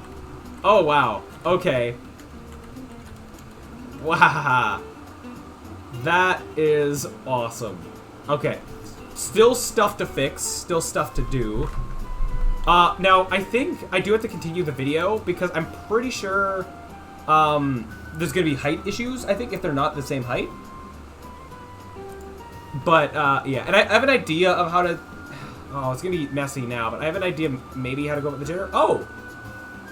Oh! Really? Really? Really, really, really? You're just fine. I see this being a thing. If it's actually, this is a big problem. Actually, specifically for how I want to use this. Ignore those curtains, by the way.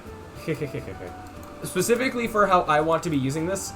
I want to be able to. Oh. Okay. Apparently, once it's far enough, it's fine.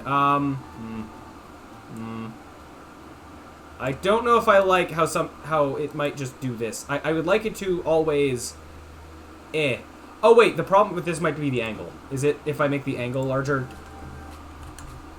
Okay. It didn't like stuff when I was like in the middle of messing with this. Yeah, it doesn't like the launch angle being 0. That's totally okay. I'm fine with that not being a problem. Okay, so that's fine. I guess that makes sense. And eventually it gets to a point where it's like, nah, no thank you. Okay. I can live with that. Hopefully. I'm frankly surprised. I know there's more of this video where it does more stuff.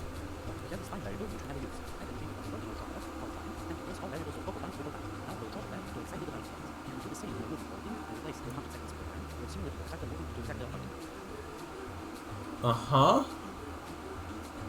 Already ahead of you?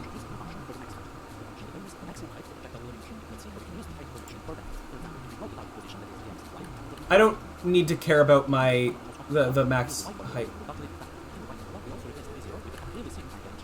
I don't think I need to do any of this.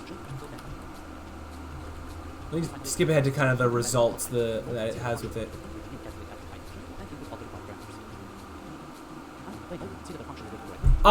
Okay, so this is a thing if I want to force a height, which in my case, I don't think I do. I think I want to let it happen naturally.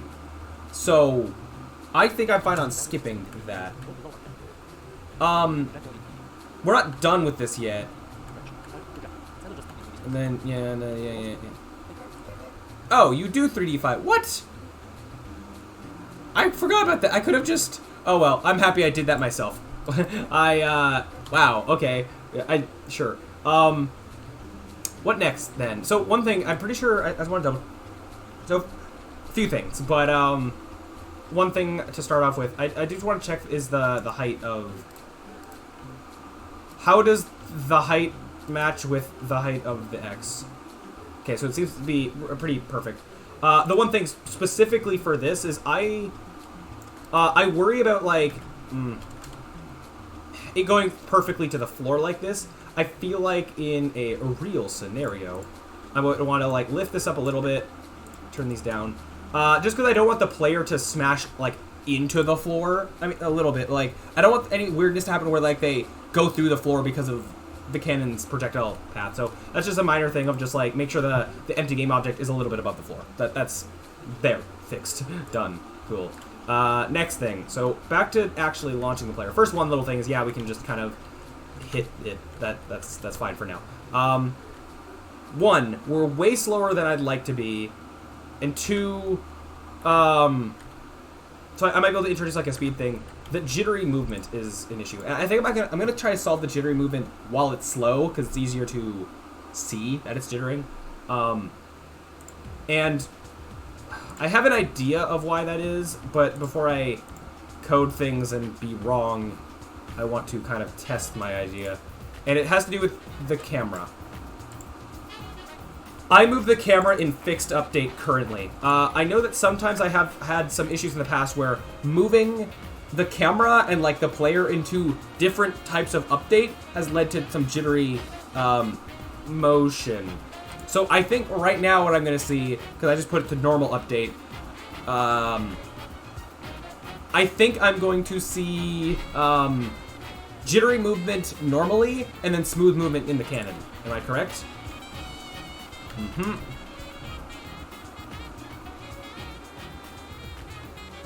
For the most part, yeah. So, interesting. Let me see what happens if I put this to late update. Out of just to see what happens. Because if, I don't know, happens to solve both problems, that would be great. Uh-huh. In a minute. Oh, okay, very jittery there. Smooth there. There's like a few frames of like jitter, but I think that maybe could be because of the problem. Because another little thing is that the player is like still slanted when they come out of the cannon. I kind of want to make them upright. I might have an animation of them like being more like flying through the air, but I'd like the parent game object of the player to go back to being upright. I think. Yeah, we'll see. So put this back to how it just started. Now, I mean, I have two solutions. One, I could tell this to run in a different type of update, depending on if I happen to be getting launched out of a cannon. I'd rather not do that. Instead, what I guess I'm going to try to do is have the player's movement wait for fixed update to happen. I don't think I've really done this before, but I'm going to try it. I'm pretty sure there's a wait until fixed update function. So I can try to see if I can get the enumerators to, where are you? Run, okay, what is it, this? Instead of yield return null, which basically waits to the next frame, there's a new wait for fixed update, I think, which I think will then make this run congruently with fixed update, which then might make it work, maybe, or maybe not. I don't know.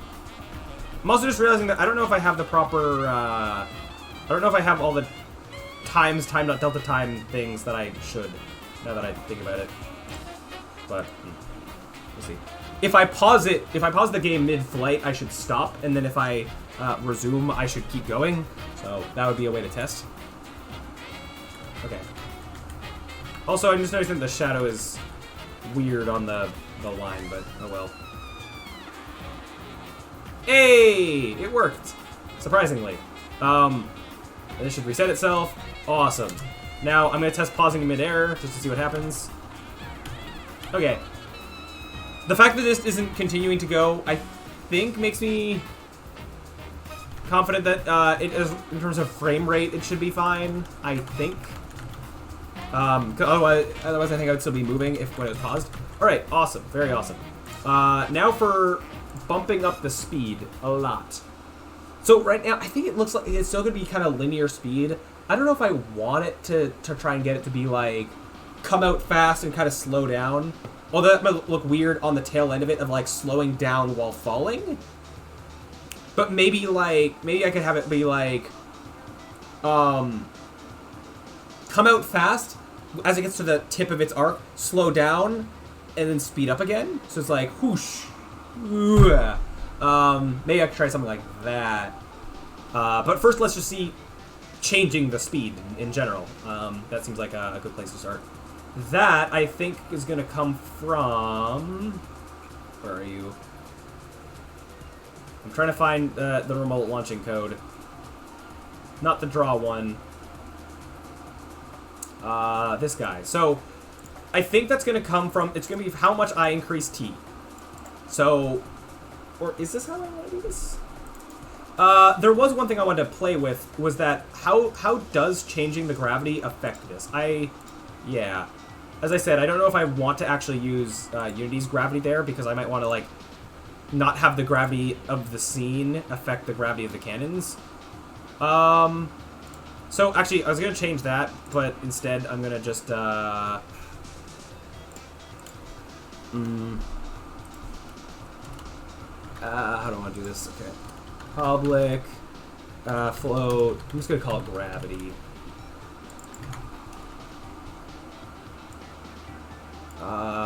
So this is negative 9.1. I'm going to let, like, the variable I put be positive, so canceling out the double negative there. Yes. I think. Okay, and I'll try setting it to... I'll start by putting it at what we started with, and then seeing what result does this have when I make it lower and higher. Because this might essentially act as a speed for all we care about it. Where'd you go? Gravity. So I'll just 10 round it. No, it's not good for physics to be rounding things like that, but for here, it's fine. It's a good enough approximation. It's like pi is equal to exactly 3. That was a reference. Okay, so, yep, that's same behavior. Cool. What happens if I make it super low? I'm gonna guess that I'm gonna move slower, and then high gravity I'll move faster. I'm gonna guess that it might affect. Oh. It affects the rate of falling. Right. But, okay. Oh yeah, I forgot that I can just see it change. I can see the drawn line changing. Really? Okay. Oh, it's essentially... Oh, weird. Effectively, it's moving the endpoint up and down. Okay, so that's not something that I want to change.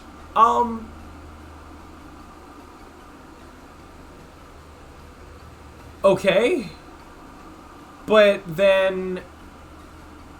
what happens if I change the scene's gravity? Then it will do the same thing, would it not? So, what, now I'm locked into not being able to change the scene's gravity? If that's the case, then I'm going to just hard code it to 9.1. Because I might, like, for some reason want to have, like, oh, if you're in space, have, like, a low gravity thing, right? I'm trying not to lock myself off from that. Or, like, if you're underwater and you fall slower, I might change the gravity to do that. So, yeah, if I try negative 20 real quick. Alright, maybe I should have changed this after going to play mode, but whatever. I'll remember what to set it back to. I know physics. Okay.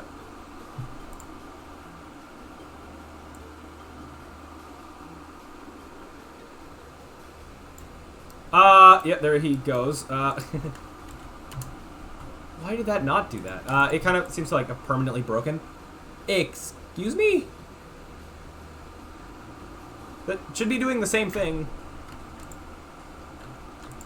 And I don't understand why it's not.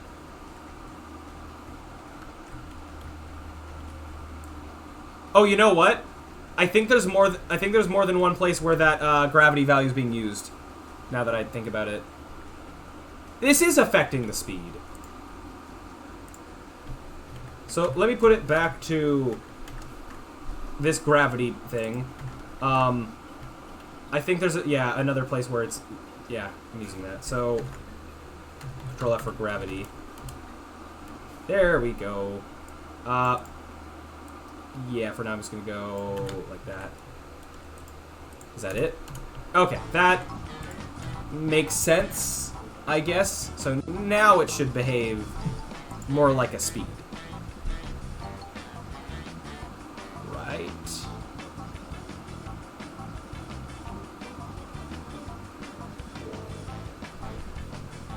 Eventually. Sometime today.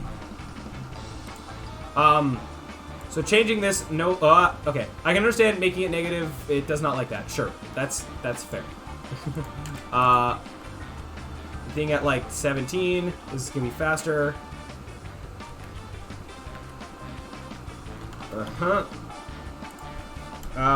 50.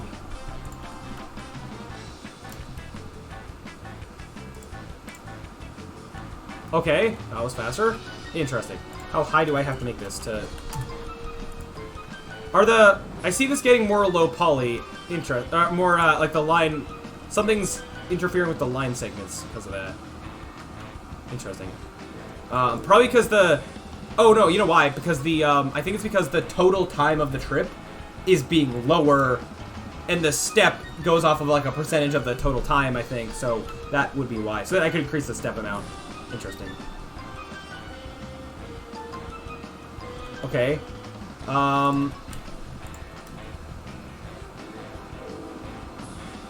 So that is a cannon launch. I just don't know if I'm happy with it doesn't feel very cannon-y. And I think that's because of... I think that's because of the speed. Okay, so... Sorry, because of the speed being consistent and not changing. So, I'm trying to think of what best to do. I'm thinking that I might let this be 9.81 here. And rather than having like a gravity and a speed... No, I'll keep how that was. Never mind. But I'll probably leave it around 10. But then in addition to that, I don't need to do this with the drawing of the line, but only at the when the player is getting launched. This T plus equals blah. I think this is then what I want to change. Times a fluctuating number. That starts being really high, slows down until like the peak of the flight, and then speeds up again until the flight stops. I mean, I don't know. I'm trying to think of like a good way to do that, other than just like... Because this is basically just having a higher... It feels kind of like just having a higher speed, higher initial speed, and then just letting gravity do its thing, because accelerating downwards, that's how that works.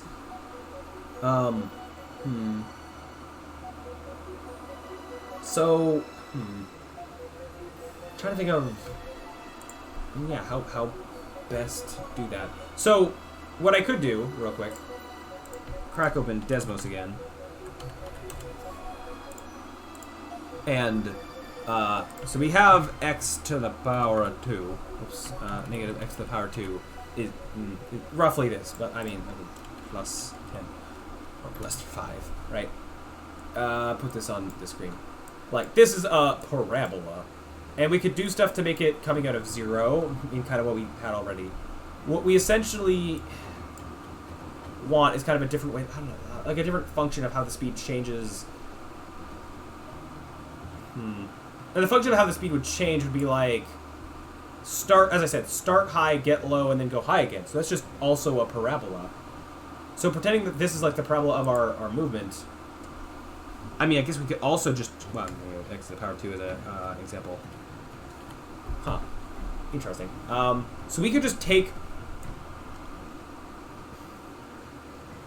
could just invert it by, well, this isn't as much of an inversion, like inverting would make it go like down here. I don't want it to be negative, I guess. Well, I mean, if I also went plus 5, I mean, that's perfectly inverting around there. So I could just take T, or how do I want to do this?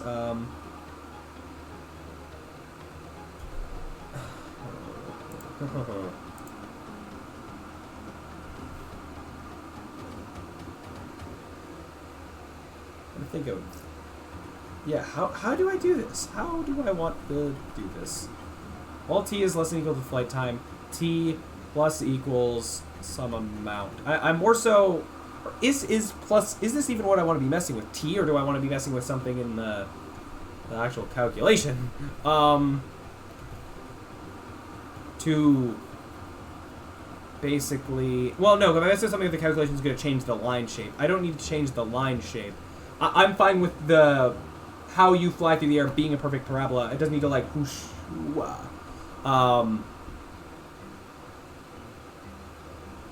But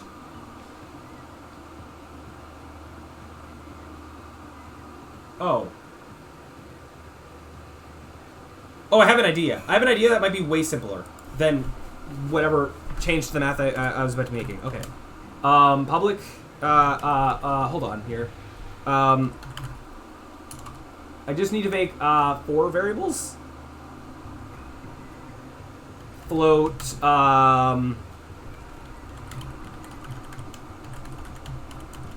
Public. Float. Flight Names of these could maybe be better, but I have an idea. Let me just see if this could maybe work. So private float, or speed from fire. Private float speed from gravity. So my idea, I can use Desmos to visualize this again, get rid of these, is to basically do a little bit of this. Basically have, from, well, let's say we did a little bit of this. Have, from the second we get fired, we have this initial speed that's being acted upon how much T increases. And as we fly, that goes lower. And this, I'm calling this our initial speed boost. So having this initial amount, like added velocity, that's going down, so it's like it's accelerating to 0, where presumably it's gonna like it'll cap off at 0, like it won't go below 0 because then we're applying force in other direction, which wouldn't be what we want. And then we also at the same time have like a gravity boost thing that is slowly increasing, and they slowly they end up meeting at this point where they're kind of both being affected a bit. But this could maybe give the speed change that I want, where at the beginning, well, okay, the additions of both of these is basically like how much of a speed boost there would be, but right now this is going to be consistent. Like, this is going to be 5 plus 0 is 5, this is 0.25 plus 0.25 is 5. So it would be more like, well, linear in a way that doesn't like, how do I do this? That wouldn't add to the same thing. I mean, actually, this could be more of a function where it, like, halves, which, harder to visualize, but, like, hold on.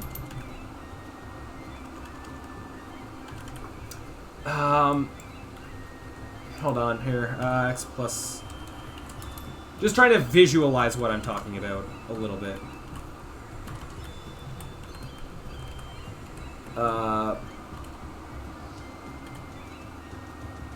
No, sorry, I have to do this. -1. Like this, sort of, ish. So, like, this being the velocity, or initial velocity boost that goes down, this being, like, the gravity boost that goes up. Although, I don't know if there's a way, like, in the code that I can make it being linear work. Where essentially, yeah, this goes down, this goes up. And we reach, like, this middle point here where they're both very low, and they add to something low. Yeah. Doesn't need to be this symmetrical, necessarily. But this is my idea to play around with real quick. So, speed from launch and speed from gravity occur on both of those. And this is basically like, what is the speed thing gonna, oh, I just need, what is it gonna start at and how much is it gonna decrease by? And the gravity one, what is it gonna start at and what is it going to increase by? So I said I need 4 public variables for that. I mean, depending on how much control I want over this. So initial speed,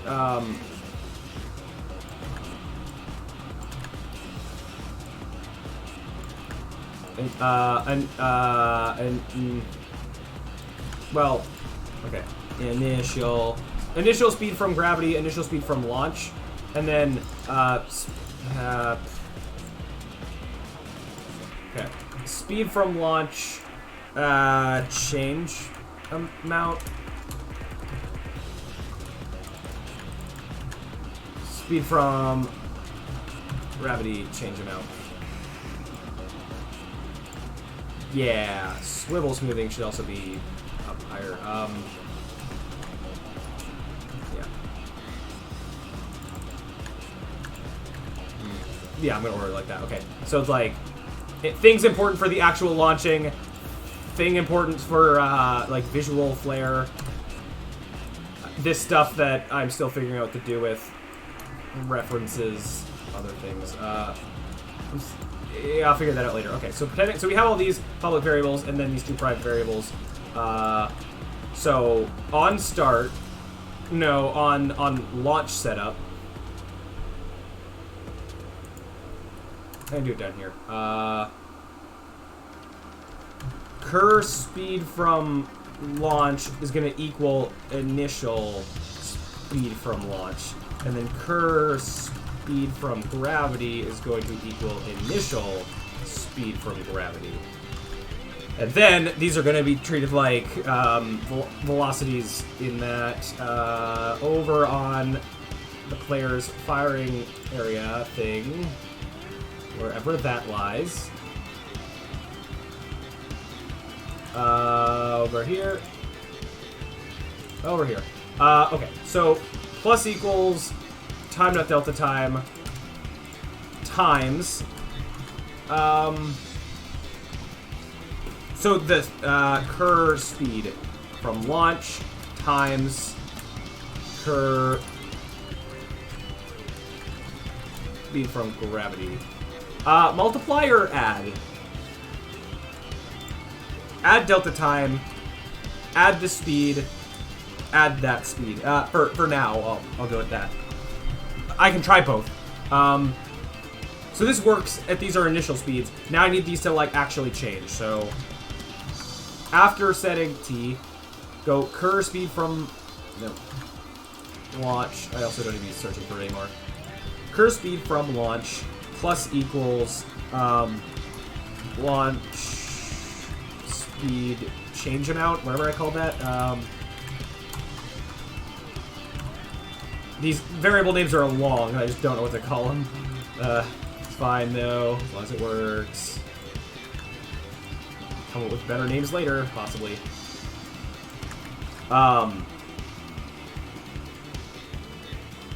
Yes. Let's see what happens. I have no idea if this is gonna work, but it's worth a shot.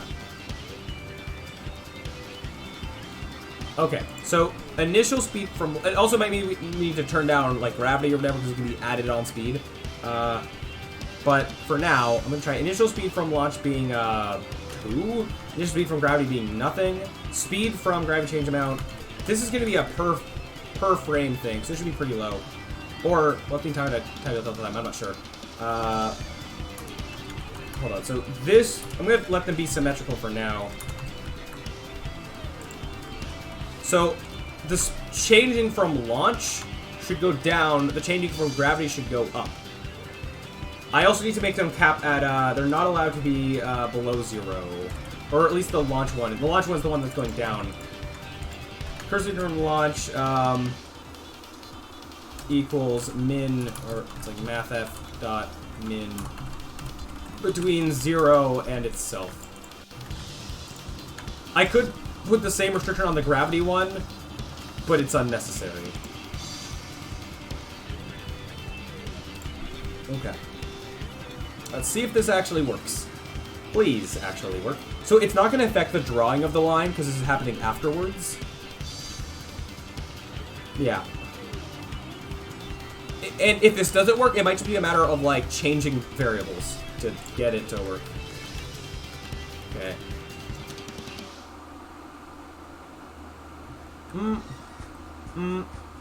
Okay.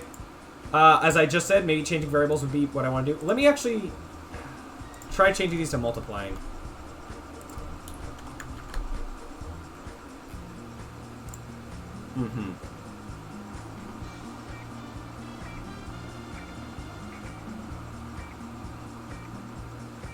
Because then it's more like multipliers on the normal speed. So this is move 2 times as much. Oh wait, multiplying by 0. Wait, that's, no, hold on.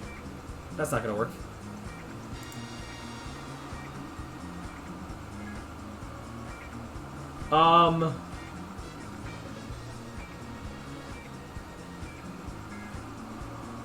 Or move an amount for time dot delta time. Come on. I can think about this. I can make this work. Should it actually be... These be independent, maybe? Like this? Like, at time plus this, or time times this, time times that, maybe? And add those together? Might be more what I want.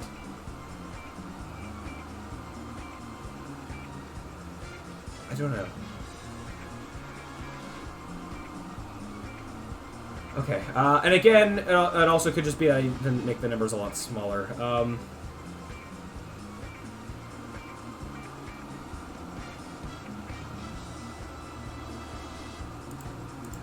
Actually, I think I definitely do now that I look at it. Just add a 0 onto them, because these are like going by frames. Which actually I think now, the amount that they change should also be affected by time to tilde time to keep everything all frame rate independent, so... Yeah, I'll do that in a sec, but...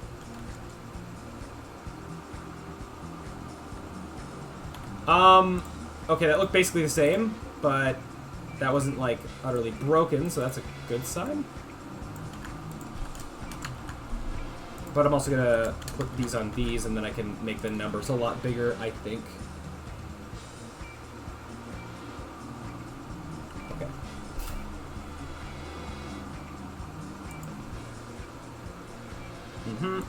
Let me try in negative 0.1, 0.1. That should be fine being 0. Oh, wait a minute. Oh, sorry, this must be choose the max. Oops. So gravity was the only thing doing anything. I might want to actually be, like, testing these, like, one at a time. The gravity affecting it and the launch thing affecting it. Yeah, if this doesn't work, then I'll do that. Because I kind of should be. It'd be easier to tell that things are working correctly. And then it might just be, like, the combining them that's not working. Okay. Yeah, let's just quickly... If gravity doesn't change, this should be 0, so gravity's effectively gone. Okay. Or that variable's not in effect. Okay.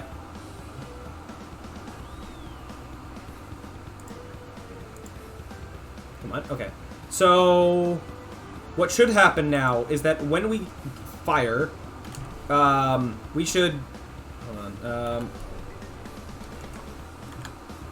When we fire, our speed should be faster than normal, and then it should slow down to a crawl. Maybe not to a crawl, slow down to just less. So gravity, I might also turn that down to make this work. Did we slow down? I think we did. So... bump this up a bunch.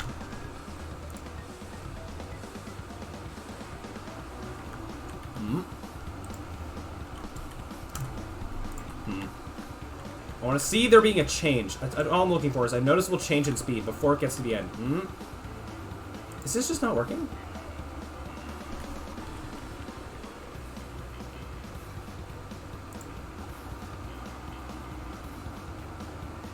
Am I doing this right? Oh, wait.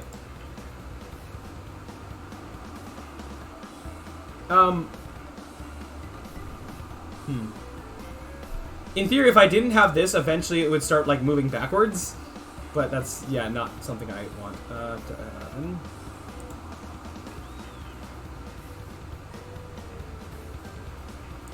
This just isn't doing what I'm thinking it should be doing. Here. If I just do this real quick. Nothing. Now it should also be out of play.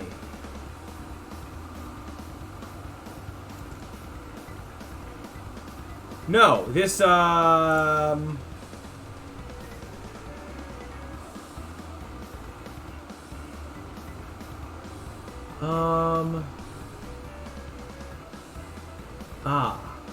okay. Oh, so it has a lot more control over the speed than I thought.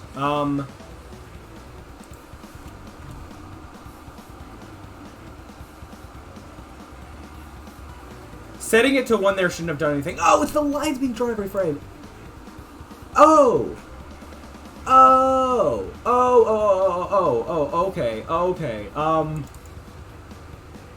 I see what the issue is.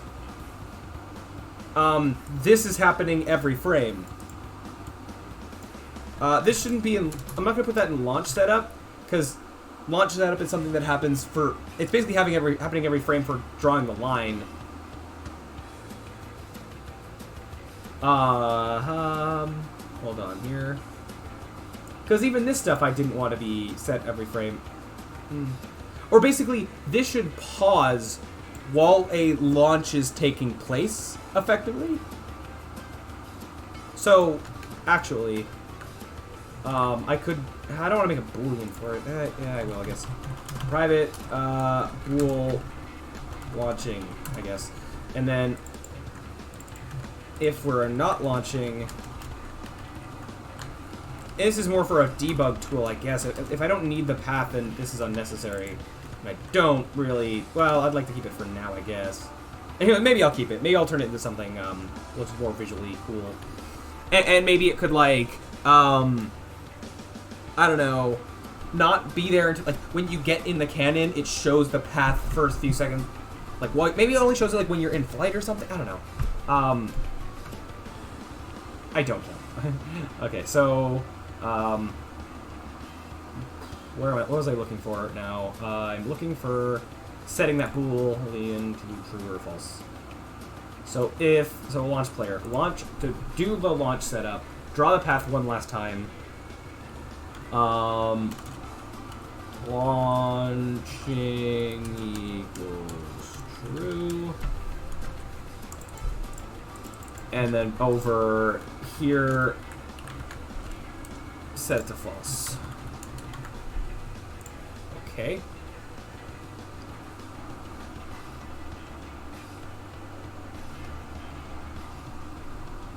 Wait a minute. Okay, so now that shouldn't be getting reset every frame. So basically, these weren't doing anything until now. So good to know. So now I should see stuff happen. Hold on. Yeah. Okay.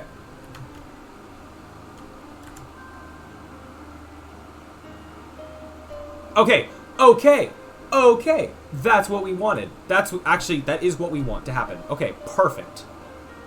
So now let me just see if I can find like a good initial value for that. I'm going to have to keep going in and out of play mode because the gravity part is what's going to make us keep going. We just have that off right now. And I want to get like one to seem good and then do the other. I think. Okay. No. Well, yes, but so that was good starting speed. I need that to. I would prefer. I should see me stop before I hit the X. I think with this current configuration.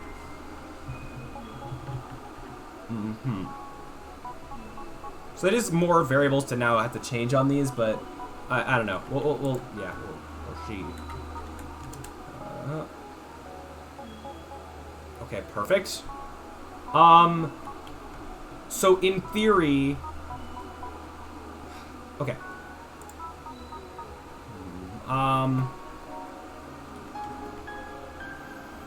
So in theory, that should stop about at the peak.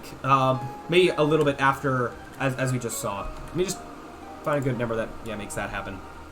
But the second I move the target, that's not going to line up anymore.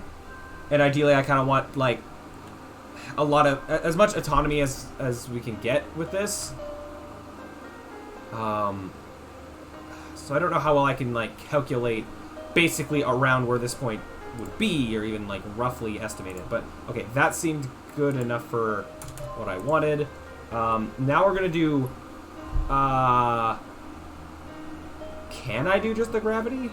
Well, how about actually no? Yeah, we'll have both now, and then I'm gonna make these values like inverse of each other.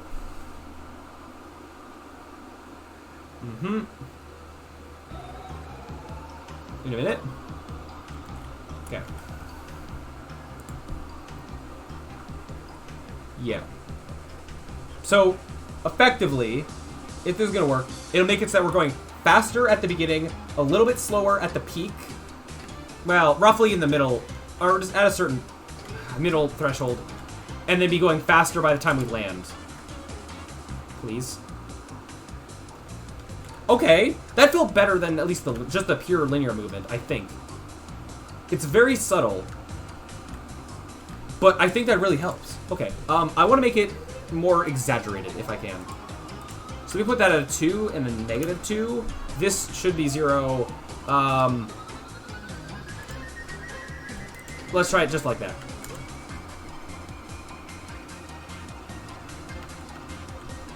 Okay, okay.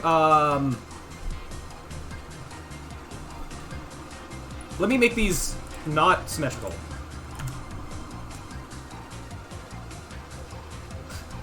No, okay, okay. Yeah, if it catches on before the peak, it does not like that.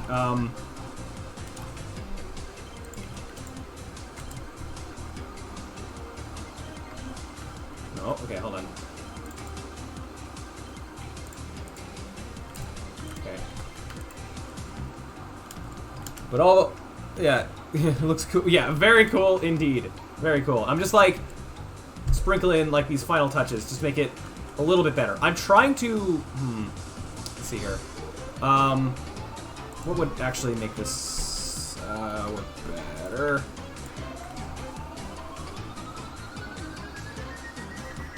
Okay, okay, interesting. Okay, so okay, so that's a slight issue where the cannon, I need to make sure that the cannon has fully reset before the player gets back in, which I'd like to think in a real level scenario that would happen, but or I could force reset the cannon if that's not the case, but yeah. Okay. Interesting. Yeah, I'm just like looking, yeah, just like say like slight minor things I want to change. Now, okay, now the problem with this though, you should make the line and the X only appear when you're in the cannon about the shoot. So right now these are just visual pointers for me. I don't know if I even want to keep the line at all, or I just want to kind of let it be a mystery, like where you're gonna end up. Or and the X is also just a visual indicator for me right now. I don't know if I'll have such a thing in the actual levels either. We'll see. That's I think we'd figure that out like as we're making real levels or whatever. Either it'll be super obvious, like you'll see the cannon here, and there'll be a big obvious gap with land on the other side. You get in the cannon, it just launches you generically over there. It could be something like that, or yeah, I don't know. We could also make, rather than an obvious X like this, it'd be interesting to, like, as part of the level environment, just make the area where you land look more worn out than the area around it or something. Could just look, I don't know, interesting, rather than being a straight up X like that. Yeah, I don't know. We'll see, like, as we go to actually make it. But right now, this is all just visual aids for me, for the sake of the programming. Yeah, I think, let's do that. Trying to find like the perfect numbers for this. And I'm using a bunch of like whole numbers. I could be using integers, or I'm using integers. I could be using decimals. Just yeah. And it can be like exaggerating, cartoony a little bit. I don't know. Let me try this at 2 and then this at 4. Oh wait, I'm sorry. The numbers I'm changing are behind my head. Or not behind the other screen there. Oops. My bad. Yeah. I would like to... Okay, so let's just... I'm just gonna go copy component, go out and then paste. It should... Yeah, get those to be there. They were. I'd like to try out this more with a real scenario where these are gonna be like a lot further apart and kind of see what's more like with that. Let's just try that. Now, these numbers are not going to work now because I've changed the distance. So it'd be nice if somehow I could have them scale based on the distance between, yeah, the distance from, oh no! Why aren't you lining up? No! Ah, no! Excuse me? Oh, wait. I have a theory. It's... Oh. Okay, okay. So... The end point isn't being affected by the...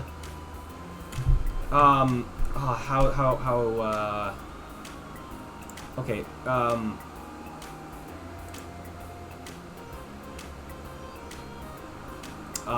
what is that needs to be changed? It's something in the, launch setup, I think. Does this not need... Is this because it's like a double subtraction? If I just used... Well, I do this... So, these start the same, but then I change this one so that it's not really the same. Maybe. Let's see. If it's that easy. Will I get lucky, or is it something else that I need to change? Let's find out. And hopefully not break other things. Yes! Yeah! Okay. Double checking. Seems all good. Awesome. And yes, it doesn't come out of the cannon, right? Because again, that wasn't really meant to. Okay. We...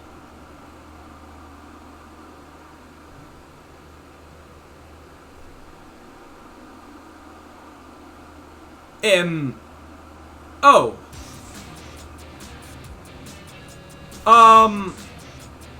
It, kind of worked anyways? Is it actually? Huh. I'm more confused. I'm like, that shouldn't have worked. I mean, still not perfect, but it worked better than I thought it would. Hold on, I wanted to, yeah, test this with different... I want to turn off the gravity one. No, I can't easily do that without really breaking it. Or... Make it that super small real quick. I just want to test something. Okay, just thinking about where in the line I stop. It's like a little bit before over the top. Do that, then it should get to the end. Get rid of it again. Make it shorter.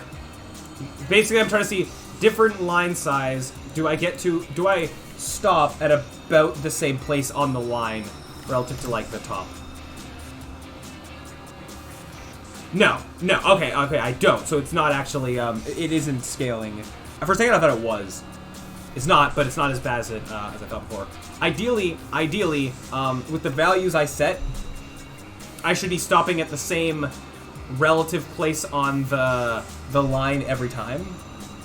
And that's gravity doing its work there. Now how do I don't know how I would get that to happen, because otherwise I'm gonna have to like tweak these values as meticulously as I was just tweaking them for every cannon as I slightly move things around, and I would prefer not to, as I've said. I'm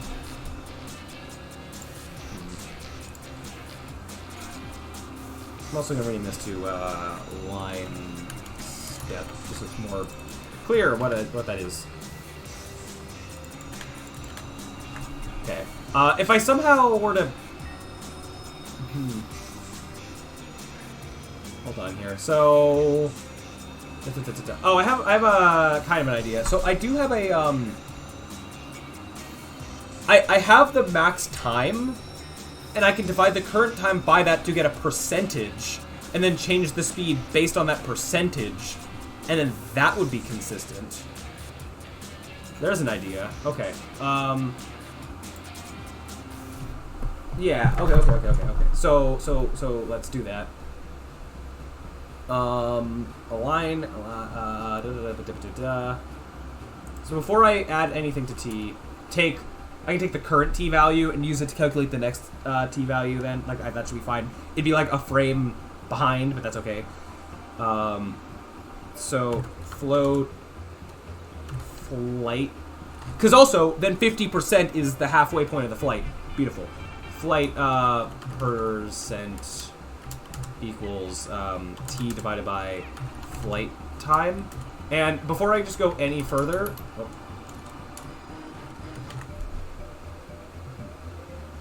Because then I actually might be able to use this to have less variables. Maybe. I don't know. I just want... the closer you are to max height... Oh, no, I guess actually the height wouldn't be... The peak of the thing wouldn't necessarily be at 50%, like when there's different heights in the start and end point, so never mind. But it might be close enough.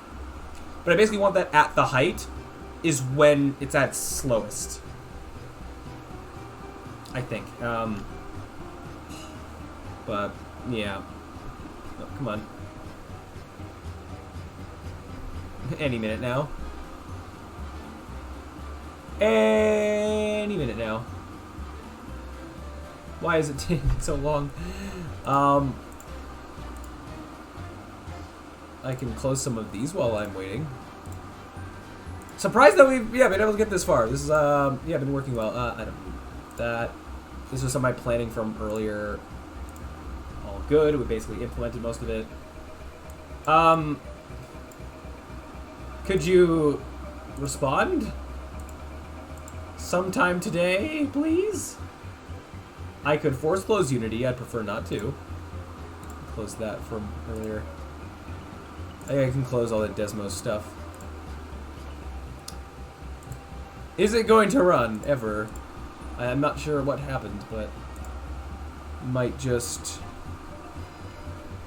refresh, like... might just task manager close it and reopen it because that might just be faster than whatever's locking it up.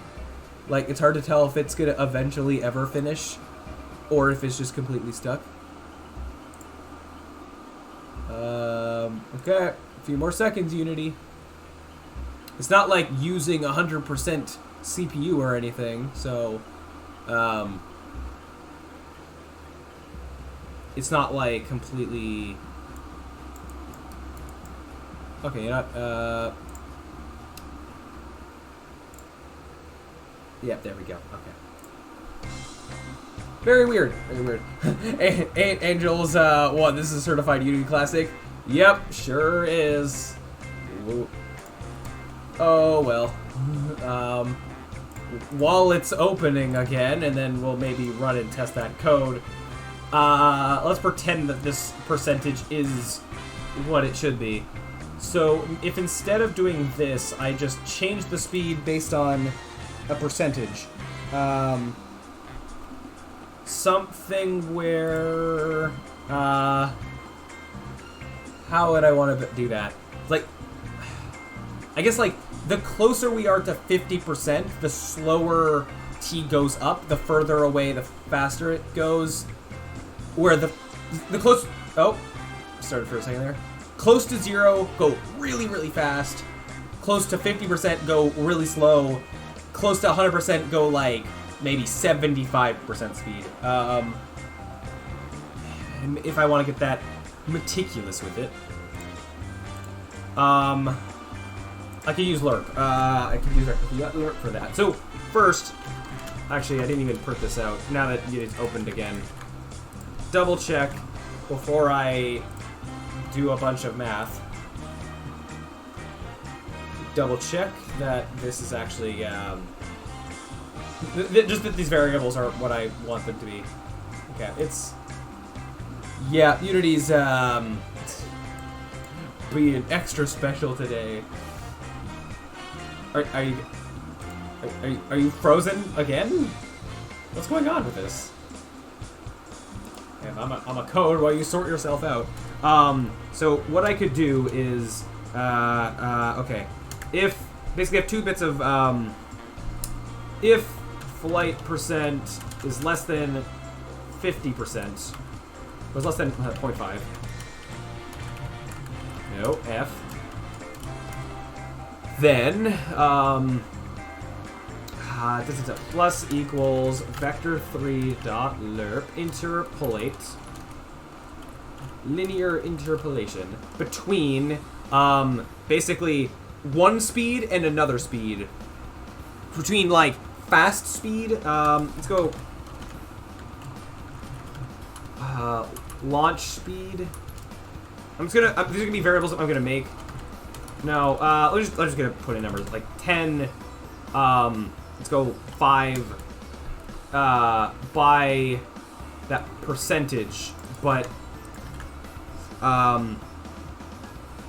more of like a new percentage that's like I guess divided by 2. Yeah.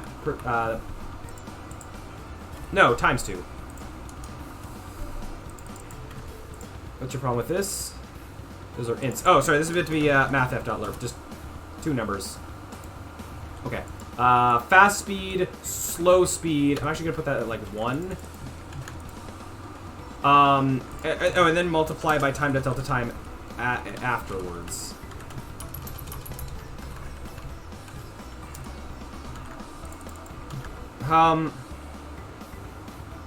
Yeah, okay. This could then be further improved if I, just kind of skipping ahead in my mind here. If this does work, this could be further improved by knowing the percentage that the peak of the arc is. Maybe. I don't know. Possibly. I'm just gonna go with this for now.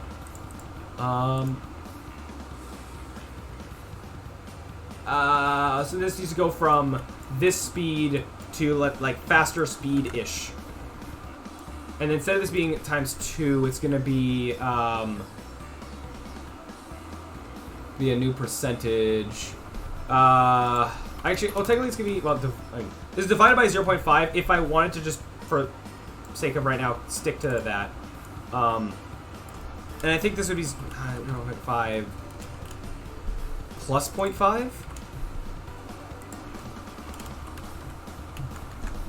I think that's the math? Is that right? Maybe? And then don't do any of this for now. And then these might be 3 variables in the inspector in a minute.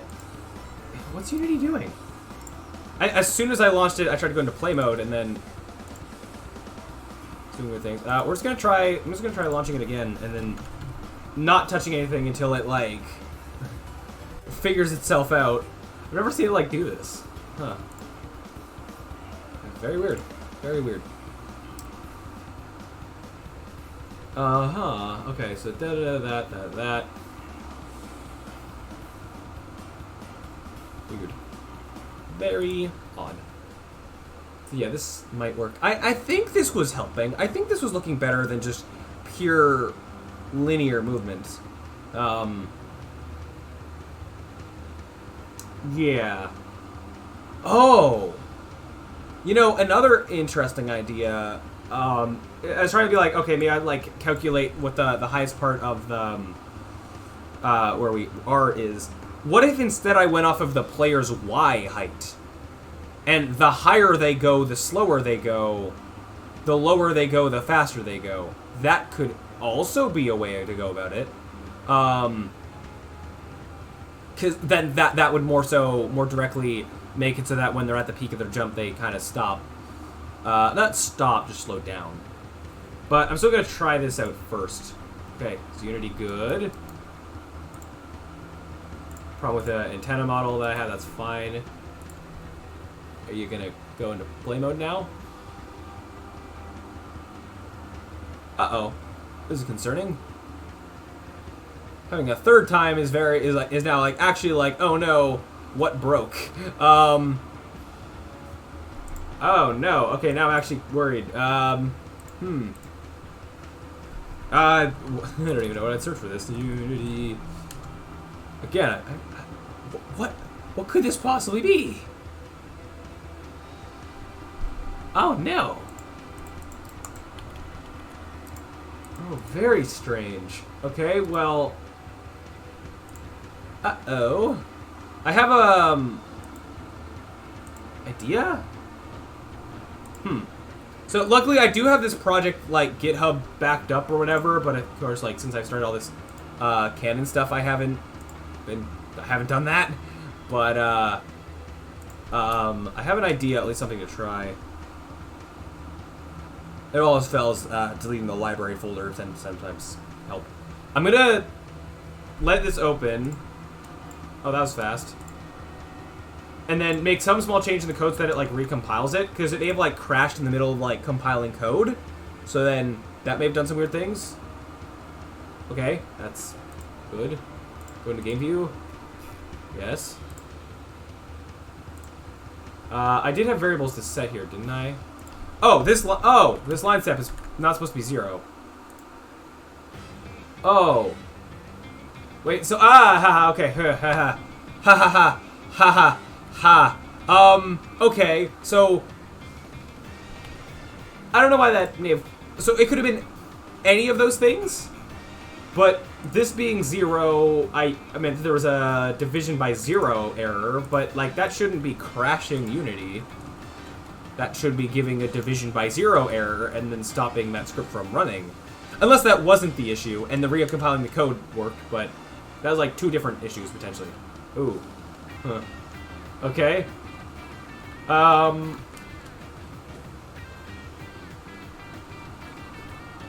mean... okay. Yeah, not that. If I made these different numbers, would it function better?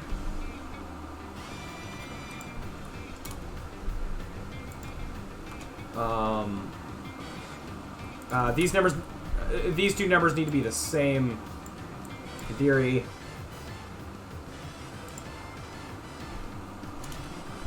May I make it more subtle?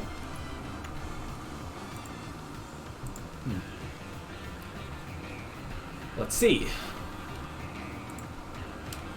I mean, I can fall back on the other way that I was doing this before, but again, this would be in theory consistent depending on the size of like the distance. Why was that still super fast? Oh, what? And I could make these public variables, but nah. I'm gonna make this, yeah, a lot smaller than I think I need to.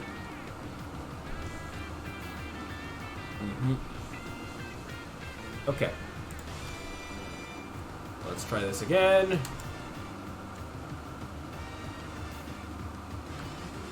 There's a, okay, unlike before, this time there's like a very noticeable jolt.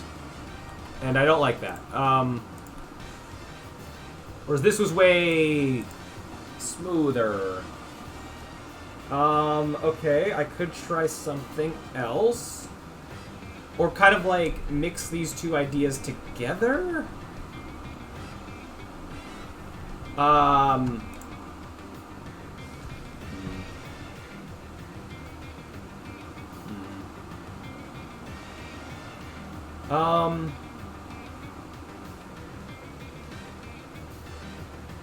What do I do? What can I do here?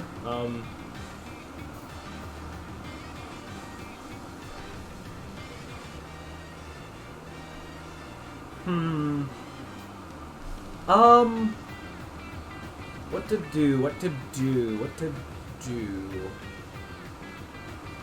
So, okay. Yeah, so as I said, this seemed to work better. And there's also, going back to linear speed, but... Is the logic here correct? I thought it was.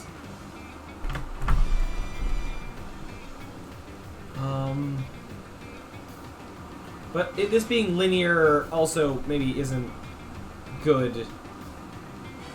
If this could be more rounded.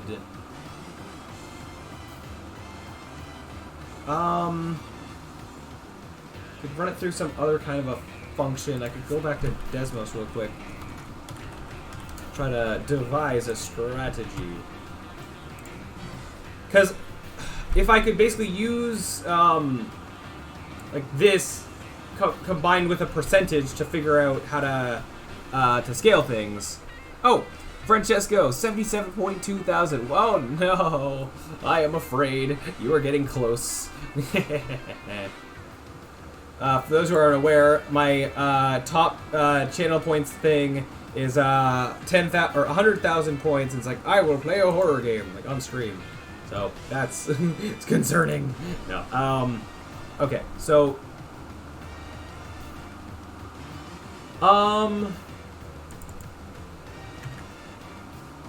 wait, could it be as simple as just multiplying this by the flight percent? Surely not. No, no, oh, you're not gonna, oh right, that's not, that does not, okay. You know what, okay, fine. Thought there was a command to, like, mass comment code in Visual Studios. I know that's a thing in other IDEs. Okay, so, or not just there, wait, hold on. Oh, right, no, wait, no, yeah, just, no, so these are still going to increase independently. I need the percentage to govern, the rate of increase, I think. So that how much these increase, yeah, has affected the whole thing. Right. Feel like this isn't correct.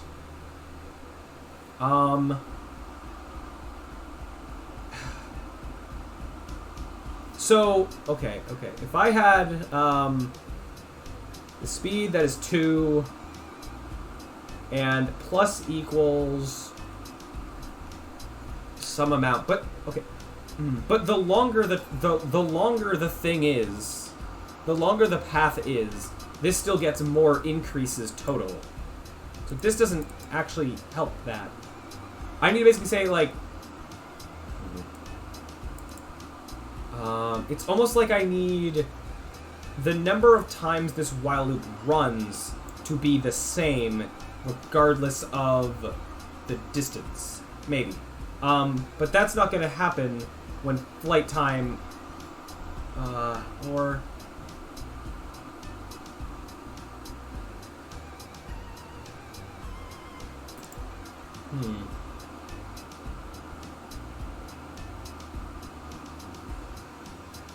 Or could it? Okay, so think about this. Let's say I wanted it to,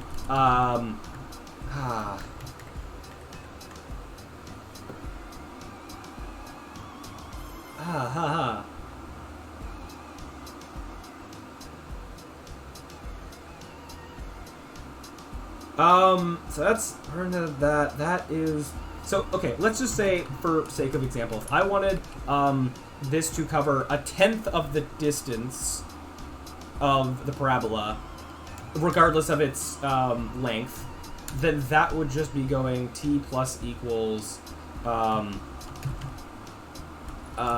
like 1/10 of flight time. So flight percent times 0.1%. This would make it cover, just this alone would make it cover 1/10 every time, which means that then this would complete in 10 frames, regardless of the number of,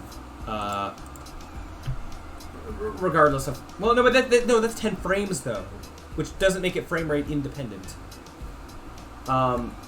What's your problem with this? Closing brackets? Oh, yeah, okay. Would then, timing it by time.delta time still make this then more consistent? So then, this is more, treating this like seconds. So then this would be more like, it covers the entire, distance in 10 seconds rather than, 10 frames, right? Let me test this theory. Now, I don't know, like, if I want to, for, like, a short, so one thing I worry about, I guess, how consistent I make the distance is just that, for a long cannon shot and a close one, like, I don't necessarily want those to take the same amount of time. I don't want it to take, maybe I want it to take 10 seconds to launch really far across the level. But to launch, like, really close, I don't necessarily want that to take 10 seconds. So, I don't know if I want it to be that consistent. Like, in terms of, oh. Hello? Why are you printing a 0? What am I printing? flight percent is 0 currently. Oh. Or I meant this to be flight time, not flight percent. That's not what I meant to have there. Of course, it's gonna be 0.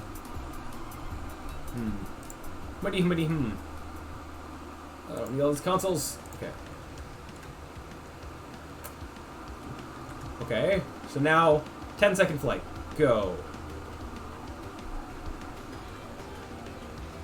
Yeah, I'm probably about 10 seconds, sure. But again, I don't want every cannon shot to be the same amount of time. I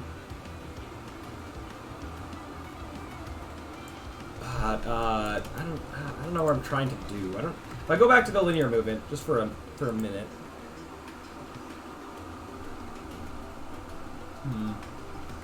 I just don't want to have to meticulously set up those 4 variables for every single cannon. That just seems not good. It's like there's gotta be a better way. So this was linear movement. Of course it could be faster. But that kind of felt... Like it...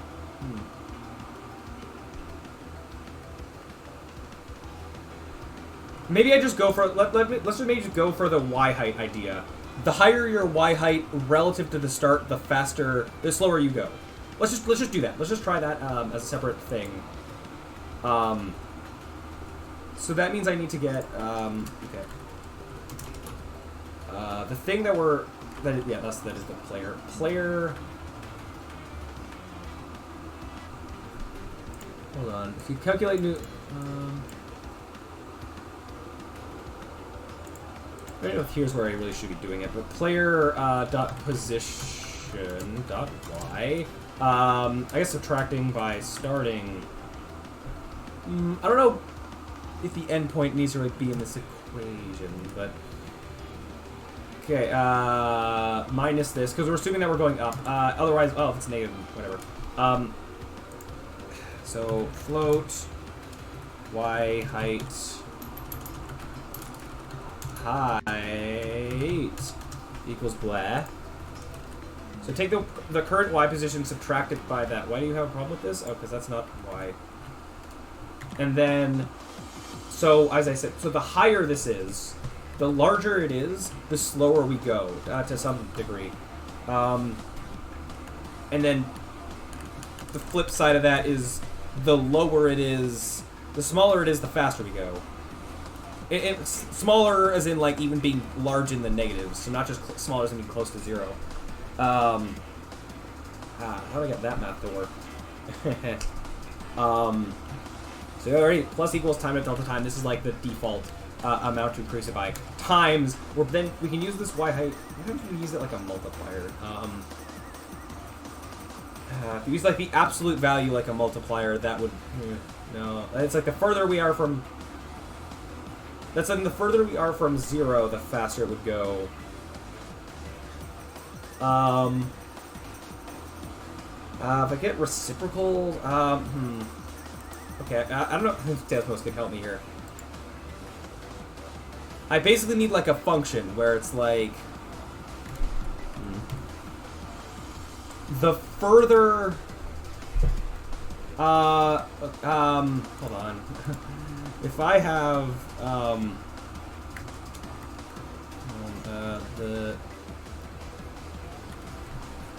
oops, that's not what I want to do. If I do something like this, something that's like going through, this axis. So I'm losing, like, the math I'm trying to do in my head as I'm doing it. Oh. So I basically want to do some math where it's like, the higher we go, the slower we go. So, or if though this speed, how, or could even be, no.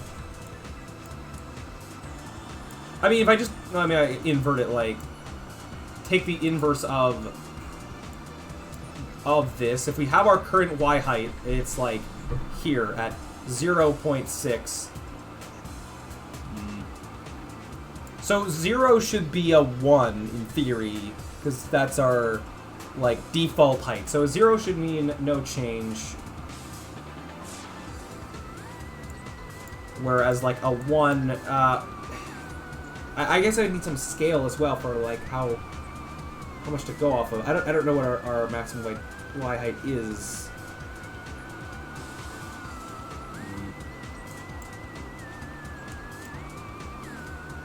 I could treat it like 2 separate things, where... Okay, so... Look how far away it is from 0 in the positive. Why am I not seeing this? What? How do I... how can I do this? I thought this one would... doing this way might be easier. It's not seeming to be the case here. So... Getting this Y height, I can go, I guess, like, if... if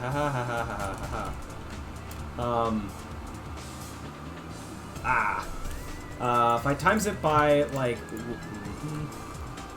1 minus Y height, and that's gonna get 1 is 1, 1 is 1, 1 has no change.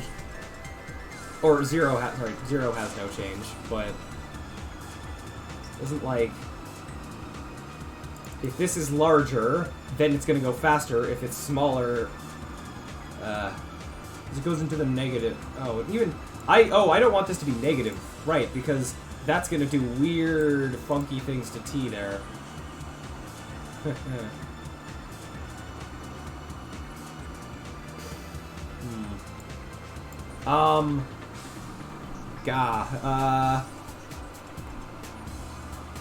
What do I have to do for this? Or is there a better way to go about this? Have the Y height. The higher the Y height. I don't know. So, I want to say, okay, so look at this one step at a time. If I want to say the smaller it is, the faster it goes, then that would just be times, like, the absolute value of this. So, let's just start there.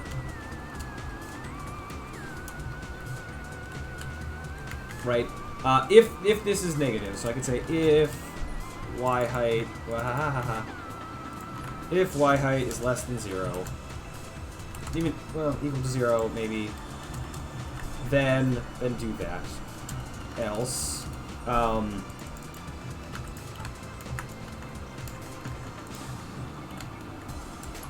then maybe it would be like the inverse of this, like the reciprocal.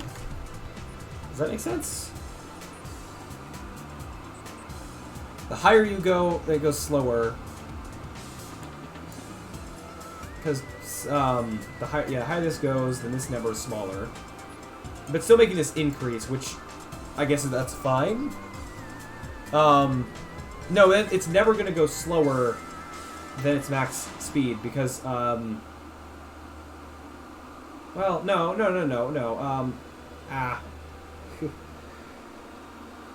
No, this is making it smaller. No, sorry, I'm right. Okay, let's just try this. Yes, this is not going negative, which is what I want in this case. Might have to multiply it by some other things, but just try that for a second.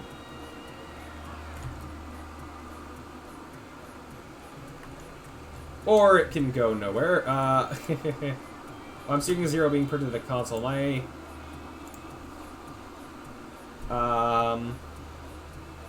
Y height was 0, which meant that it was running this bit, and it's going 1 divided by 0.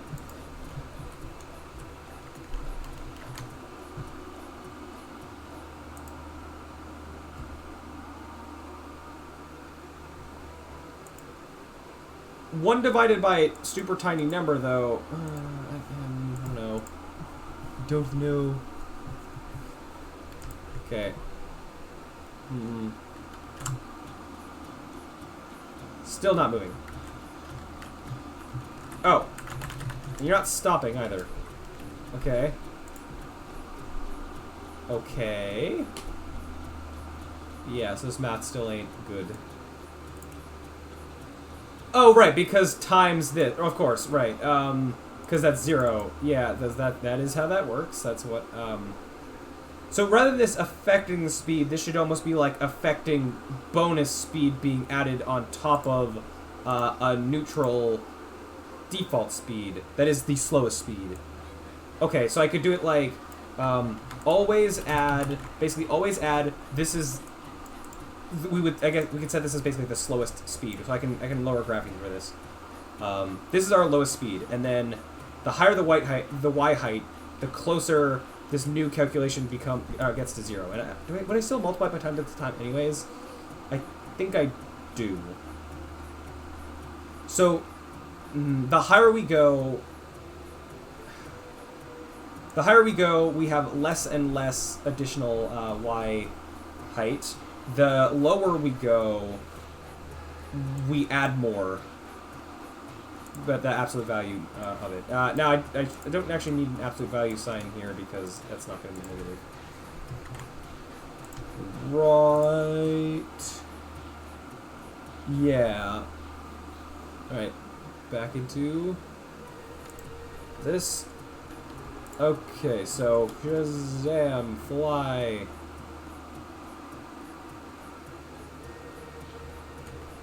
Okay. Huh. I don't like how he's coming out of the cannon on like the first frame there, but if it's equal to 0, there should be no additional y height.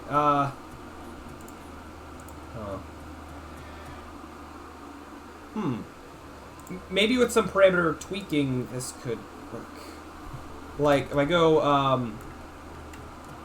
up, speed, multiplier, and some kind of, down speed multiplier.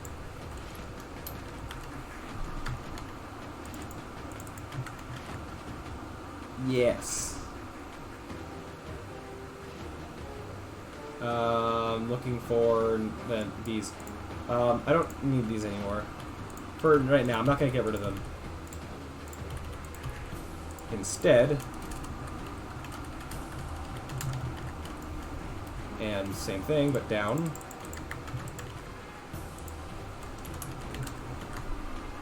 Okay. And then we tone down gravity a little bit so that we go slower. Oh, you didn't like that? Oh, yep. Is that all where I'm using those? Mayhaps.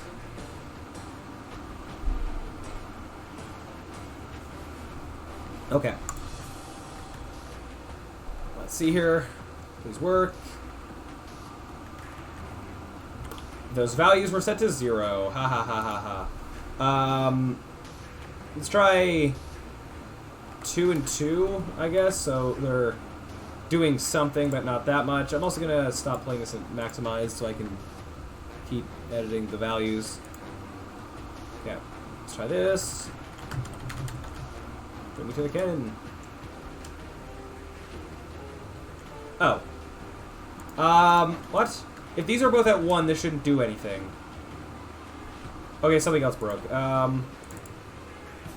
Also, I don't need to be printing this.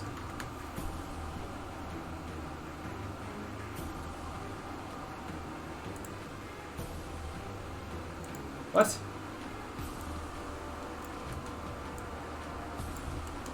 Like, get rid of those, then does it suddenly work again, or is now that broken? No.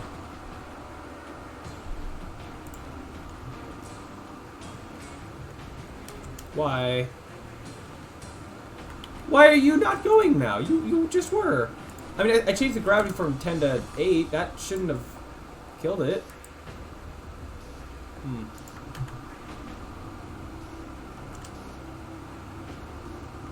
No, that, excuse me? What changed? Why? I'm not using the flight percent anymore. Oh wait, hold on. Let me see something real quick.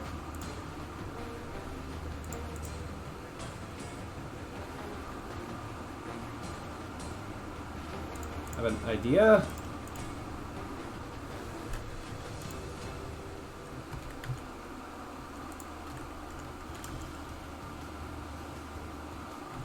It's not running that section anymore for some reason, or it's not running this as often as it should. It like when it fires, it's only like printing this once, but like it'd be printing it every frame if it was running properly. What happened? And I could try to control Z back to when it worked, but I shouldn't have to.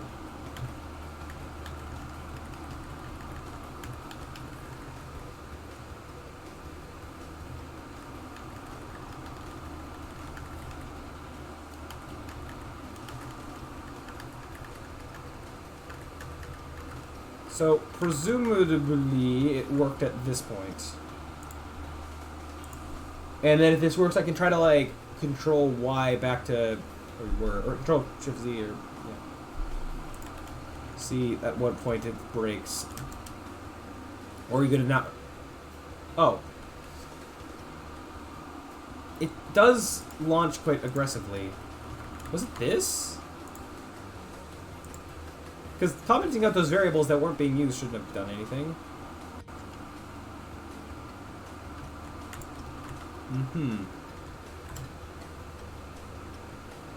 It was. Why? Why would that have a problem? Because you're still going to be increasing by t. Even at 0, when this y height is equal to 0, this doesn't run, this runs. So it's going to plus equals... Oh, 1 divided by 0. Oh, that's your... Right, of course. Okay, so we go back to the present. Back when it was like this. I shouldn't need these. Put the equal sign back in there. God, you... Doesn't like trying to divide by 0 and having infinity. Does not like it. Okay, so put these back to 2. And then see what happens.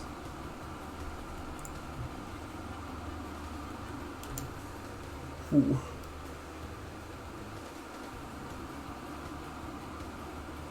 Okay, kind of. So if I make these a lot more, something weird's happening like on the frame where it comes out, but push you to 10, and you're still not really increasing how I'd like you to. Oh, well, of course, because they're not in here anymore. Oops. Oh, what did I press? No, thank you. Speed multiplier. Yeah, you gotta put the variables in for them to get used. Who knew? A revolutionary idea. I know. So now they should do things. Again, I don't know what's happening, like the frame... It's like jolting out, like the frame that it comes out, but... We'll look into that next. Not sure why that's happening.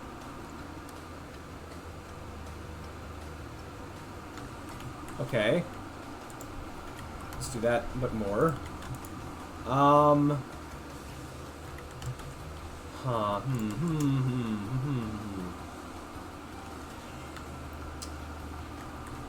Wait, no. I increased the down speed multiplier, and he rocketed.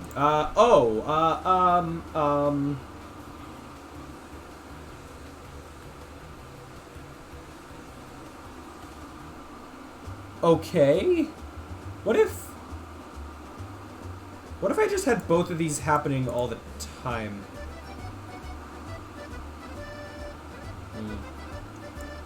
But absoluting them both times. No. I keep cracking out Desmos being like, can visually seeing what these functions are doing help me? Like, ideally, I would just have it be one single function, maybe? I don't know. I mean, it doesn't seem that bad on the flip-flop from the top to the bottom. It's just that initial launch that doesn't like.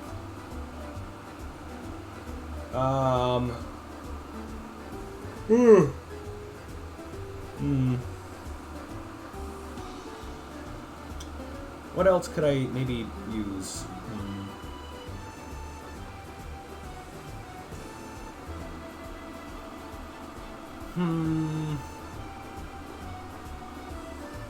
What could I do differently?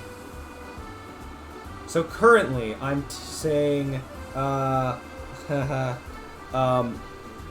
I'm just realizing one thing to also worry about is that the Y height isn't a consistent thing either. The larger the distance, the higher up it goes, so the faster we'll get, well, faster we'll get down to default speed before we hit the top of the curve, which also worries me. I mean, I can change the up and down, multiplier, down multiplier for that, but again, though, not as automated as I'd like it to be. I mean, if I could calculate the highest point and then use that as a percentage and say the closer we are to our highest point, I don't know. Oh, wait a minute. I'm just realizing that, this isn't working like how I thought it would. I'm just realizing that, when we start going down... Oh. I'm just realizing that when we start going down, that doesn't trigger the down speed multiplier. It's still using the up speed multiplier. It's just inverting. Or, like, it's starting to get big again. Oh, I'm just realizing that, yeah, that part of the math is wrong. Yeah, okay, oops.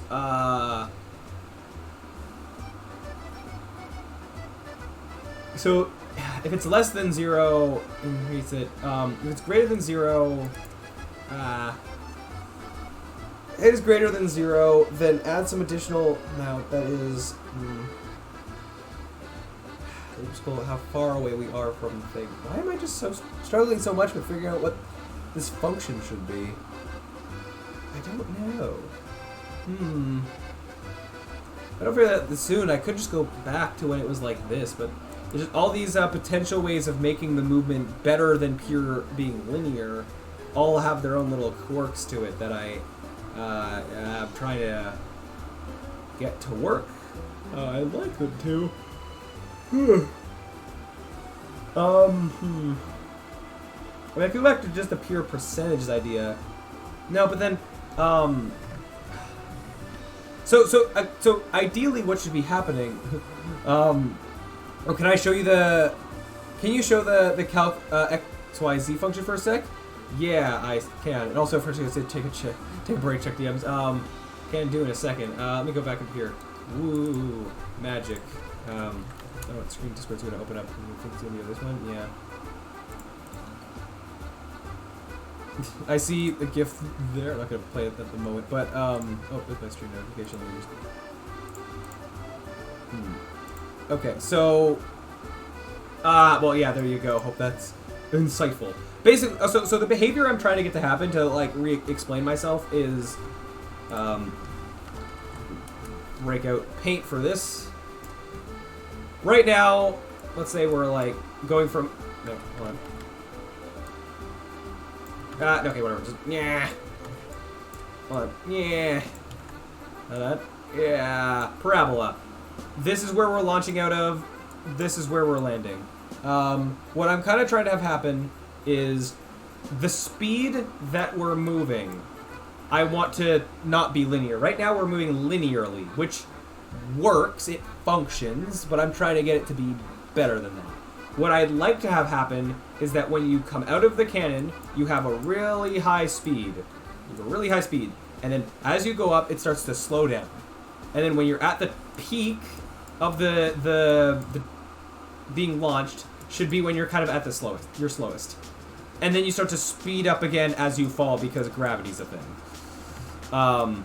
Now, I think, if I were to kind of rank the speeds, this would probably be your fastest speed. I'd call this like fast, slow, medium-ish, maybe. Or if these are the same, then that could also happen, but yeah.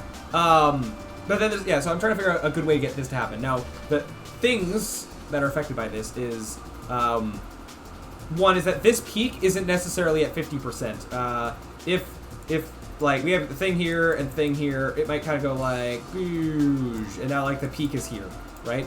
So I'm trying to maybe come up with a solution that doesn't go, that goes off of like where this is. So then it should be like super fast. slowest speed, medium speed here, I guess. But also preferably not making this look weird. I don't want like going from this to like look really bad, I guess. Because this also might like slow down a lot and then like slowly fall like that. That would also might be weird to see. I'm just trying to find a good way to affect the speed the whole way across that looks natural, ideally as automated as it can be. For now though, I could just go back to the like default what we had. Just to kind of let me just compare, I guess. Just adding it by delta time every frame. Could have, and then this gravity healing here is kind of working as a set multiplier. Okay. Yeah. And oh, this can change. Huh? Actually, I am. Oh, what happened? Oh, you don't like that being 0. Oh no. You don't like gravity being 0. Oh no, you're doing a bunch of calculations. Ah, you're frozen again. Okay. I see a reason to clamp gravity. Where's G being used? Multiplying is fine. Dividing by 0, not fine. If you're 0, that's okay. So then you're 0 divided by that. The square root of 0 is 0. That's fine, I think. Where else is gravity being used? Here, that's multiplying all... Multiplying... Wait, why is gravity being 0 a problem? Or is it more it being negative that... okay, yeah, I'm gonna have to, like... Task manager close this again, except this time, it's my fault. Oops. Okay. Wah. Okay. So... I'm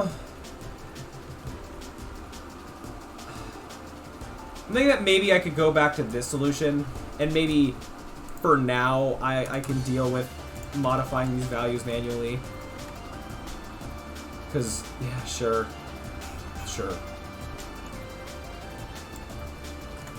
It was like the best working solution for now. I can deal with having to set things up manually for now until I can math out a better way. Was that everything I needed to uncomment? Comment that again. And don't have a flight percent. Okay. I think I could just real quick just go, I guess actually even this doesn't need to recalculate the path while it's launching, in theory, but, it could do a little thing like this. If gravity, no, hold on. If gravity is greater than 0, actually, wait, is there a way to, like, clamp values here? Where is it? Isn't this a thing you can do? You can go, like, range... I don't need an upper range, but I went 0 to, like, 200, for example. That's attributes is the name of that. Unity, positive attribute.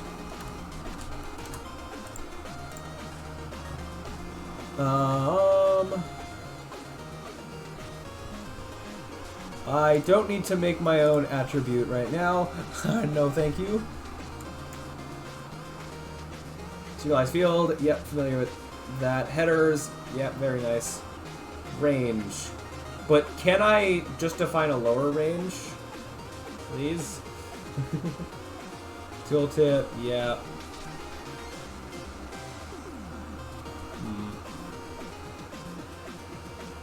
Text area, yeah. Okay.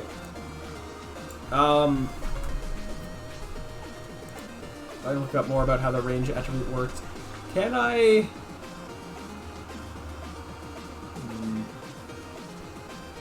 If I look at its constructor, it needs a min max. I don't need to do this. Okay, I thought I could find it quickly. I mean, I could... Oh, I'm not even using this, right?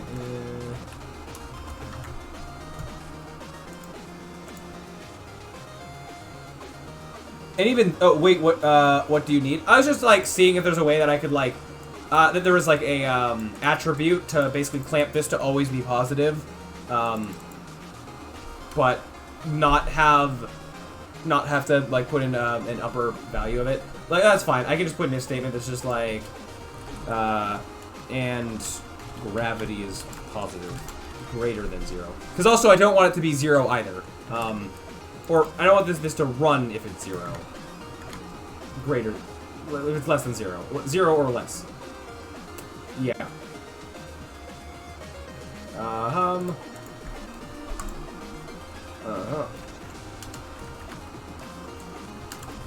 I guess it's just a quick little fix. It's fine. Yeah. Alright. Let's try this again. Alright, these values didn't save from before. Hold on.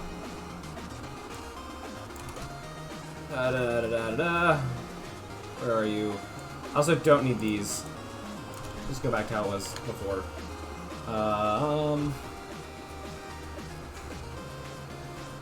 Oh, I have no idea what these were before. Other than...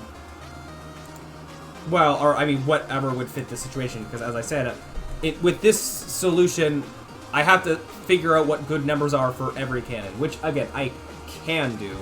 And I guess it gives me a lot of control. But, like -2 and +3, maybe? I don't know. Maybe I'll find some values that are, like, good enough for, like... short, medium, and long ranges. Okay, that was actually pretty good. I don't know if I like how I'm kind of bouncing off. Hold on, let me just... The actual X here, I don't actually want it to have collision. Let me... Yeah, do that. Now, actually, while I'm speaking... While I'm dealing with collision, for now, I'm going to just see if I can... with the cannon itself, I'm gonna just give the cannon a mesh collider. Quick and dirty way of doing that. And just so we're not, like, bumping off the cannon. But I don't know if this is going to mess up, like, the actual, flying. So we're going to find out. Oh, seems pretty good. Okay, cool. Yeah, we are kind of... So here's the thing. I think we're hitting off... Actually, like, I had a solution, like, I know why we're hitting off the ground. But then, like, actually, I don't know why we're hitting off it that forcefully. I mean, I can have the X be higher off the ground. I don't know. What happens... Actually, let's just see what happens if I do. Just how it kind of behaves.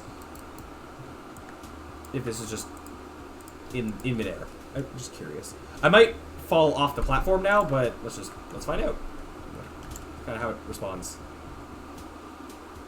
With this speed. Oh. Right. Right, because velocity isn't... Because then I reinstitute the rigid body, things kind of reset. Right, that's going to be a thing. For right now, I'm going to not worry about that. It's, like, okay enough. Later on, I might try to fix that. One other thing I might do as well is... deciding, like, what I want to invest my time in with right now. I think for now, that's fine. Okay, so... I was going to say, one thing I'd like to do eventually is have the player go upright. But for now, it's fine that they don't. One thing I will do, though, is... adjust the speeds of this a little bit. Try that out. 3, 0, 2, -1. Let's see how this affects things. I'm fine with that. You know what? Great. Good old cannon. Now, well, here. With this exact, with these exact numbers, let's just see how feasible they are. Let me also just, so I don't have to keep running over there. I want to basically try, oh, you know what? Actually, now's a good time to have multiple cannons. Let's double check that having multiple cannons doesn't break everything. Okay, so here's what I'm going to do. I have 3 cannons. You know, actually now's a good time to just make them a prefab before I, yeah. Before I do that. Level cannon. Okay. The line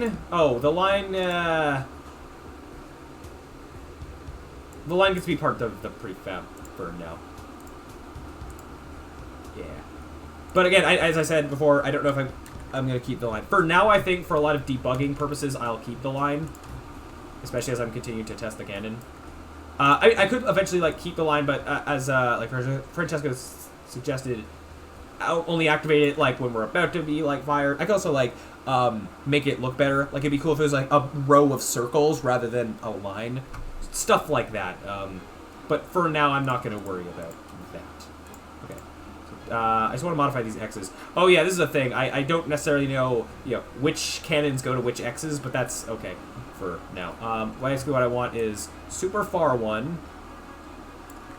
I guess medium one, and this one be super short one.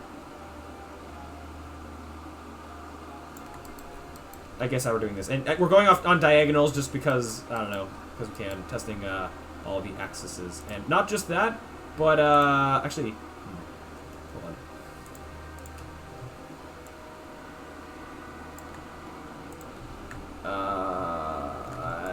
Okay, we're just gonna have one more here. And this one is gonna be super far and high. Well, it'd be high off the ground. Ignore those curtains. The player's camera can't actually see those. And I guess I'll just quickly put a little platform up there. I just want to see how this behaves. Because this is what I'm about to do. I actually want this to be a thing the player gets to experience, is being launched miles in the air. I don't want to see what this is like. Okay. Let's see if this just works. It looks good enough. Ooh, we get all the lines. Yeah, I guess I'll go smallest to biggest. Yeah, that's all the way up there. Oh, that X is not on the floor. Hold on, let me just, actually that small one is actually pretty good. I'll move that X just back a little bit. Be a long distance, but not that long distance. Yeah. Because also, like, yeah, as the rows go down, they're further. Okay, so this one, short cannon. Booyah. Medium cannon. Ooh. You know what? Actually, this is working great. Maybe I don't need to change things as much as I thought I did. Huh. But I'd be fine with leaving it as is. Okay, long cannon, go. Oh, yeah. Okay. Wait, actually, this is working great. Wow. Well, then. I thought it wasn't before, but okay, sure. And super long and high. Woo! Oh, that's awesome! And then I can fall. Whee! Okay.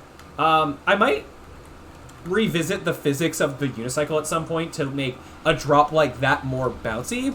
Like, fall fast and, like, hit the ground where you kind of, like, bounce a bit. But for now, yeah, I'm happy with it. It took a while to even get the unicycle physics how they are, and any change I make will break them, so worried on that. That's amazing. Yeah, it's great. Yeah, it's very great. And this was something I tried to do before, and I thought it wasn't working, and or in terms of the way the speed is handled. But yeah, I'm happy that yeah, it is working great. Now, one thing I know is an issue is if I try to quickly get back in the cannon after being launched, before it has fully reset, there's some rotational issues. That's only if I can get back to the cannon before it's fully reset. Now, yeah, I mean, I guess I should probably, like, so under normal circumstances, you cannot get back to the cannon before it resets. But just for safety, I'll just quickly put it, it shouldn't be hard to do, to quickly if you've interacted with the cannon before it resets. I'm just going to have it just forcefully reset. And I can do that like so. Hold on. Actually, I can do this in a way that's like really easy. By just before I do anything, it should already have this rotation. In ideal circumstances, make it have that rotation, because that's what it's supposed to start as. Hold on, let me just make sure I'm copying the right code to the right places. Otherwise, we's are gonna have some problems. I also haven't tried rotating the parent game object. I don't know if that might break things. It's worth a shot. Yeah. Okay. I'm just gonna go straight to the large one. Whee! Oh wait, that's not what I was trying to test. Hold on. I need to test the small one. I'm getting carried away. Yeah, alright. Here I go. I don't know if I want to increase the base speed of the player. Could do that as well. Be more fast-paced action.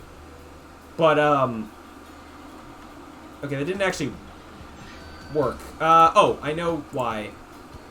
No, wait, hold on.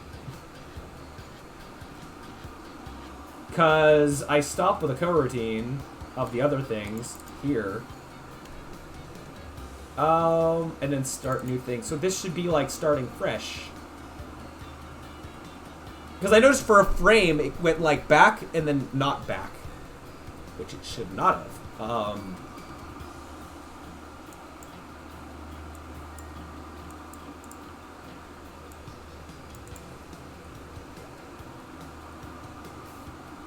Unless, what else could be the issue? I actually have a better idea? No. Wait, no, Idea was forcefully reset. So, two things I can do, right? One, make it so that you can't activate the cannon until it's reset. Or two, forcefully reset it when you interact with it. I'm leaning towards the second one, because, yeah, I'd rather just it work. If this is a gameplay scenario that, in theory, shouldn't happen. Oh,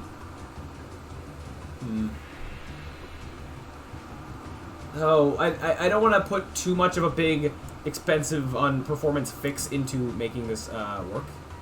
Also, I think I'm fine on deleting all of that. Okay, I thought that the thing I just did would work, and I'm actually not sure why it doesn't. Okay, so...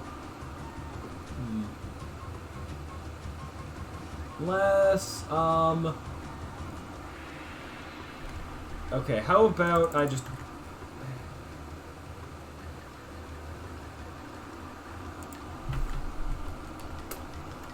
put this stuff here. Before the parenting. Maybe it's because of the parenting that things get weird? So maybe I'll do it here in both places. And then maybe that'll work. Yeah, let's try that. If it doesn't work, then that's okay. We can move on. Okay. Short cannon. Go. I'm also just realizing that the actual, like, wait time to fire, I think, is actually too long, now that I think about it. Okay, and also it's working. Oh, yeah. Woo. Huzzah. It's fine here that it snaps, because, again, this is not supposed to happen.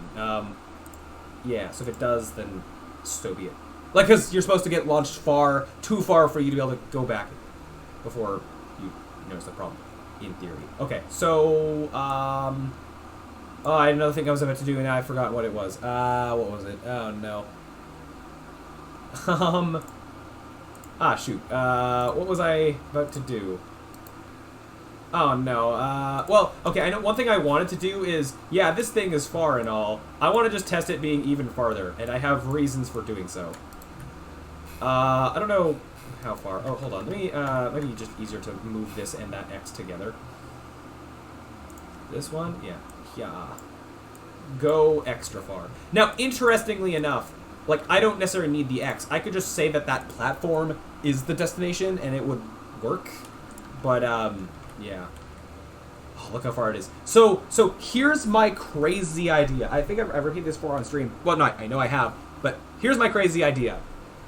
With hub worlds, I already had it in mind that the hub world is going to be like a bunch of planes. Because for the story of this game, I'm not going to explain the whole story right now of what I'm playing, but for a sliver of it, this is a moving carnival. A carnival that goes from place to place. Or a traveling carnival, yeah. That goes from place to place. And for the sake of different level varieties and all that. And how they get from point A to point B, to whatever construction crew that disassembles all the carnival, they ship it somewhere else and then they build it up again. I wanted that to be more aerial stuff, planes and stuff, so yeah. Actually, at one point, like, when I first thought the idea, I was like, oh, it'd be a bunch of trucks and stuff, sure. But then I decided to make it, like, yeah, through planes and whatnot. So this is going to be, like, this big aerial plane thing, traveling through the skies, and that's the hub world. And then from there, you select a level, and then that's like you choosing to go to this location to have the carnival be hosted there, and then you do the level, where then you have to run around and fix rides. So my idea is, how cool would it be if from in a level at all times, or if you're in range of being able to see it, you can look up and way far in the distance, you can see those planes in the distance. Now, that could just be some like asset stuff that like, or it could be like, you know, low poly in the distance models that like, when you actually go to the hub, it's just like hides it with the loading screen. However, basically, what if there's the hub?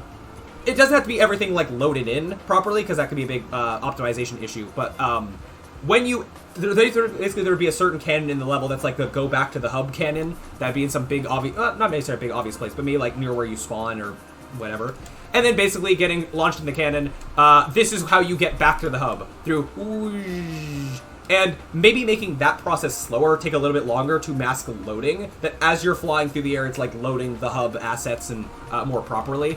Yeah, and that's my idea of how you get to the hub world. And then also, from like the hub world, you go and like select the level, and then you see it like down there, you get in another cannon on this side, and then you get launched all the way down there, and then level starts. That's my idea. Which then means basically no, like, loading screens, but no loading screens. Basically, loading happens as you're flying through the air, in theory. Or doesn't it can happen beforehand. Like, the level could be loaded down there already. Like, in the process where you select a level, it could load then, and then once you then gain control again or whatever, then you see the level down there, you get in the cannon, and then you just fly to it, so not much, like, loading having to happen.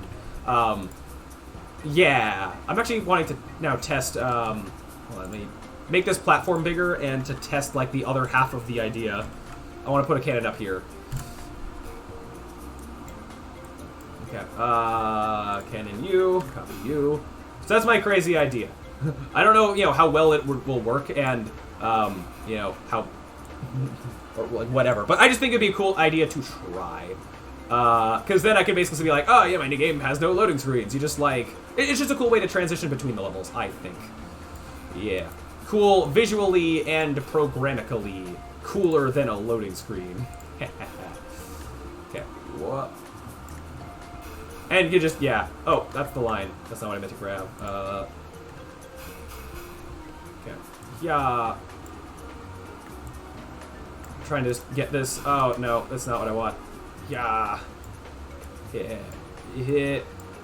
Oh, and then also these cannons, like, that's not all these cannons were for. Oh, hold on. This is getting way out of hand. Okay. Yeah. Oh, this isn't even, like, get over there. I also want, like, normal cannons, like, throughout the levels as things that could take you across large gaps, I guess, just as a cool thing. Also, I had an idea that, so the whole point of the game is that you're like a repairman, you're repairing rides and stuff. I was thinking that some levels could have broken cannons that they're optional, you don't have to repair them, but if you repair them, they can now act as a shortcut to get from point A to point B to then assist in, like, you know, you fixing other stuff. So I thought that could be an interesting thing to have, beyond just cannons, having certain things where here's a broken thing or like a hazard in your way where you can spend some time to interact with it to repair it or like remove a blockage or whatever to be able to then go through as like a shorter path to be able to get around. But then by doing that, you're wasting time of like actually fixing rides to like not fail the level. So that's stuff that I kind of want to experiment with. Wee. I also, actually, the camera's actually pretty awesome in this, too. I was considering of whether I'd want to do some special camera programming for when you fly out of a cannon. I like it just leaving the player behind and then catching up with them later, to a degree. But it does just like help the player like feel like, yeah, you're going fast. Woohoo! Oh, that's awesome. I still have to fix like what happens on the re-entry, I think. But yeah, we'll get there. But I just think this is very cool. I don't think, so actual hub world cannons, I might make them move a little bit slower so there's more time to mask loading, but I do think that this is just very cool. Woohoo! Oh, I don't know if you need to go that high, but... Oh, right, I forgot that the cannons have a... they all have been shooting at like the same angle because they have an angle amount. They have a launch angle. I can set this to be really low, and then the arc won't be as high. So that's something I have control over. Yeah. I think I could also use that to make it really high. Like, this short cannon here, actually, you know, let's test this while, because we can. This one, if I make this at a low angle of like, no, actually, I want to make this a super high angle of like 85. This should end up going at a really high, like, in order to like land there. You know, this one I can make like 10 and you'll like barely rise up. Yeah. Now, there's a degree to which, like, that might be a problem. Like, I'm curious what happens if I make this one 10 to get out there. We shall see. Yeah. Yeah, okay. So, this is how it's now drawing these, and, like, that one's super high. So, yeah. Also, notice how that was super easy to, like... I just changed one number, and now, like, how this functions is very different. That's the autonomy that I wanted. That's, like, very, very cool. Let's see how this behaves. Probably gonna go really fast. No, well, I like that. Yeah, that's very cool. Very, very good. Yeah, this one. All right, perfect. Great, fantastic. That's the thing as well, or part of how this works is that in order to make the distance, the way the math is, the lower the angle, the higher the initial speed, or the higher the X speed is, or I don't know, however the math was. Anyways, all the way over there. I can also have the cannons be like moving. This should work with the way that I coded this, is that the cannon and the target could be moving on like moving platforms and stuff, and everything should still work. Now, it would work in the sense that like if the target is moving, as soon as the cannon fires, you're going where the target was. So you're not gonna like follow it as you're going to it, because I think that would probably just look really weird. So, yeah. Anyways, launching. Woohoo! Yeah. Very cool. I could have a quick thing that, like, as the player's in flight, they start to, like, slowly lerp to being back upright, as they go. So they're not hitting the ground face first. Maybe that's what I do real quick. Okay, so that's gonna be in the main loop of moving the player. This is setting their position. I'm just going to do a quick player.rotation is going to be lerping towards... what does it need to be? Eventually, you should add wind particles. Ooh, that would also be a good thing to have. Yeah. Great idea. I will do that at some point. Not at the moment, though. But no, yeah, keep that in the back pocket. I want to get better at like Unity's like VFX graph system, and that's probably how we'll go about making little wind particles. But yeah, I shall do that hopefully. Player.rotation equals. So what do I need the rotation to be? Oh, let me just because I don't want to just have it go to quaternion.identity because then he'll spin in midair. Let me just have a look at him mid-flight. If I can catch him. Jeez. Okay, so his rotation is all of that. Oh, so you can't see the numbers behind my head, but just setting the X to 0 seems like that's all I need. Perfect. Yeah, that makes sense. Okay, yeah, that makes sense. Okay, so all I need to do is set the X rotation, have it lerp towards 0. So equals. I'm gonna. I think in this case I'd use vector. Yeah. Or no, actually, I'm math f not lerping this single number. Player.rotation.x towards 0, and I'll figure out the smoothing. For now, I'm just going to put time.delta time times like 10, 5, I don't know. Or it should actually probably be relative. This might be want to be based on the percentage. It's like how far we've flown, start to go up. So maybe at like 50%, then we're up. Because that's another thing we could do. I could have him do. He could be leaning forward a lot as he's going through the air. Once he gets to like the height of the jump, then he could kind of lean back to prepare for the landing. Although that also requires me to know the height, or the height point. Or maybe faking it at 50% might actually be good enough for that. But for now, though, let's just do it like this. So that's just the X thing. I'm going to get the rest of them. Quaternion.Euler. So that be the X. Okay. Z is 0. This needs to be whatever it currently is. So... Oh, and that's not rotation.x. That's a quaternion. No, thank you. Yeah, so then, this... Y... yeah. And then Z, I could put in Z, but it should always be 0. Just in case, I don't know, if we ever have a case where we're, like, walking up walls or something, I'll just, whatever it was, put it to whatever it was. It's only the X that I'm trying to change. Okay, let's try this. I don't know if the speed's going to be enough, but... Oh, this is not a good cannon to test this with. I think that worked. Yeah. Okay, launches up very quick, which is not what I want. I want some time of him being kind of flattened. So, did I delete... Oh, I deleted the code where we calculated that percentage. Okay. Float flight percentage equals t divided by flight time.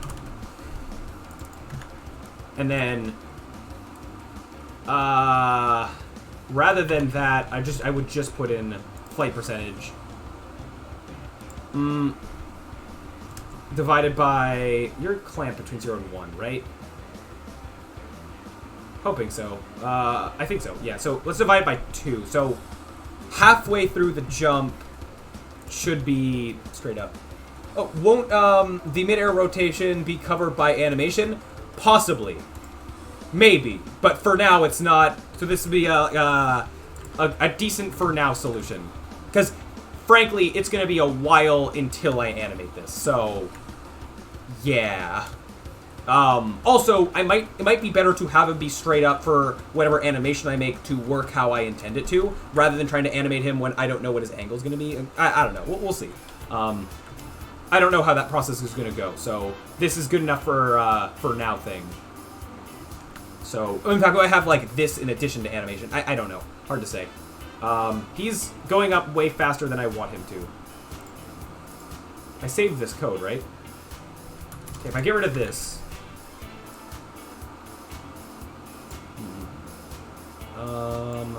percentage.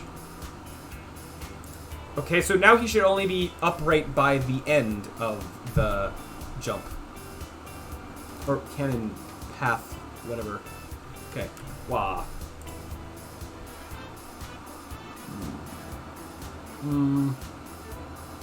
Oh wait, I'm an idiot. I know why that's not working, because I'm not using this right. I'm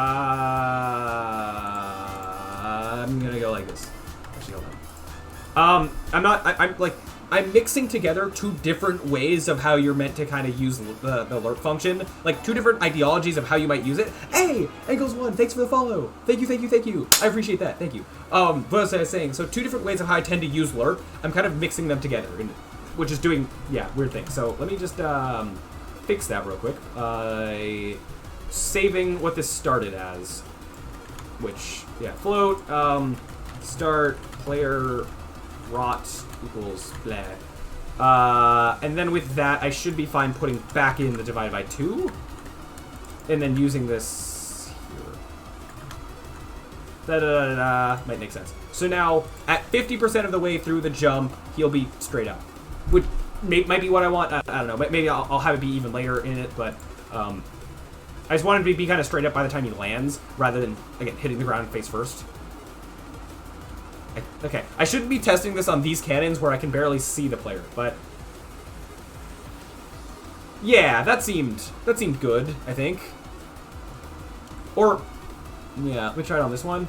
Well, okay, well, I'm not going to see that on that, but oh, wait a minute.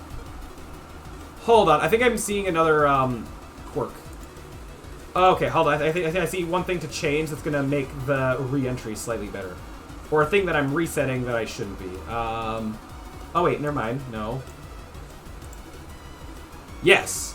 When I rename the player, those get all set to 0. Oh,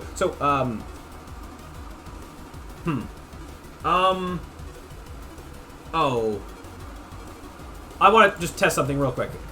That I might be able to just at least make that re-entry thing a little bit better. Because I forgot how I'm handling certain rotation things. I just want you to pause midair. And just look at something to see if something is how I think it is. So, you can't see behind my head there. You can see what transform stuff I'm messing with. I just need to see. Okay, those are all 0s. If I, let's see, copy both of those. So like 60 and 50. Does this give me the same rotations? I was like 40 or something. Yeah, so, no, I think I just said it was like 60 or no, this was 50 and this was 40. So, I forgot with that, with things that I've done with how I've programmed the player, I'm not really not supposed to mess with these rotations. If I want to rotate the player, I should be rotating this child object here. And that's a small bit of why some of the other stuff is being weird. Hard to explain why. It's with the way the player movement works and the leaning and all that. But I'm going to try and correct that. That when I rotate the player, that parent object stays being rotated all 0s. It's only that child thing that was called Unicycle pivot. That's the thing that gets to spin. And I have rationale behind that. So with that, I think because I'm going to be consistently rotating it, I'm going to just get a reference to it called player unicycle pivot. And then getting that here. So this is going to be equal player dot, I'll just do a find.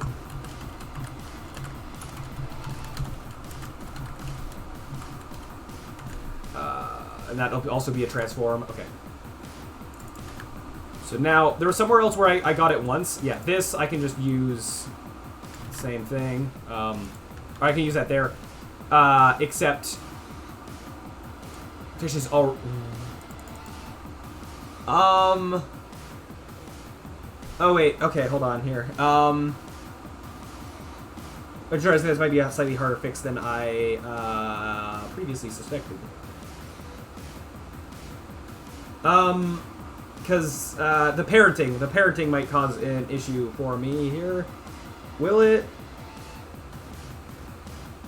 I'm realizing this might not be as easy as I to keep those numbers as staying 0. Those 0s, they spin. Then when I launch the player, unless I do a 1-frame like swap of the rotations when I fire the player, but I don't like the idea of doing that.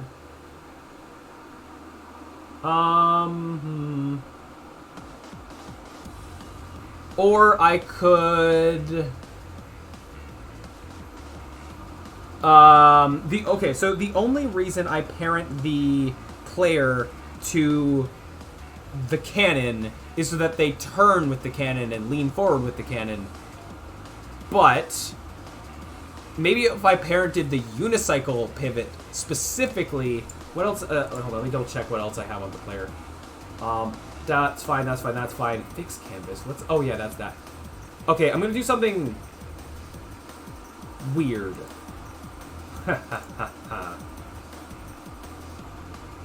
Okay, so rather than setting the player's parent to that, I'm going to set the unicycle parent to this, and then skipping ahead to the end on the reset. Where do I set? Or no, sorry, on the launch. Okay, so set that parent to this. That rotation gets to be quaternion.identity. That's fine. And then on the launch, where is that? I'm looking for where I set player parent is null. Here. Player unicycle parent, set it back to what it was, which is the player. So I'm like decoupling a part of the player and then stitching it back together. However, that might be okay. Is it gonna be fine? It might be. It might be. Or maybe it's not.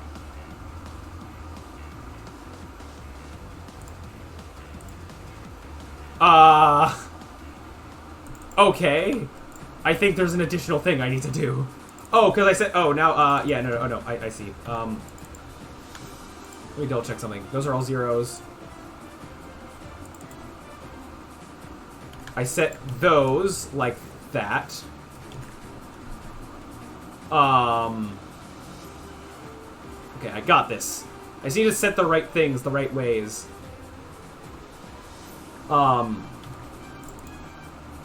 I think I also need to set, before I do any of this, I need to go player dot position equals barrel dot position.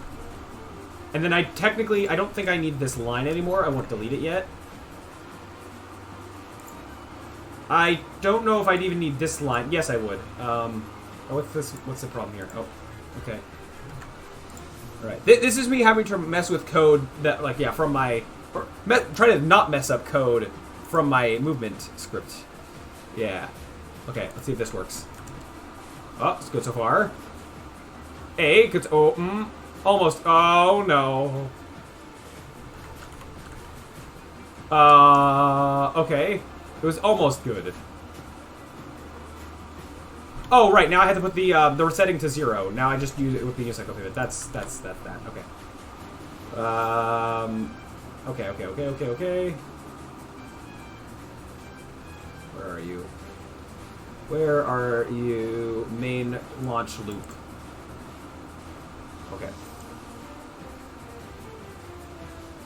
Where is that part where I was setting the rotation? This. Set the unicycle pivot's rotation instead. Yes.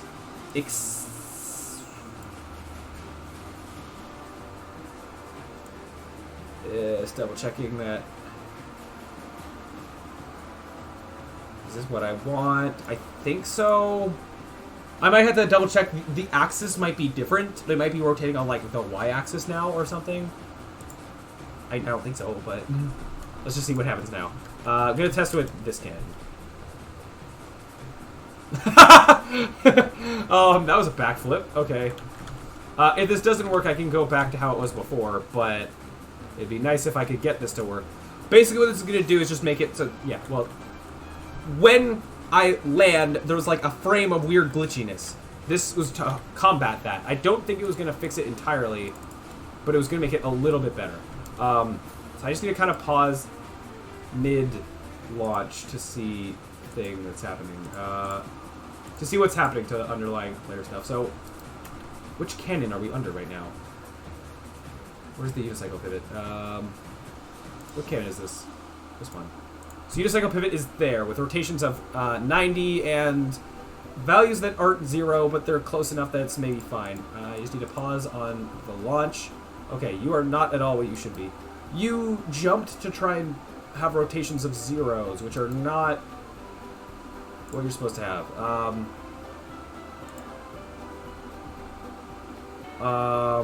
Okay. So, I feel like I'm so close to what this needs to be. Oh, these are competing with each other. That's not, supposed to, Alright, that's not, what should be happening there?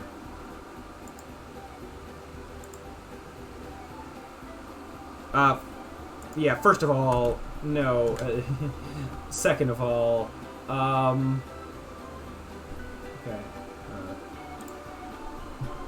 So this was fine. It was fine up until the launch. So the problem is between here and here. Or actually, well, partially up here. Okay, if I turn this off for a second. it should go back to what it was doing before, effectively, I think. So let's see that much happens. So right now it should do what it was doing originally, I think. Let's find out. I couldn't even tell, but I think so.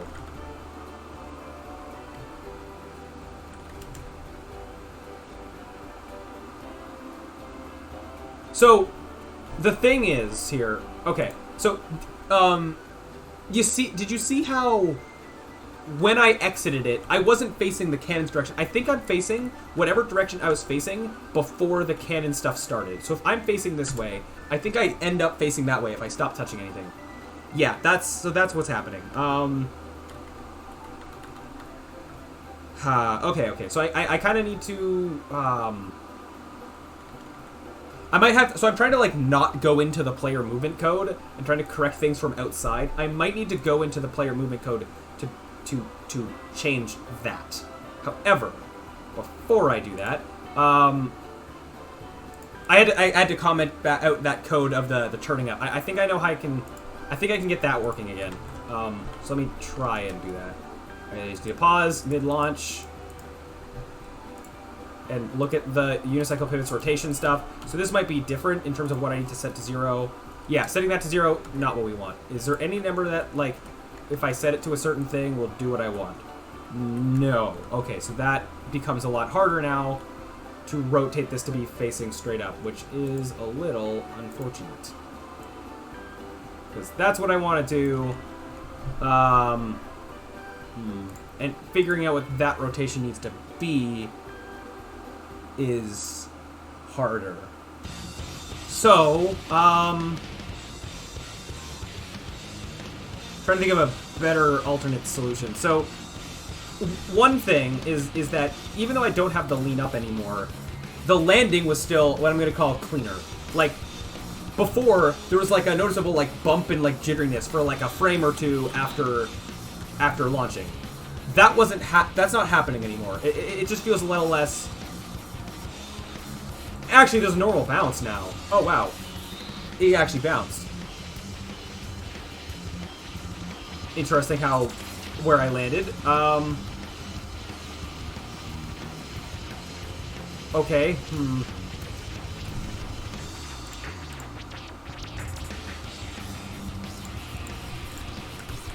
Okay. Gosh, what do I need to do?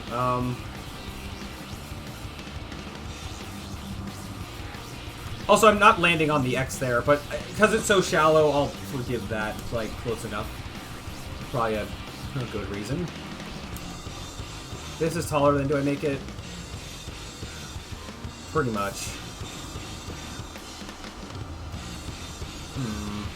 What do I need to do? Or do I even bother for right now? Okay. Oh, that's, ooh, no, no thank you. Whatever that was is not what should have happened. Okay, you know what? I'm just gonna go back to how it was. It was more functional, and I like at least doing the lean up thing. Oh no, don't back up too far.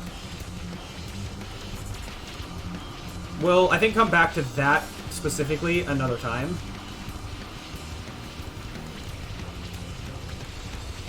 Okay, I did too far.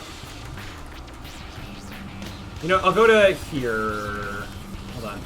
I'll at least replace that part. Nope. This. Okay. That makes the code slightly more efficient from how it was before on multiple cannon shots. Okay, you know what? I do just want to double check though that if I don't press anything in this state, do I land on the X still? That's closer, and I'll take it.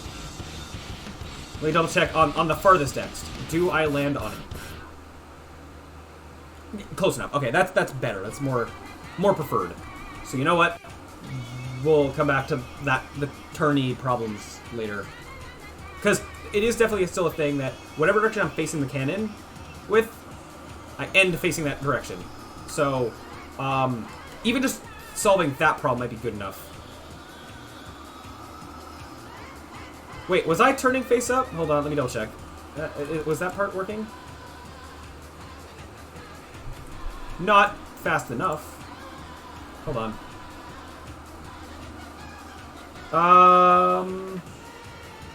Why? Why was that now not working? Hold on. Let me do the long fall. And just see. Kind of. I mean, it's better. Like, it doesn't need to... Like, how its current state's, like, pretty fine, maybe. Oh. That also seemed to exit early. Might be something up with, like, the speed being so high. What I might do... Maybe what I could do is... Less than or equal. Oh, this should be a less than or equal, I think. Because... Okay, that's one thing. Part of it is that, like... Well, maybe. If t is being exactly equal to flight time, it's not doing its, like, last, one additional step. So it's literally, I think, stopping 1 frame short. Or it was, and now it should be fine. For being slightly closer to the X's. So with a slower speed, it would have been also less noticeable. Or... I don't know. Maybe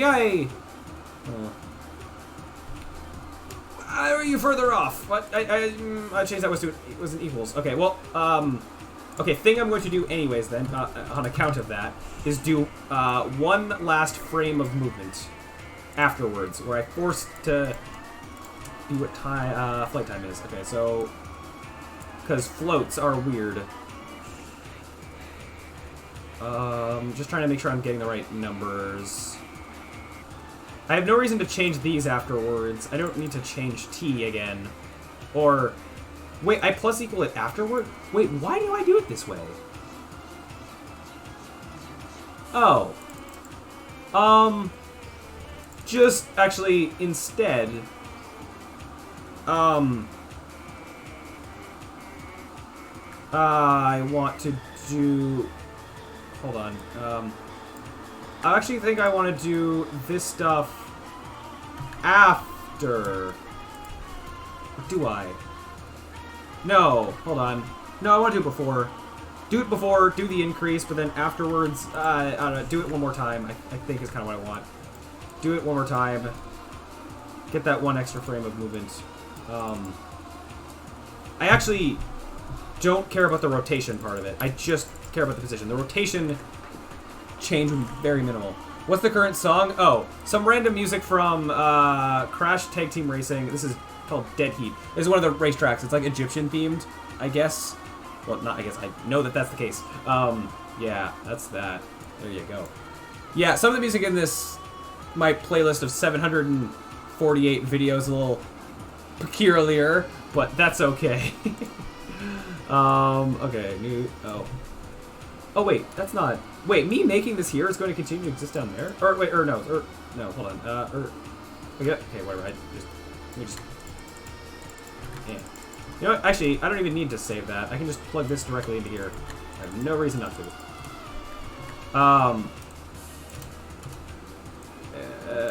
Okay. Yeah. I'm trying to get this up to 1,000. Like, as I remember different games exist, and, like, look up their soundtrack, and then put every single thing in the soundtrack into this playlist. Yeah, trying to get to 1,000. And then I might start pruning some songs I'm not much of a fan of. I mean, a lot of it's it's just background noise. That's all it is. That I won't get sued for using. Ha ha ha. I'm not actually gonna get sued. Like, you know, copyright, you know what I mean. Just copyright issues. Very likely to not have problems. Anyway, this is from Super Mario Sunshine. This is the music when you're racing the person that you race in a lot of the levels. Anyways, I wasn't actually looking at if this was working properly. I think so. Looked like it was. So now, we have slightly more reassurance of landing on the X. Yeah, that'd be more like it. Basically, sometimes the landing was being cut off by a single frame. Like, it was 1 frame short of where it's supposed to be. Not anymore. Okay. Next. Okay, one thing I was looking for. One tiny little change I wanted to make. Where was it? Draw path. Same thing here of that I can I'm just gonna combine this into one line. Just it's fine, I think. Just making sure before I delete this, I think that's okay. Oh, same here. No need to really make those variables. Yeah, okay. Okay.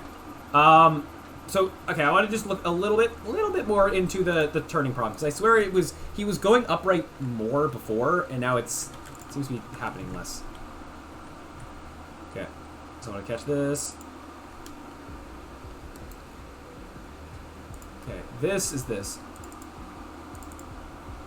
So, technically, at this point, I told this to be 0. It should be 0 now, because we are halfway through our flight. And it's not. So, question is why. So I think I may have messed something up with the calculations I was just doing. 0 flight percentage divided by 2. Oh, this should be a times 2. That's what it is. Oh, okay. So rather than being upright by halfway through, he's going to be half upright by twice as, like double the line amount. Okay, now it should do it. I just have to see if that number is a good number for it. There we go. Okay. I could have it be a little bit later, like 3/4 of the way through or whatever. I do just kind of want that by the end, by the time he lands, he's facing straight up, I think. Eventually, if I program like a landing animation, I think that'll help that look better if he is upright by the time he lands.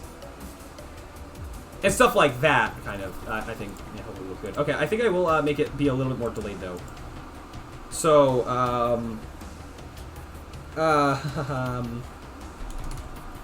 so this is divided by, like, 0.5 is the equivalent thing. So I can divide it by what do I basically want the max percentage, like how far along the line before he's upright. Let's say 75%. Yeah. Yes. Let's just try that. Uh-huh. Okay. And I can convert to, like, reciprocal after.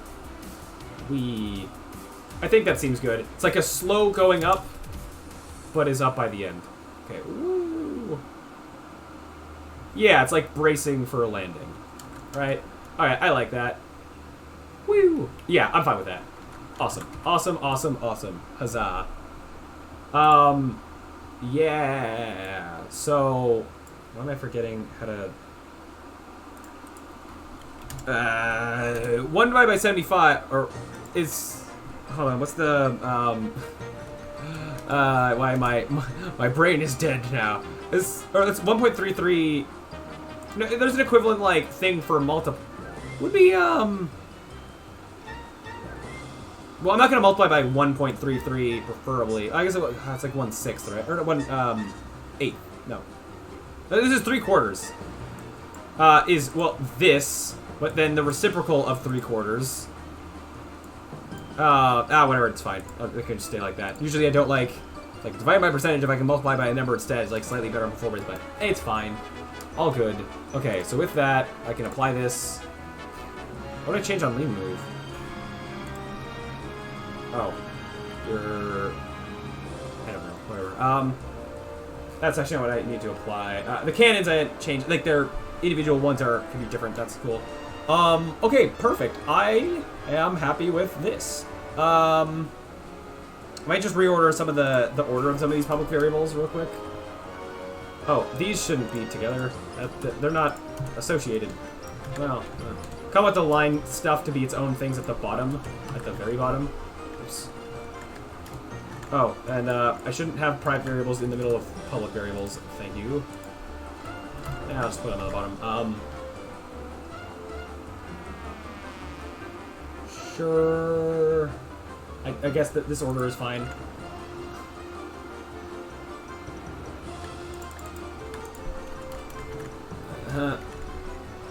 Whatever. I want this above. I want the target to be the top thing, I think.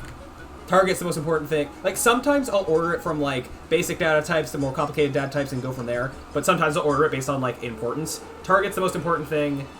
I guess then launch angle, then gravity, swivel smoothing, and then blah blah blah blah blah, go from there. These names could probably be better. Launch, like, change per second. Whatever, that's fine. It's fine. All good. It's fine. Okay, and with that, oh, this is awesome. We have cannons. Woo! Yeah! I'm happy this turned out as well as it did. This is very awesome. Very cool. Very all of the cool. I'm gonna try each of them one last time to double check everything is working as intended. Yeah, I love the fast landing. That's, yeah, main thing I wanted to get out of the movement. And of course I can tweak the values on individual cannons, but I didn't have to tweak them as much as I thought I would with the way that it's currently set up, which I like, because as I said, I like that autonomy of it not taking forever to set up every individual cannon, I guess. Yeah, let's try this one. Launching way far away. I love this as well. The fact that it's like, hey, look at that level down there. Want to be there now? Oh, one thing. Okay, one last little thing I wanted to do is just I want to shorten the time of like actually getting launched. That's just a number I have of. I could make that a public variable, but no. This here, I do need to make sure that this number is large enough that like it's lined up before it shoots. Actually, I just want to see. I'm curious what happens if it tries to shoot before it lines up. I just want to see what's going to happen. I think it'll still work because the lining up is a visual thing. I think we'll kind of just launch sideways, but yeah, I don't know what'll happen. Let's find out. Okay, he lined up before he got shot, so let's put it even smaller. I could make it 0, but it needs like a frame or so of actually moving, or trying to turn. Okay. Okay, so we just get launched on an angle, but we still do it perfectly. So I mean, yeah, but also, nah. So let's make 1 second. I want enough time for it to like. It should stop like a little bit as it hits where it is. It should just like turn and shoot immediately. I mean, it basically should, but not immediately. Like just slightly longer than immediately. You get what I mean? Oh well, unless I want that anticipation build-up time. You know what? Let's make it a public variable.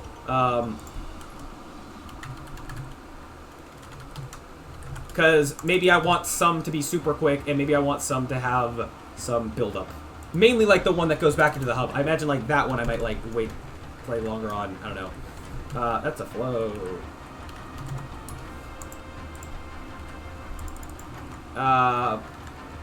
Except hop more. I'm gonna call it more important. Okay, I know this is gravity, but I'm gonna call it launch speed. And, you know, I don't need launch on all of these. Just go speed, angle, and wait time. I know what this is like. All these have to do with launching. It's on the cannon code. Oh no, this is gonna reset all these. Okay, 10, 6. Yeah. Oh wait. Oh no. Right. Oh, I have to change how they're actually being used. That's fine. Just yeah. Make some of this code a little bit shorter too. Just a little bit. Okay, just following the error messages.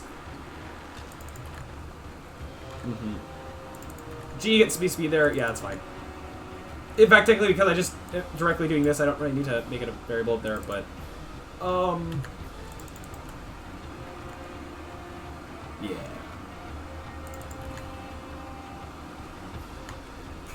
Oh. Okay. Launch wait time. There. This is angle. Okay. That's fine. Okay. 10, 10, 6. Yeah. 10, actually, hold on. To make something slightly easier on myself, let this say, oh, it's not gonna, I need it to compile without that, hold on. Okay, it's just gonna be annoying, whatever, fine. Angle equals Just putting in some defaults here. Let's go 60. I think the default is going to be angled pretty up, so we get like a high curve. Could make it 45, but go for the default being the higher angled thing. Speed was 10 by default. Wait time was... I'm going to put a 1.5. Yeah. Except because this already compiled, it's gonna have these values here. Okay. Let me go open the prefab. Oh. Yeah, you have those. What? Okay, sure. Now I'm going to reset up these. Ah, that's fine. 10. Oh, okay. Revert. What? Why is reverting not going to... Ah, whatever. Okay. 10. 10. Whoops. 1 and 6. Hold on. Let's go in order here of what's in the hierarchy, I guess. 10, 10. Well, yeah, 1.5, 6. Oh, wait. Angle is not 10. Or, angle is 10 on those. Okay. On these two, it was 10. Okay, hold on. Let's just go 10, 10, 1.5. Let's just do this on everyone, and then I'll correct them. 10, 10, 1.5, 6. That's the one way off in the distance. 10, 10, 1.5, 6. Okay.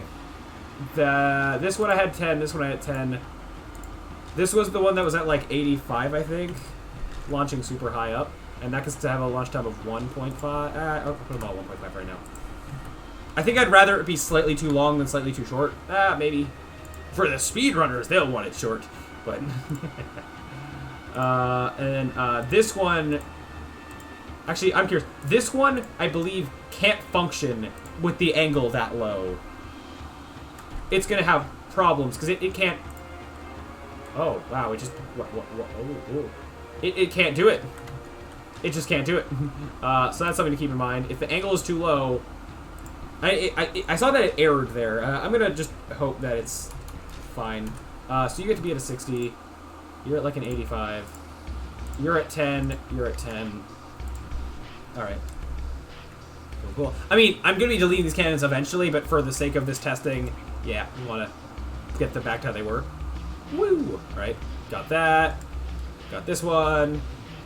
Awesome. Well, I'll test this one anyway.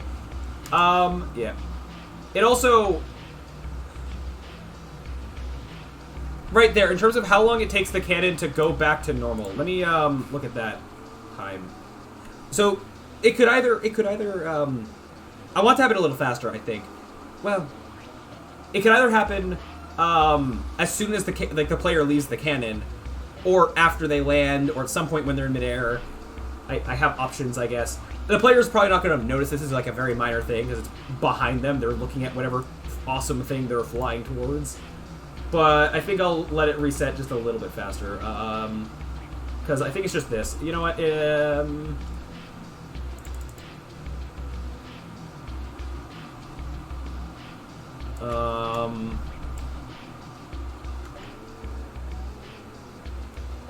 Yeah, it'll do it right when the player lands, I guess. Yeah, getting it to start to go back midair would require some work to know when we're in midair. I'm fine with that not being... like, I don't need to do that. Again, very minor thing I don't need to put a lot of work into. Just looking back at it resetting slightly sooner.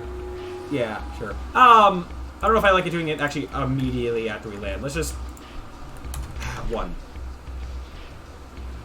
Sure, whatever, it's fine. It's fine, it's fine, it's fine. I don't really care this much about little trivial things. Okay, let me just test the other cannons, the launchy far ones, double check that they still work. It's fine. Okay. Woohoo! Yeah, awesome. And this one, take me back. Well then, okay. That, right when I thought I was done. Is that gonna happen consistently? About that. What if you didn't. So I think actually the problem might just be that I'm hoping that this X is slightly more in the floor than the other ones. Please let that be the case. I think it actually is, yeah. I mean, no, this one is, but I think with the added speed, it makes sense. I'm actually curious what happens if I put this one in the air, given the massive speed.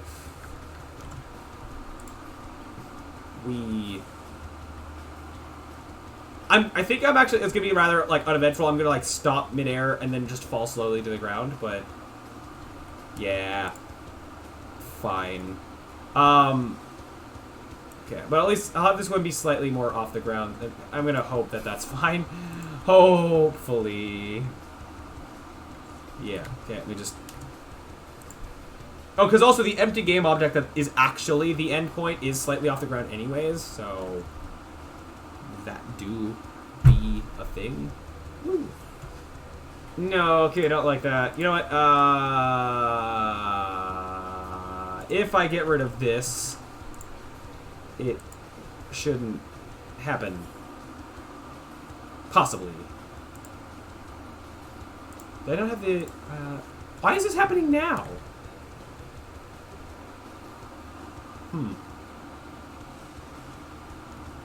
So, back to stopping a frame early sometimes, but not going through the floor.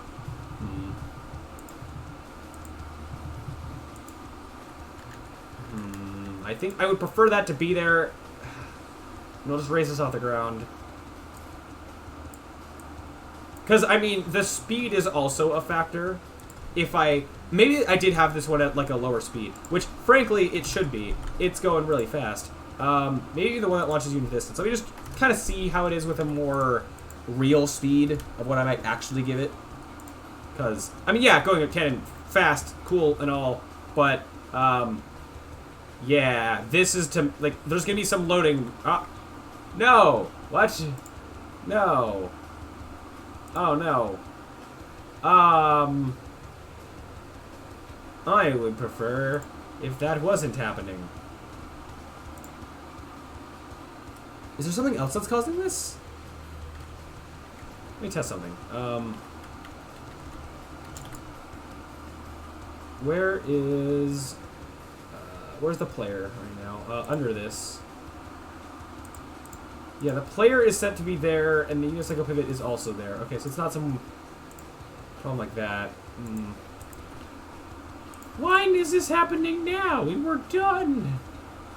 And why did that happen when I made the speed lower? I mean, yeah, I could... okay, fine. We'll go back to having... that, not having... so that... Not having that means that when a cannon fires, we will stop one frame short of the X, and I don't like that.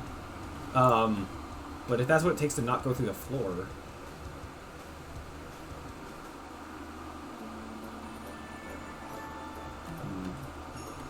I mean... I could... Because then that also means that different people with different frame rates will stop slightly...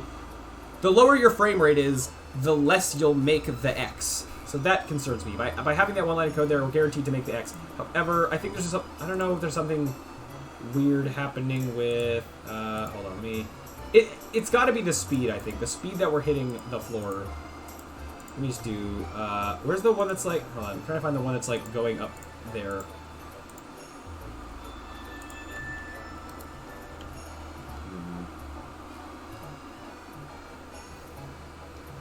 I can raise this up, and then, like, I can move these down to make it, to fake it.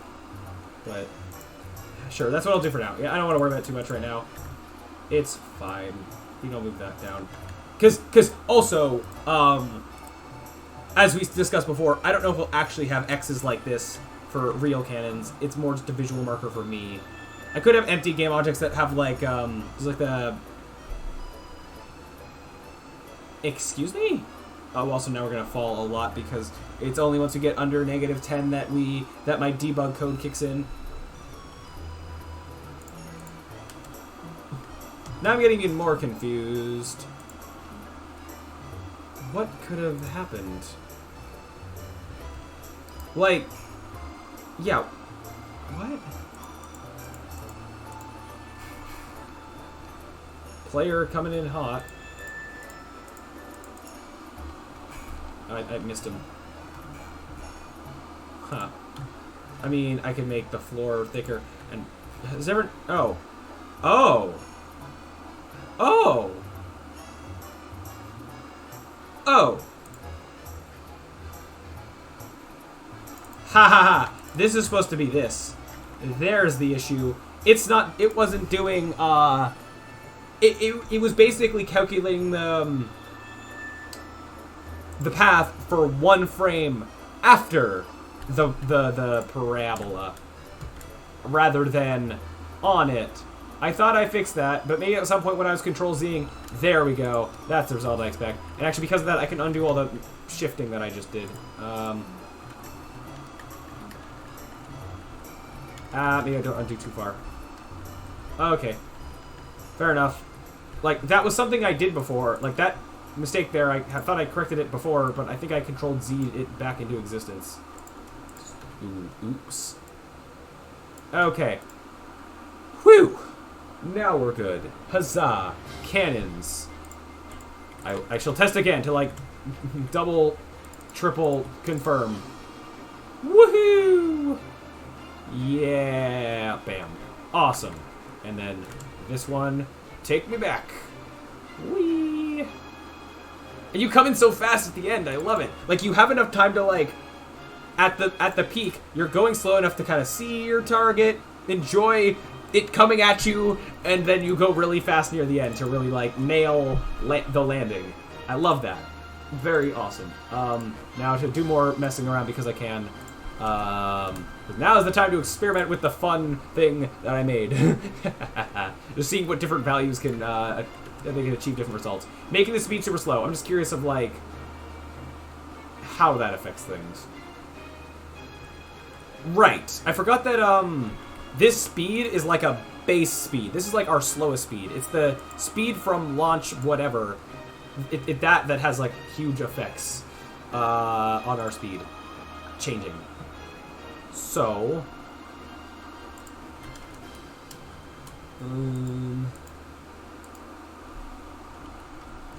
just cause I can. I just want to mess with things. Go to see, like, what going slower kind of is like. And wow, because I've got, yeah, just like the gravity, it increased. The gravity one increases so much, so fast that eventually it still becomes very fast at the end. The launch speed one is not very good right now. He still goes so fast by the end. Okay, I'm gonna set changes back afterwards, I think. Back to what it originally was. However, just want to mess with it. Okay. And I'm changing it on both. I've shift selected on both of these cannons right now. Because I can be. Okay. Woo! Yeah, very cool. Again, though, gonna go back out to what it was. I think I still like how it was before, slightly better. And just letting all the cannons just be the same in those settings for now. Okay. All right, I think we're done with these cannons. So, huzzah! To a degree, actually, now that I think about it. So, I think we're done with the actual launching of the cannons. And we could start to use this as level things if we wanted to. However, there's going to need to be basically two types of cannons. The normal cannons, which is basically what we just made, and with the whole hub world idea that I've talked about, the specific special cannon that takes you to the hub world, and then the special, like, cannon that will be taking you into a level, that stuff will need to be, there's going to be some more coding involved with that. That's not going to affect the actual, how you move, I don't think. But,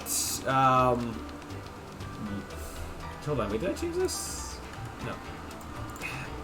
Oh, wait, oh, no, I changed the gravity. I made that super low. That was the other thing I changed. Let's put that back to 8, I think. Those are on 10. I'll let those ones be on 8. Just slightly slower. Yeah, and not only that, now we're going to also have to get into additive scenes to make this hub world idea actually work. And try to figure out a good way to, like, initialize it. I was doing more thinking on it from yesterday, and I have an idea. I think a better idea of how it might work. But okay, yeah. So I need to additively load 2 scenes at once. Whatever the active level is, and the hub world. I've decided that I think I want of which thing's gonna be in the distance and which thing's gonna be at like the world origin. I'm gonna have the level basically be at 0, 0, and it'll be the hub that's like far off in the distance. I think even if you load into the hub, it'll be the hub that gets to be in the distance and the level that's basically at the origin. Not that matters too much. I can pick either or, but yeah, that is the choice I made, I think. So with that, I need to additively load the hub world scene and move all of it into the distance and make that work. I also then need the special hub world cannon to figure out its projectile stuff, like make that work. Yeah, and then also the like the cannon that fires you into the level. Like these are 2 things of 2 separate scenes that need to somewhat interact. So I'll need to like figure that out. What I think I'll basically do for the cannon that puts you into the level, either one, I'll have it shoot you to this like the origin 0, 0, 0 and go from there. But that might not be something I want to do in case the origin isn't actually where I want the level to start properly. If I want the level to start in a certain place, I'll basically the player's spawn point, I'll have it lock onto that. I'll have it GameObject.find that object or something like that, and I think it'll lock onto that as the destination. And then the one going back to the hub, I think there'll be a designated hub entry point that no matter what level you're in, this is where you go when you go back to the hub. And I think that would be fine, probably. Yeah, but what I'll need to do is additively load the hub scene and move it far away. And it's okay, how am I gonna do that? I think I basically have everything that's in the hub be under one parent object that's called hub or whatever, hub pivot, I don't know. And I just move that one parent object that everything that is the hub is parented under. That gets to move all the way away. I'll also have to deal with all the singleton stuff that I have to deal with to make this work. The player now is a problem, where going from the hub to levels, there can only be one player and one camera and all that. Which that means that the player and camera get to don't destroy unload objects, so they get to persist between all the scenes. So that's interesting. Yeah, one thing that hopefully won't be that bad when it comes to that is that the camera, if I want different levels to have different, I don't think they have different camera settings like field of view, but different settings like different skyboxes. I'm gonna have to figure out that, because actually that's something I'm not sure of. If I have these 2 scenes loaded at the same time, dealing with different skyboxes and how that might work. But hopefully I'll be able to figure out things as best I need to, or fake it good enough. Yeah, why is that doing that? How about you don't? Oh, how about you don't do that either? Could you just dock to the... fine. No, I prefer if you weren't like that. Let me... No, okay. I want it to be how it normally is, where it's just docked in this lower right. But I know there's a way to get to, anchor down there, but whatever, it's fine. Anyways, though, it's midnight for me. I've been going for 7 hours-ish, or a little over 7 hours. So, I think this was a nice, productive stream. We made a lot... the fact that this worked. Very cool. I didn't know if this was gonna work, or work as well as it ended up working. Very, very cool. But I think we're gonna call it for today's stream. I don't know if I'll be streaming tomorrow. Not sure, but I will see. Maybe. I don't know. We'll see. And if I do, I don't know if it'll be for as long as today. Today I was able to just do a lot of this. Very cool. And also, this was a lot of math. This was very hard because there's just a lot of math that to get all that to work. Whereas, I think the next time I do stream, I think, yeah, we'll be working on that hub world stuff. And again, ignore these curtains. That's what I used to have for the level transition stuff, which I will kind of need to bring back for some things that I can't, resetting a level, I think, I need to kind of hide that in some way. Not gonna, no canon for that, I don't think. So for level transitions like that, I have these circus curtains that are gonna, foosh foosh. Although right now they're a little broken, but I'm gonna be fixing them. They're, actually, the thing that will fix them, so I either trying to find some other solution to this, but because I'm going to do a certain thing anyways, I'm just going to wait till I do that thing anyways, and that's the fact that the player's camera is going to be a don't destroy unload thing, and that's going to allow me to do an easy fix that'll make those curtains work again. So, yeah. I could find another way around it, but, like, I don't need to. If I just wait until I do that thing to the camera, then I'm pretty sure that that's going to... Well, I know that that's going to fix my problem, because, yeah. Anyways, long story short, yeah. Yeah, so anyways, so what my plan is, though, I'll just wrap this up with this. So I have this Sky Hub area, or, well, this was kind of what I used for the hub world before, where just you touch these and it loads the 2 levels that I had. That's, yeah, not how this is. Well, sort of. For now, it's going to be these circles on the ground are going to set a level to be active, as in, it's going to load the level, like, in the distance. Now, in polished version of this, I would mask it somehow. Or what would be really cool, the really cool polished version of this is, let's say you have one level that's like down there already. Or I don't know what like side it's on, like if different levels are going to be in different directions, but let's just say it's consistently like over in this direction. Let's say you have level A that's over here. When you touch the thing to load level B, it'd be cool if, because you're on a ship, if it like started to look like it was moving really fast, you see the previous level sail away behind you, go through some clouds, and then you see the new level on the horizon as then the ship kind of stops above it, and then you can, once that's done, then you can like go into that level. That would be really cool. Preferably that should happen pretty fast, because this is effectively like the loading of the level. It should take as long as it needs to load the level, but I don't want it to be this big show every time where it takes like, you know, a minute to like load each level, because that gets boring fast. To like, I want it to be quick and snappy to be able to load into levels, because that's kind of the point of this a little bit. So it should be a quick like whoosh, like fly away, fly into the level, you get to cannon, you go in level, huzzah. So yeah, that would be a really cool thing to attempt to do. Don't know how well, yeah, how well that would work. Although one thing that would be cool with doing that is then sort of flying away from one level and then sort of flying into the next, masking it by clouds. That would allow me to, if I want different levels to take place at different times of day, I could have the change of day kind of happen as that flying has happened. Like have, like, I don't know if I'd be able to have like one skybox fade into another skybox. I don't know how that works, or if that's a thing that you can do. It'd be cool if you could. But having like a daytime scene, like sunset become night, or maybe you start going through clouds and then they get dark and then it's like a thunderstorm or something. You know, stuff like that would be cool to do during these level transitions, for if different levels are in like very different environment looking things. Yeah, that's the thing. I could also, if this doesn't really work, I could also hide it by, even though you're on a plane, you kind of go into like an interior area to select a level, so that then when you go back outside the plane, then it's just there. But that's not the cool way. No, if I could do it like the way where you actually see it come, like the new level like come below you, that would be really cool to see. So that's what I'm going to try to do, because it'd be cool if I could get it working. Now, when I say plane and whatnot, one thing I also want to do when it comes to actually polishing the hub world, or actually making the proper hub world, is my idea for this is, as I said, it's like the traveling carnivals, like way that they're getting all the carnival stuff from point A to point B. Instead of it being one plane, I had the idea of it's a bunch of planes, like a bunch of small planes, and not just planes, but different aerial vehicles. So like a hot air balloon and like a blimp and like a bunch of just small different aerial vehicles that are all flying together, like this airship fleet thing, that then part of going around the hub, you kind of have to platform from ship to ship.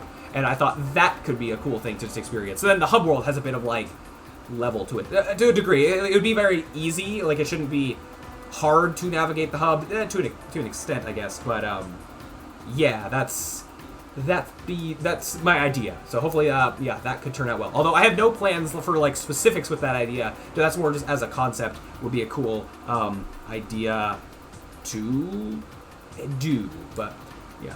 Anyways, though, I think I've rambled enough for one day. So yeah, I think I'll wrap it up for this stream, and then we'll continue all of this next time. Actually, before I go, I'm just gonna quickly apply whatever. Oh no, I didn't need to. Should have done that. I applied the prefab, be like, oh, I may have changed things, and that just applied onto something else. Whatever, let's just move all the X's. Okay, well, My mistake. After I'm gonna end the stream, and then I'm gonna reset these X's myself. Yeah. Oh, not all of them reset. Interesting. Wait, did just the one reset? Just this one? Okay, actually that's one I can easily just, hold on. I can do this real quick. Yeah. This was the one that was like here. I think this was medium. This is the medium shoot one. And then there's the long one that's... Okay, fair enough. I think that was the only one that reset. No, wait, what's this one from? Oh no, that's the one from launching in from... Okay, that's all good. All good. All good. 77.9k. Woot woot. You're climbing the ladder. And I'm climbing the cannons. That didn't make sense, but something about being launched into the sky. There's some joke there. I don't know. Anyways. Anyways, I'm going to wrap it up for today, and then next time we'll continue with this world shenanigans, and hope that that goes well, and then continue to do whatever it is we do after that. But anyways, I think that'll do it for this live stream. If you liked it, look forward to more. Thank you all so much for watching, and as always, I'll see you around. Every time I gotta then awkwardly find the stop streaming button, but alright. See ya!